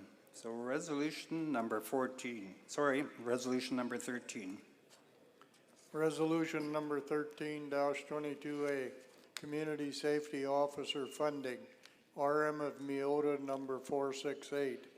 Be it resolved, SARM lobby the provincial government to provide financial assistance to rural municipalities who employ community safety officers in their municipalities. Okay, mover, Mike 1. Yeah, Vern Seabrook, Municipality of Meota, 468. Okay, if you'd like to speak to it, go ahead. Yes, so the RM of Meota has employed a community safety officer, much to the chagrin of many of the residents because of the amount of tax dollars that it takes to bring the program on. However, we've been actually pretty successful with employing laws and keeping the rule of law going, making sure that you have bylaw enforcement, you have better control on your roads, and it's directed, it's nuisances and stuff like that. And it's been noticed by some of the neighboring RMs that we have been successful. And yet when we look to the neighboring RMs to try to get a regional concept going, it always comes down to funding. So the CSO officer is definitely a valuable resource for ensuring that laws are done. The RCMP are less and less able to support municipalities, and rightfully so. They're working on major crimes and stuff like that. So I want to make sure that there's funding that comes from the province for the CSO program that they have endorsed. And I look for your support on this motion. Okay, another gentleman at mic 3. Don Gable, RM, Hoodoo 401. We're in the process of, we're looking at CSO, and the biggest drawback to establishing this is the initial costs. And if the government says this is a good thing to alleviate the pressure off the RCMP, it's without a shadow of a doubt that there should be grants available to RMs to get started up. Once you're started and running, it can almost fulfill and pay for itself because you get to maintain to keep 75% of the fines. It also helps with bylaw enforcement, but other things like speeding, liquor violations, etc. So I urge that you support this resolution, and it's time, if the government thinks that this is a good program, put your money where your mouth is and help us out. Okay, I've got a gentleman back here, number 4. Ken Fargo-Reeve, RM 189. I agree that it's a good program, but the thing is with funding and grants, when we give that out as the province, we pay that. So, you know, if the RM that wants to utilize that program, they should be raising their taxes like the rest of us for the rest of the services that we provide in order to pay for that. Okay, so go back. I'm going back to one. Are you the mover, original? Okay, I wasn't sure. It's hard to see. So I'll let you speak. Go ahead. Hey, Leonard Junip, RM 345. I'm in favor of the motion, but I would like to say also to include police departments. We have our own police department that we have to fund completely on our own, and like we still pay for RCMP policing, which we can't depend on, but you need to have something more, but I think it should also not be just CSOs, but it should also be community policing too. So you, just before you leave, you're wanting to add and police department? Other police department? I think it should say that if we have time for an amendment or if they're in favor of it, but I think it should include policing, like community police officers too. So the exact words that you're asking for R? Like just to say, like, not just CSOs, but also like RM police officers or however it needs to be worded. Well, I would have to go back to the mover to ask if they consider that. I realize that there are other models out there besides the CSO program, so you know, other policing services could be included in that motion, would be just fine with me. Okay, so you're the mover, right? I am the mover, yep. Okay, so the wording that we need to have is exactly? Alternate and alternate policing services. Okay, and alternate policing services. Okay. Okay, so there is a proposed amendment. I'm going to open it up for debate for the amendment. We can put it up on the screen.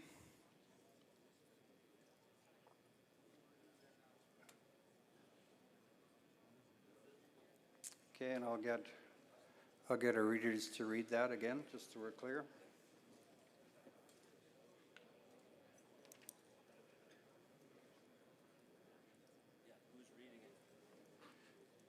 You can read down. Be it resolved that SARM lobby the provincial government to provide financial assistance to rural municipalities who employ community safety officers and alternate policing services to their municipalities. Okay, who would like to speak to this?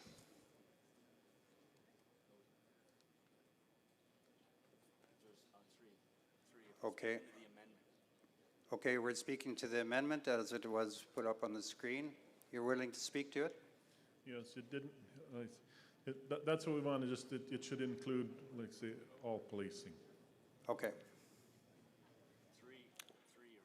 Number 3. Don Gable, 401. I'm speaking against the amendment, not that I'm opposed to supporting any RM that has their own policing, but specifically the provincial government has endorsed the CSO program. And I believe we're asking for funding for that. And if we add this amendment, we change the intent of the original resolution. I think what needs to occur is a separate resolution asking for funding for alternative police forces. By adding that in, you're defeating the purpose or changing the intent of the original resolution, in my opinion. Thank you. Okay, anyone else like to speak to the amendment? Okay, I'm not seeing anyone. Okay, I want to be clear, we're voting on the amendment. I'll call the question. You can vote now. 1 if you're in favor, or 2 opposed.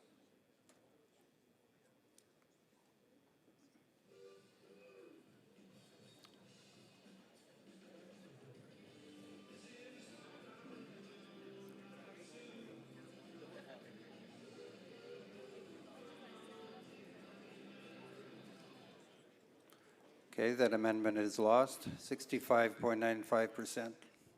Opposed, 34.05. So we'll go back now to the original resolution, and we can open the debate on that.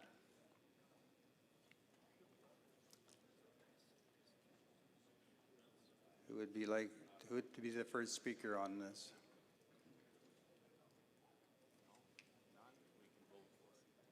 I've just got the gentleman back here that moved it. Would you like to speak to it? Because if you do, you'll close the debate. I'll wait and see if there's others. Okay. Anyone else? I don't see anyone, so I'll let you close the debate. I just wanted to speak to the one concept about raising the tax dollars to do this. Policing service is one of those that it's difficult to justify that to your local ratepayers because they're paying the tax dollars to be able to be charged a fine, for instance. So it's one of those things that I think you need to have provincial and federal funding for this initiative, and it takes the pressure off of the individual ratepayers thinking that they're stabbing themselves in the foot. Okay, so that closes the debate. So now I'll call the question, and you can vote. 1 if you're in favor, or 2 if you're opposed.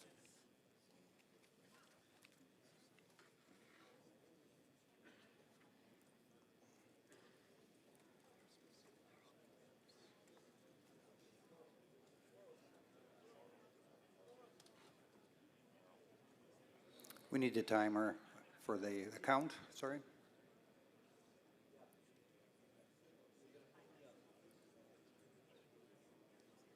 There we go.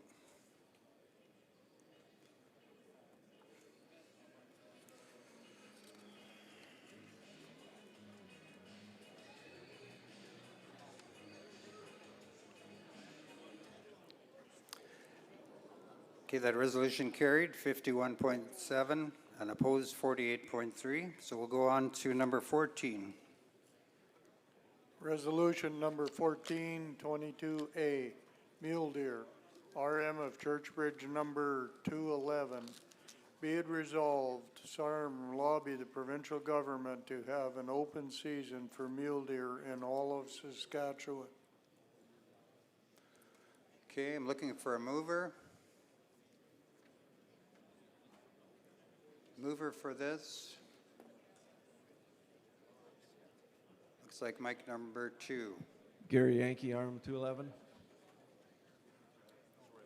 You'll have to repeat yourself. Gary 211. Okay, would like to speak to it, go ahead. Sure. I don't know if anybody knows there's a lot of deer out there. If you got any fruit trees, they're gone. Everything's gone. And in our area, we're on the east side of the province. Last couple of years, muleys have walked in, and I've got mule deer in my yard. I had to show kids what they look like and how dumb they are. But I hate to say that. Some guys like them. I don't. But they'll run away from you, run right into the grain cleaner, and but there's so many, there's nothing left. And I think, like the next resolution is a draw. We have a draw in our area this year. And I know 3 guys that got deer, muleys, but we had a 2 deer zone for whitetails, and there's still lots of them around too. So I think just a straight draw involved would clean it up for a few. In Manitoba, they were carrying them out with helicopters, trying to cull it out because they found a CWD or whatever. And there's just too many. Thanks. Cool. I'll go back to mic number 3. Blair Cummins, Blucher 343. Just a point of clarification, by open season, do you mean 365 days a year?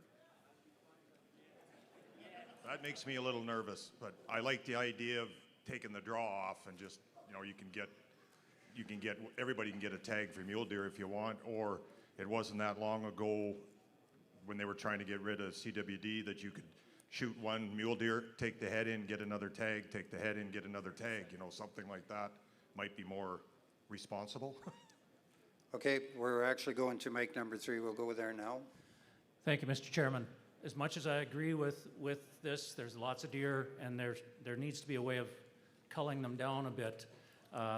There's no way that environment is going to go for an open season. You, Ray, will remember the backlash when it was an open season on coyotes or even gophers. And muleys or any deer are related to Bambi. And our urban cousins don't want to see that. And so environment will not go there.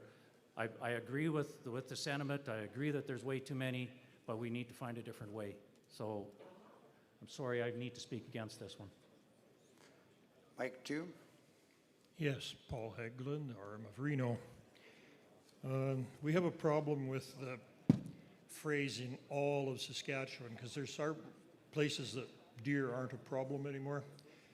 And I would suggest that we amend it to say, instead of all of Saskatchewan, we said in problem zones. Okay, I'd have to go back to the mover to ask them if they will consider that amendment. No. No? No. Okay. Can I make an amendment? A friendly amendment, which I would agree on, but I don't know. I'd like to have a season, like put open season, like not just open. But I guess it says it, but I mean like a season. I don't mean 24/7, 365. You should have thought of that before. I'm just kidding. Yeah.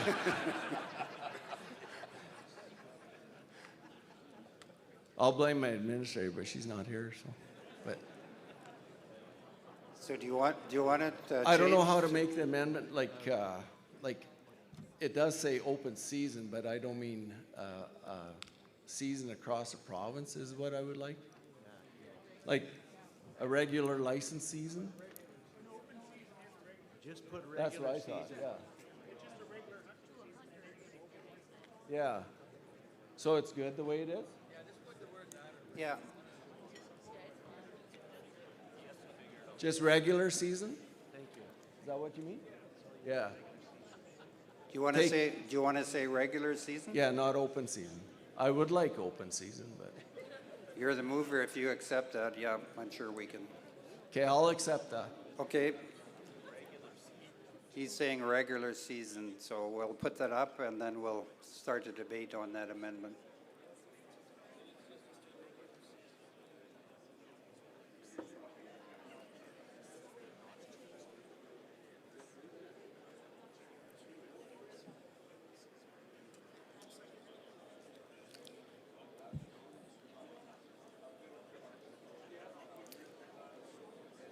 Okay, so here's the proposed amendment. I'll get the reader to read that. Be it resolved that SARM lobby the provincial government to have a regular season for mule deer in all of Saskatchewan. Okay, I'll open it up for debate for the amendment. Anybody? Are we good to go? Okay, looks like we're good to vote on the amendment. Okay, I'll let you get a vote now. 1 if you're in favor, or 2 opposed.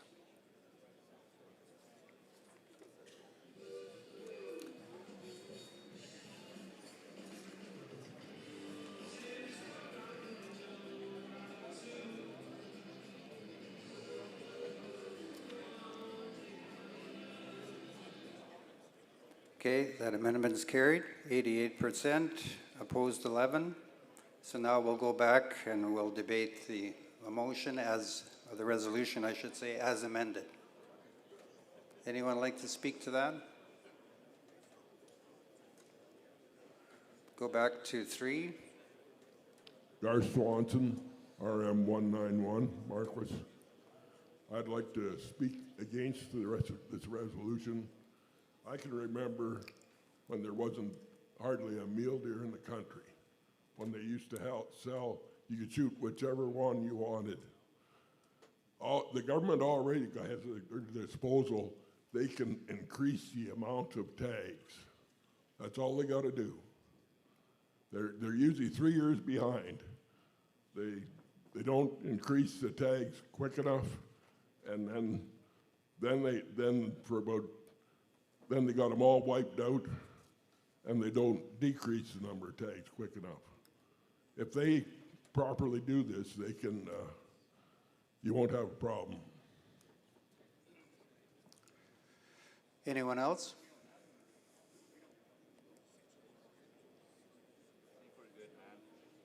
Okay, looks like we're good to vote on this. I'll call the question. You can vote now. 1 if you're in favor, or 2 opposed.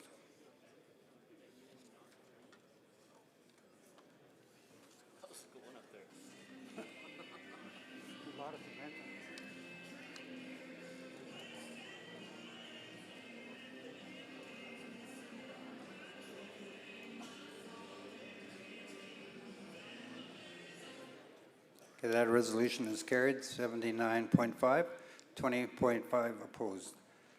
Resolution number 15. Resolution 15-22A, Mule Deer Population Management, RMs of Frenchman Butte, number 501, and Peyton, number 470. Be it resolved that SARM lobby the provincial government to have an open season for mule deer and or increase the draw limits for the mule deer population for the 2022 season. Okay, mover.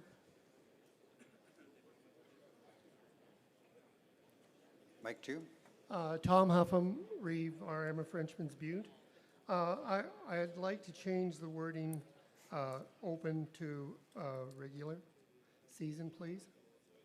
And I think it's So self-explanatory. are you the mover of the resolution I'm then? the And you want to propose change the wording? Yes. Okay, just to repeat that again? I'd like to change the wording to regular from the open season. Okay. Okay, thank you.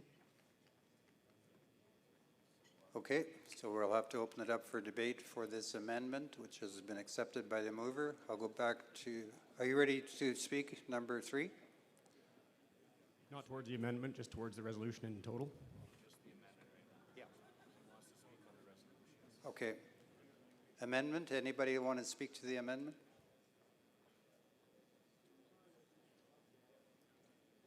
Okay, I'm not seeing anyone. All right, so we're going to call a question on the amendment.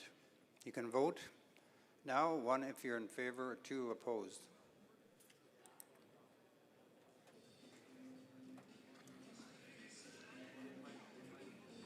They put that over. Yeah. They realized that. We tried to combine these two, but they weren't interested. Okay, that's carried on 92.47%, and there were 7.53 opposed. So now we'll go to the discussion on the original, or sorry, the amended resolution. Go to number 3. Good day. This is Sheldon McLean, Reeve, RM 319 Winslow. Just not really towards the resolution, but towards the committee in total. How do we have a duplicate of 14 and 15 and 16 and 17 when we had an appointed committee to go through this and try and save us some time? Thank you. Yeah, you know what? That's a very good question. The resolution committee did make recommendations to combine, but that's up to the individual RMs to whether they wish it to be combined or not, and that was not the case. So definitely hear you, and it was discussed at the resolution committee. Thank you. Okay, thank you. Okay, we're still debating resolution number 15. Anyone else like to speak? Okay, I'm not seeing anybody. Okay, I'll call the question. You can vote now. 1 if you're in favor, or 2 opposed.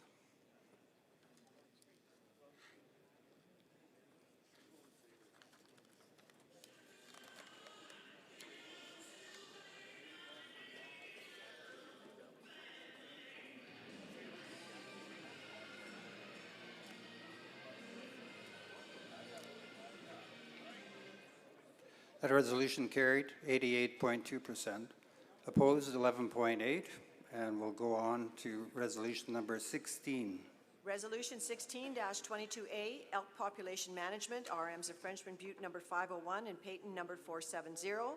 Be it resolved that SARM lobby the provincial government to increase the season for antlerless elk tags for zones with high and increasing elk populations, better manage herd populations so financial impacts to agricultural and cattle producers are reduced, overall health of the elk population is improved, and the risk of increased predator populations, example wolves, are reduced. And be it further resolved that SARM lobbied the Saskatchewan Crop Insurance Corporation to include coverage on crops and bags until at least January 31st.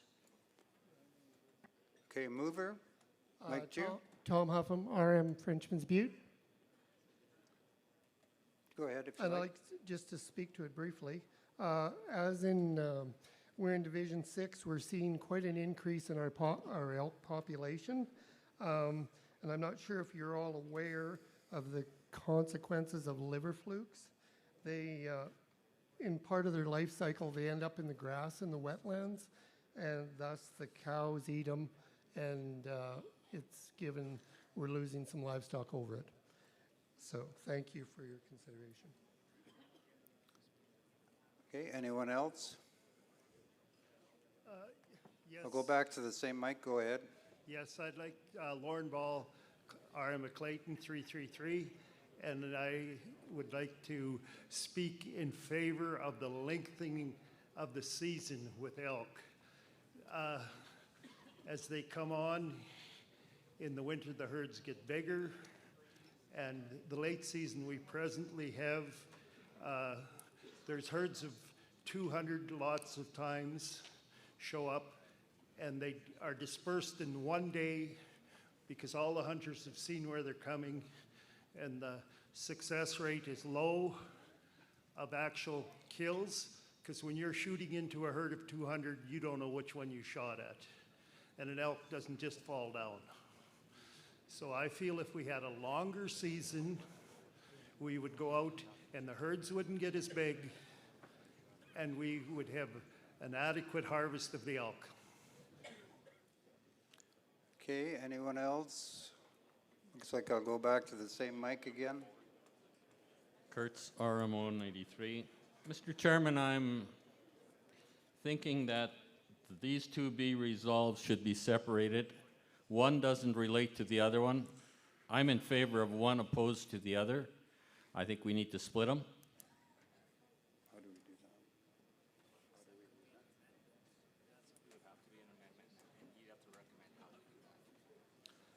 that? Okay, Arlen, just before you leave, that we're thinking that would have to be an amendment.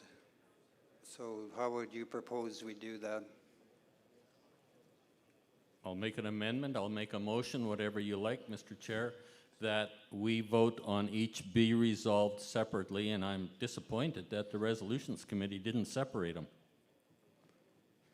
Okay, so we would have to ask the mover then if they're still on, if they'd be on side with that.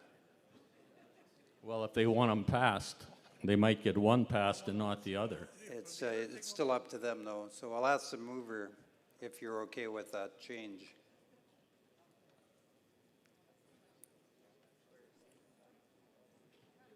Are you in favor of doing that or not?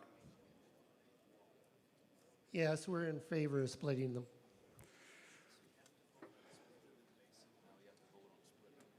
We have to vote on splitting, but how would we gotta vote on one?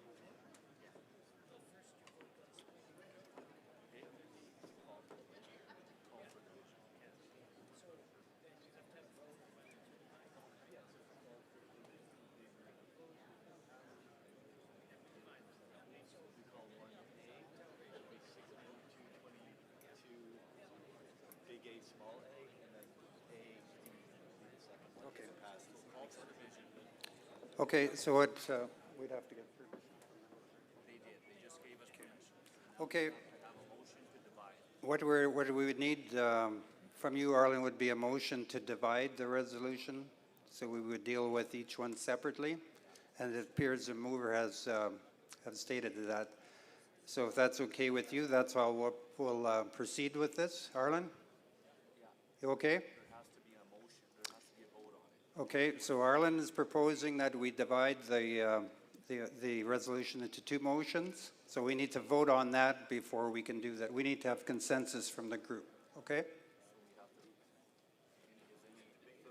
Any further discussion? Does anybody want to comment on that before we vote? Number 4. Hi, Cody Jorson, RM 189. I'm the Division 2 rep for the Resolution Committee, and we're hearing a couple different mixed signals here. So if anybody wants to talk to us about the decisions we came up with, I'm sitting by mic 4. When this is done, we'd love to have a talk, especially about the deer stuff. It is frustrating every year. This is the same resolutions over and over and over again, and they are separate. This is a perfect example. You get two resolutions that are very close but not quite the same, and every meeting we've talked about combining them, and then this is a perfect example of why we didn't, because they're just not quite the same. So if you want to have a talk, I'm back here. I'd love to have a chat with anybody so we can do a little better job in the future. Okay. Yeah. Yeah, we're still discussing the division. Any comments on that? No? Okay, I'm going to call the question. So what you're voting on is to split this resolution into two. So we'll each will be dealt with separately. So I'm going to ask you to vote now if you're in favor or opposed.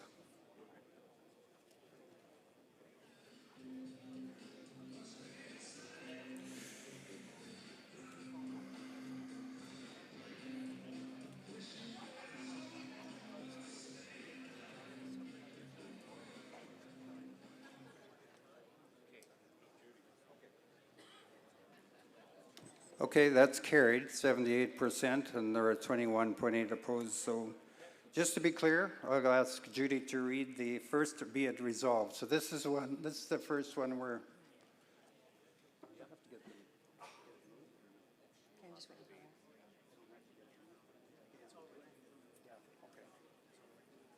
Okay? Yep, go ahead. Right from the start, Mr. President, or just the be resolved?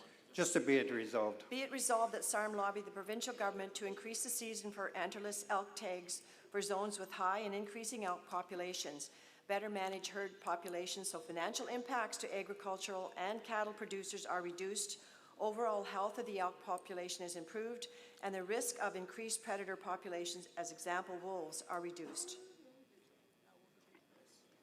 Okay, so this is up for debate, so I'll open it up for debate again. Anyone like to speak to this? No? Right then, I'll call for the question. You can vote on this if you're in favor, 1, or 2 if you're opposed.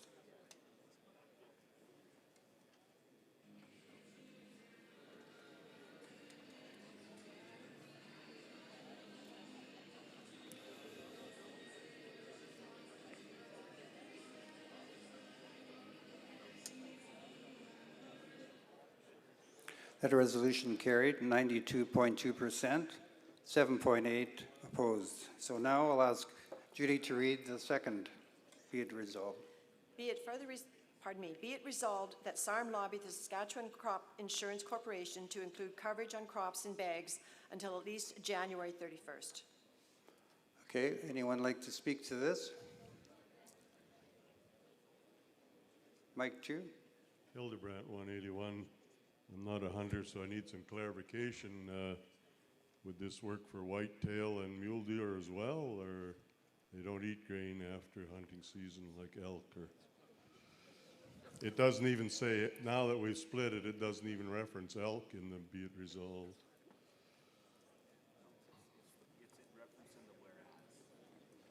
I guess my point being, Mr. Chair, if we're going to lobby the government for change to crop insurance, maybe there's other wildlife that we want to, or maybe that's just taken for granted.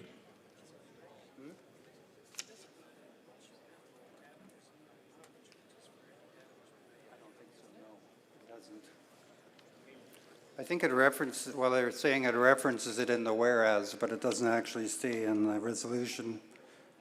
But I can't judge whether you need to vote on this or not, but I think wildlife damage, the crop insurance covers it all for all wildlife, so it wouldn't matter if.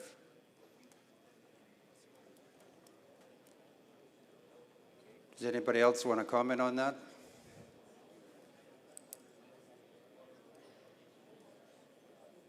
Ivan, okay. 313. I think there should be something with crop insurance too this winter when the herds were big and grass was short, and these herds of 80 elk would come in and clean off what little bit of grass was left that the producer had left for next spring, and crop insurance doesn't accept that because it had to be baled or silaged or whatever. So I think if they're going to accept in bags, they better do something with the grass too.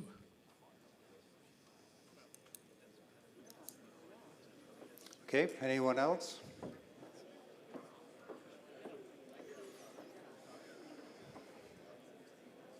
Okay, I'm not seeing any. Okay, I'll call for the question. You can vote on this, be it resolved. All in favor? Vote 1. If you're opposed, press 2.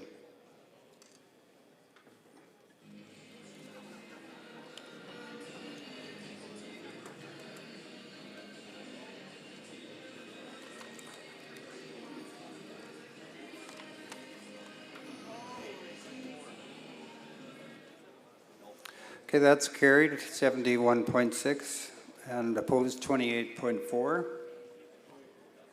All right, we'll go to resolution number 17. Resolution 17-22A, reducing elk damage on winter bale yards, RM of Pleasantdale number 398.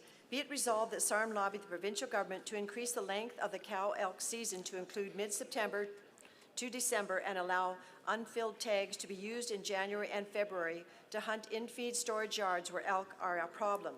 Be it further resolved that the provincial government shares with RM ratepayers elk and deer populations in each wildlife zone, tags issued and filled, trend of population, and a wildlife management plan for elk in that zone, as well as crop insurance claims on feed storage yards. Okay, mover, mic 1. Helen Meekins, Arma Pleasantdale 398. Yeah, if you'd like to speak, go ahead. Sure. We were discussing that maybe I should just say ditto to the last resolution, but I will say that we do recognize the value and importance of the crop insurance program. And in the last dry year, the feed options and sheer cost to sustain livestock is daunting.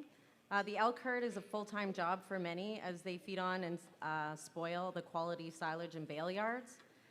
Please consider the fact that these increased elk herds also bring forth the rise in predator population, and the additional input from farmers directly affected by the ongoing damage would be highly useful in documenting the trends and justifying this. So thank you for your consideration. Anyone else?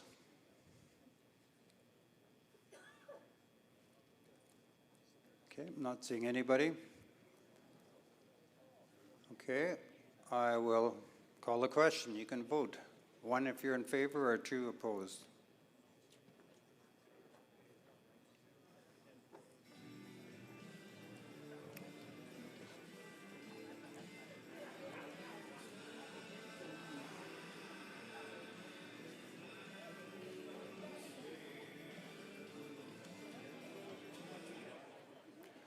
That resolution is carried, 92%, 8% opposed. Okay, resolution number 18.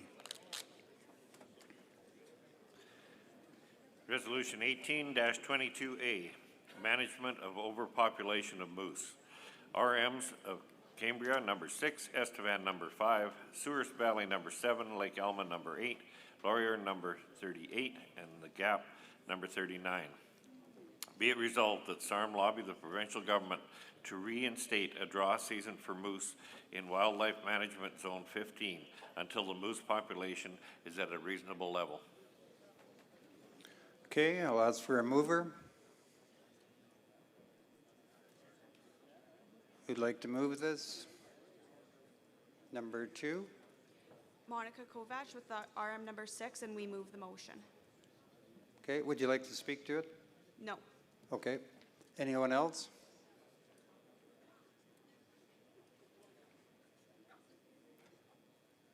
Okay, I don't see anyone, so I'll call the question. You can vote now. 1 in favor or 2 opposed.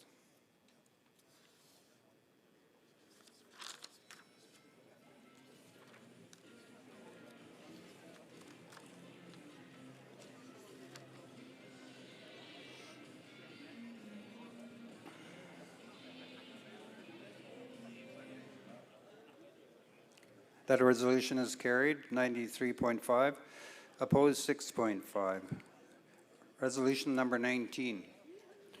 Resolution number 19-22A, continued use of strychnine for control of Richardson's ground squirrel. RMs of Val Marie, number 17, and Lone Tree, number 18. Be it resolved, SARM further lobby for continued registration of strychnine for control of RGS. The mover, Mike 4. Yeah, Craig Onerheim, RM Frontier number 19. I'll move this resolution and would like to speak to it a little bit. Yeah, go ahead.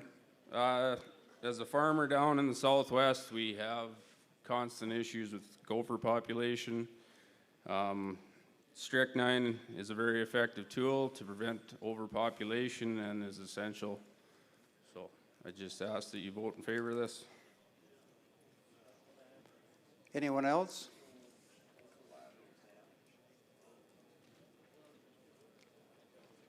Oh, I'm not seeing anyone. Okay, I'll call for the question. You can vote now. 1 in favor or 2 opposed.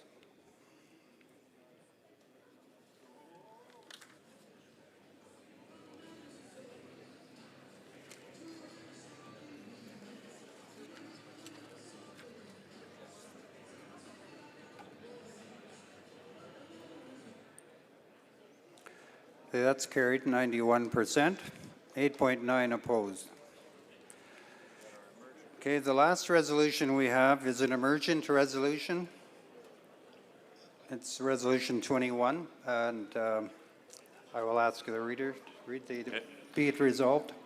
Oh, the whole thing. Resolution 21-22A is an emergent.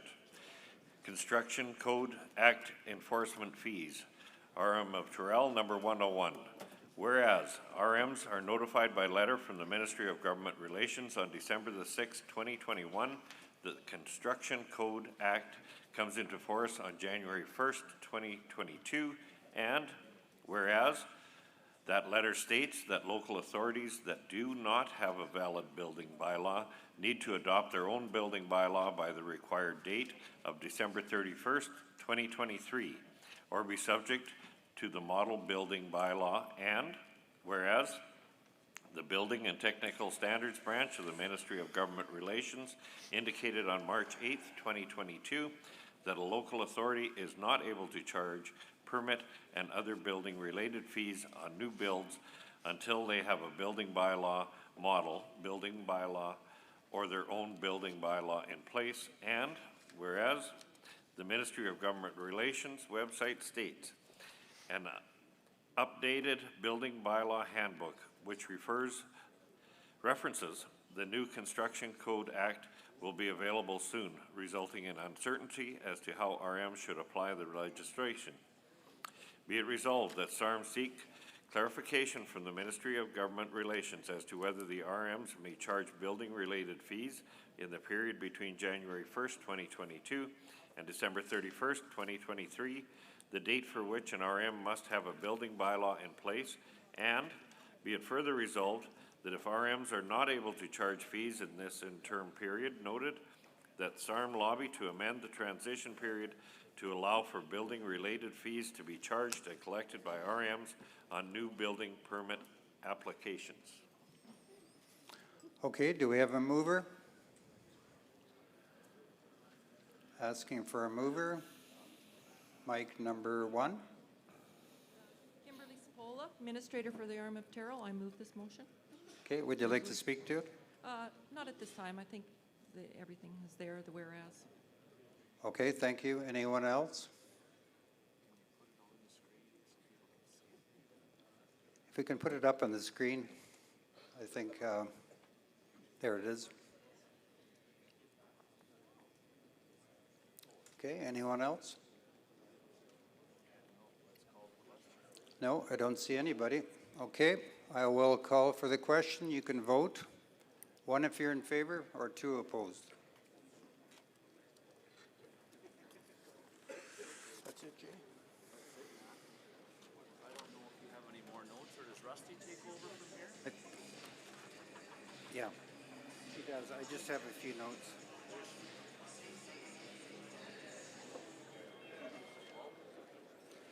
Okay, that's carried 79.9 and 20.1 opposed. So this concludes our resolution session. Thanks for your time and attention to this important process. And I'd like to thank Prillinger Group Benefits Limited for sponsoring the timer clock. I'll turn things back over to Rusty. All right, everyone, as you start to pack up, I just want to get your attention for just a moment. The hard part is over, so we can get a drink now. Yeah, everyone should cheer for that. That's, it's been a long afternoon. Please leave your clickers on the table. If you haven't already done so, please do that. We do have that happy hour over in the ITC building that begins right now. There are some golf carts, but if you're all going, you're going to have to race each other to get there. So go quick. We're excited to have the trade show begin tomorrow morning at 8 a.m. And we begin our session right back here with the premier address at 10 a.m. See you then. Enjoy your evening. Thank you.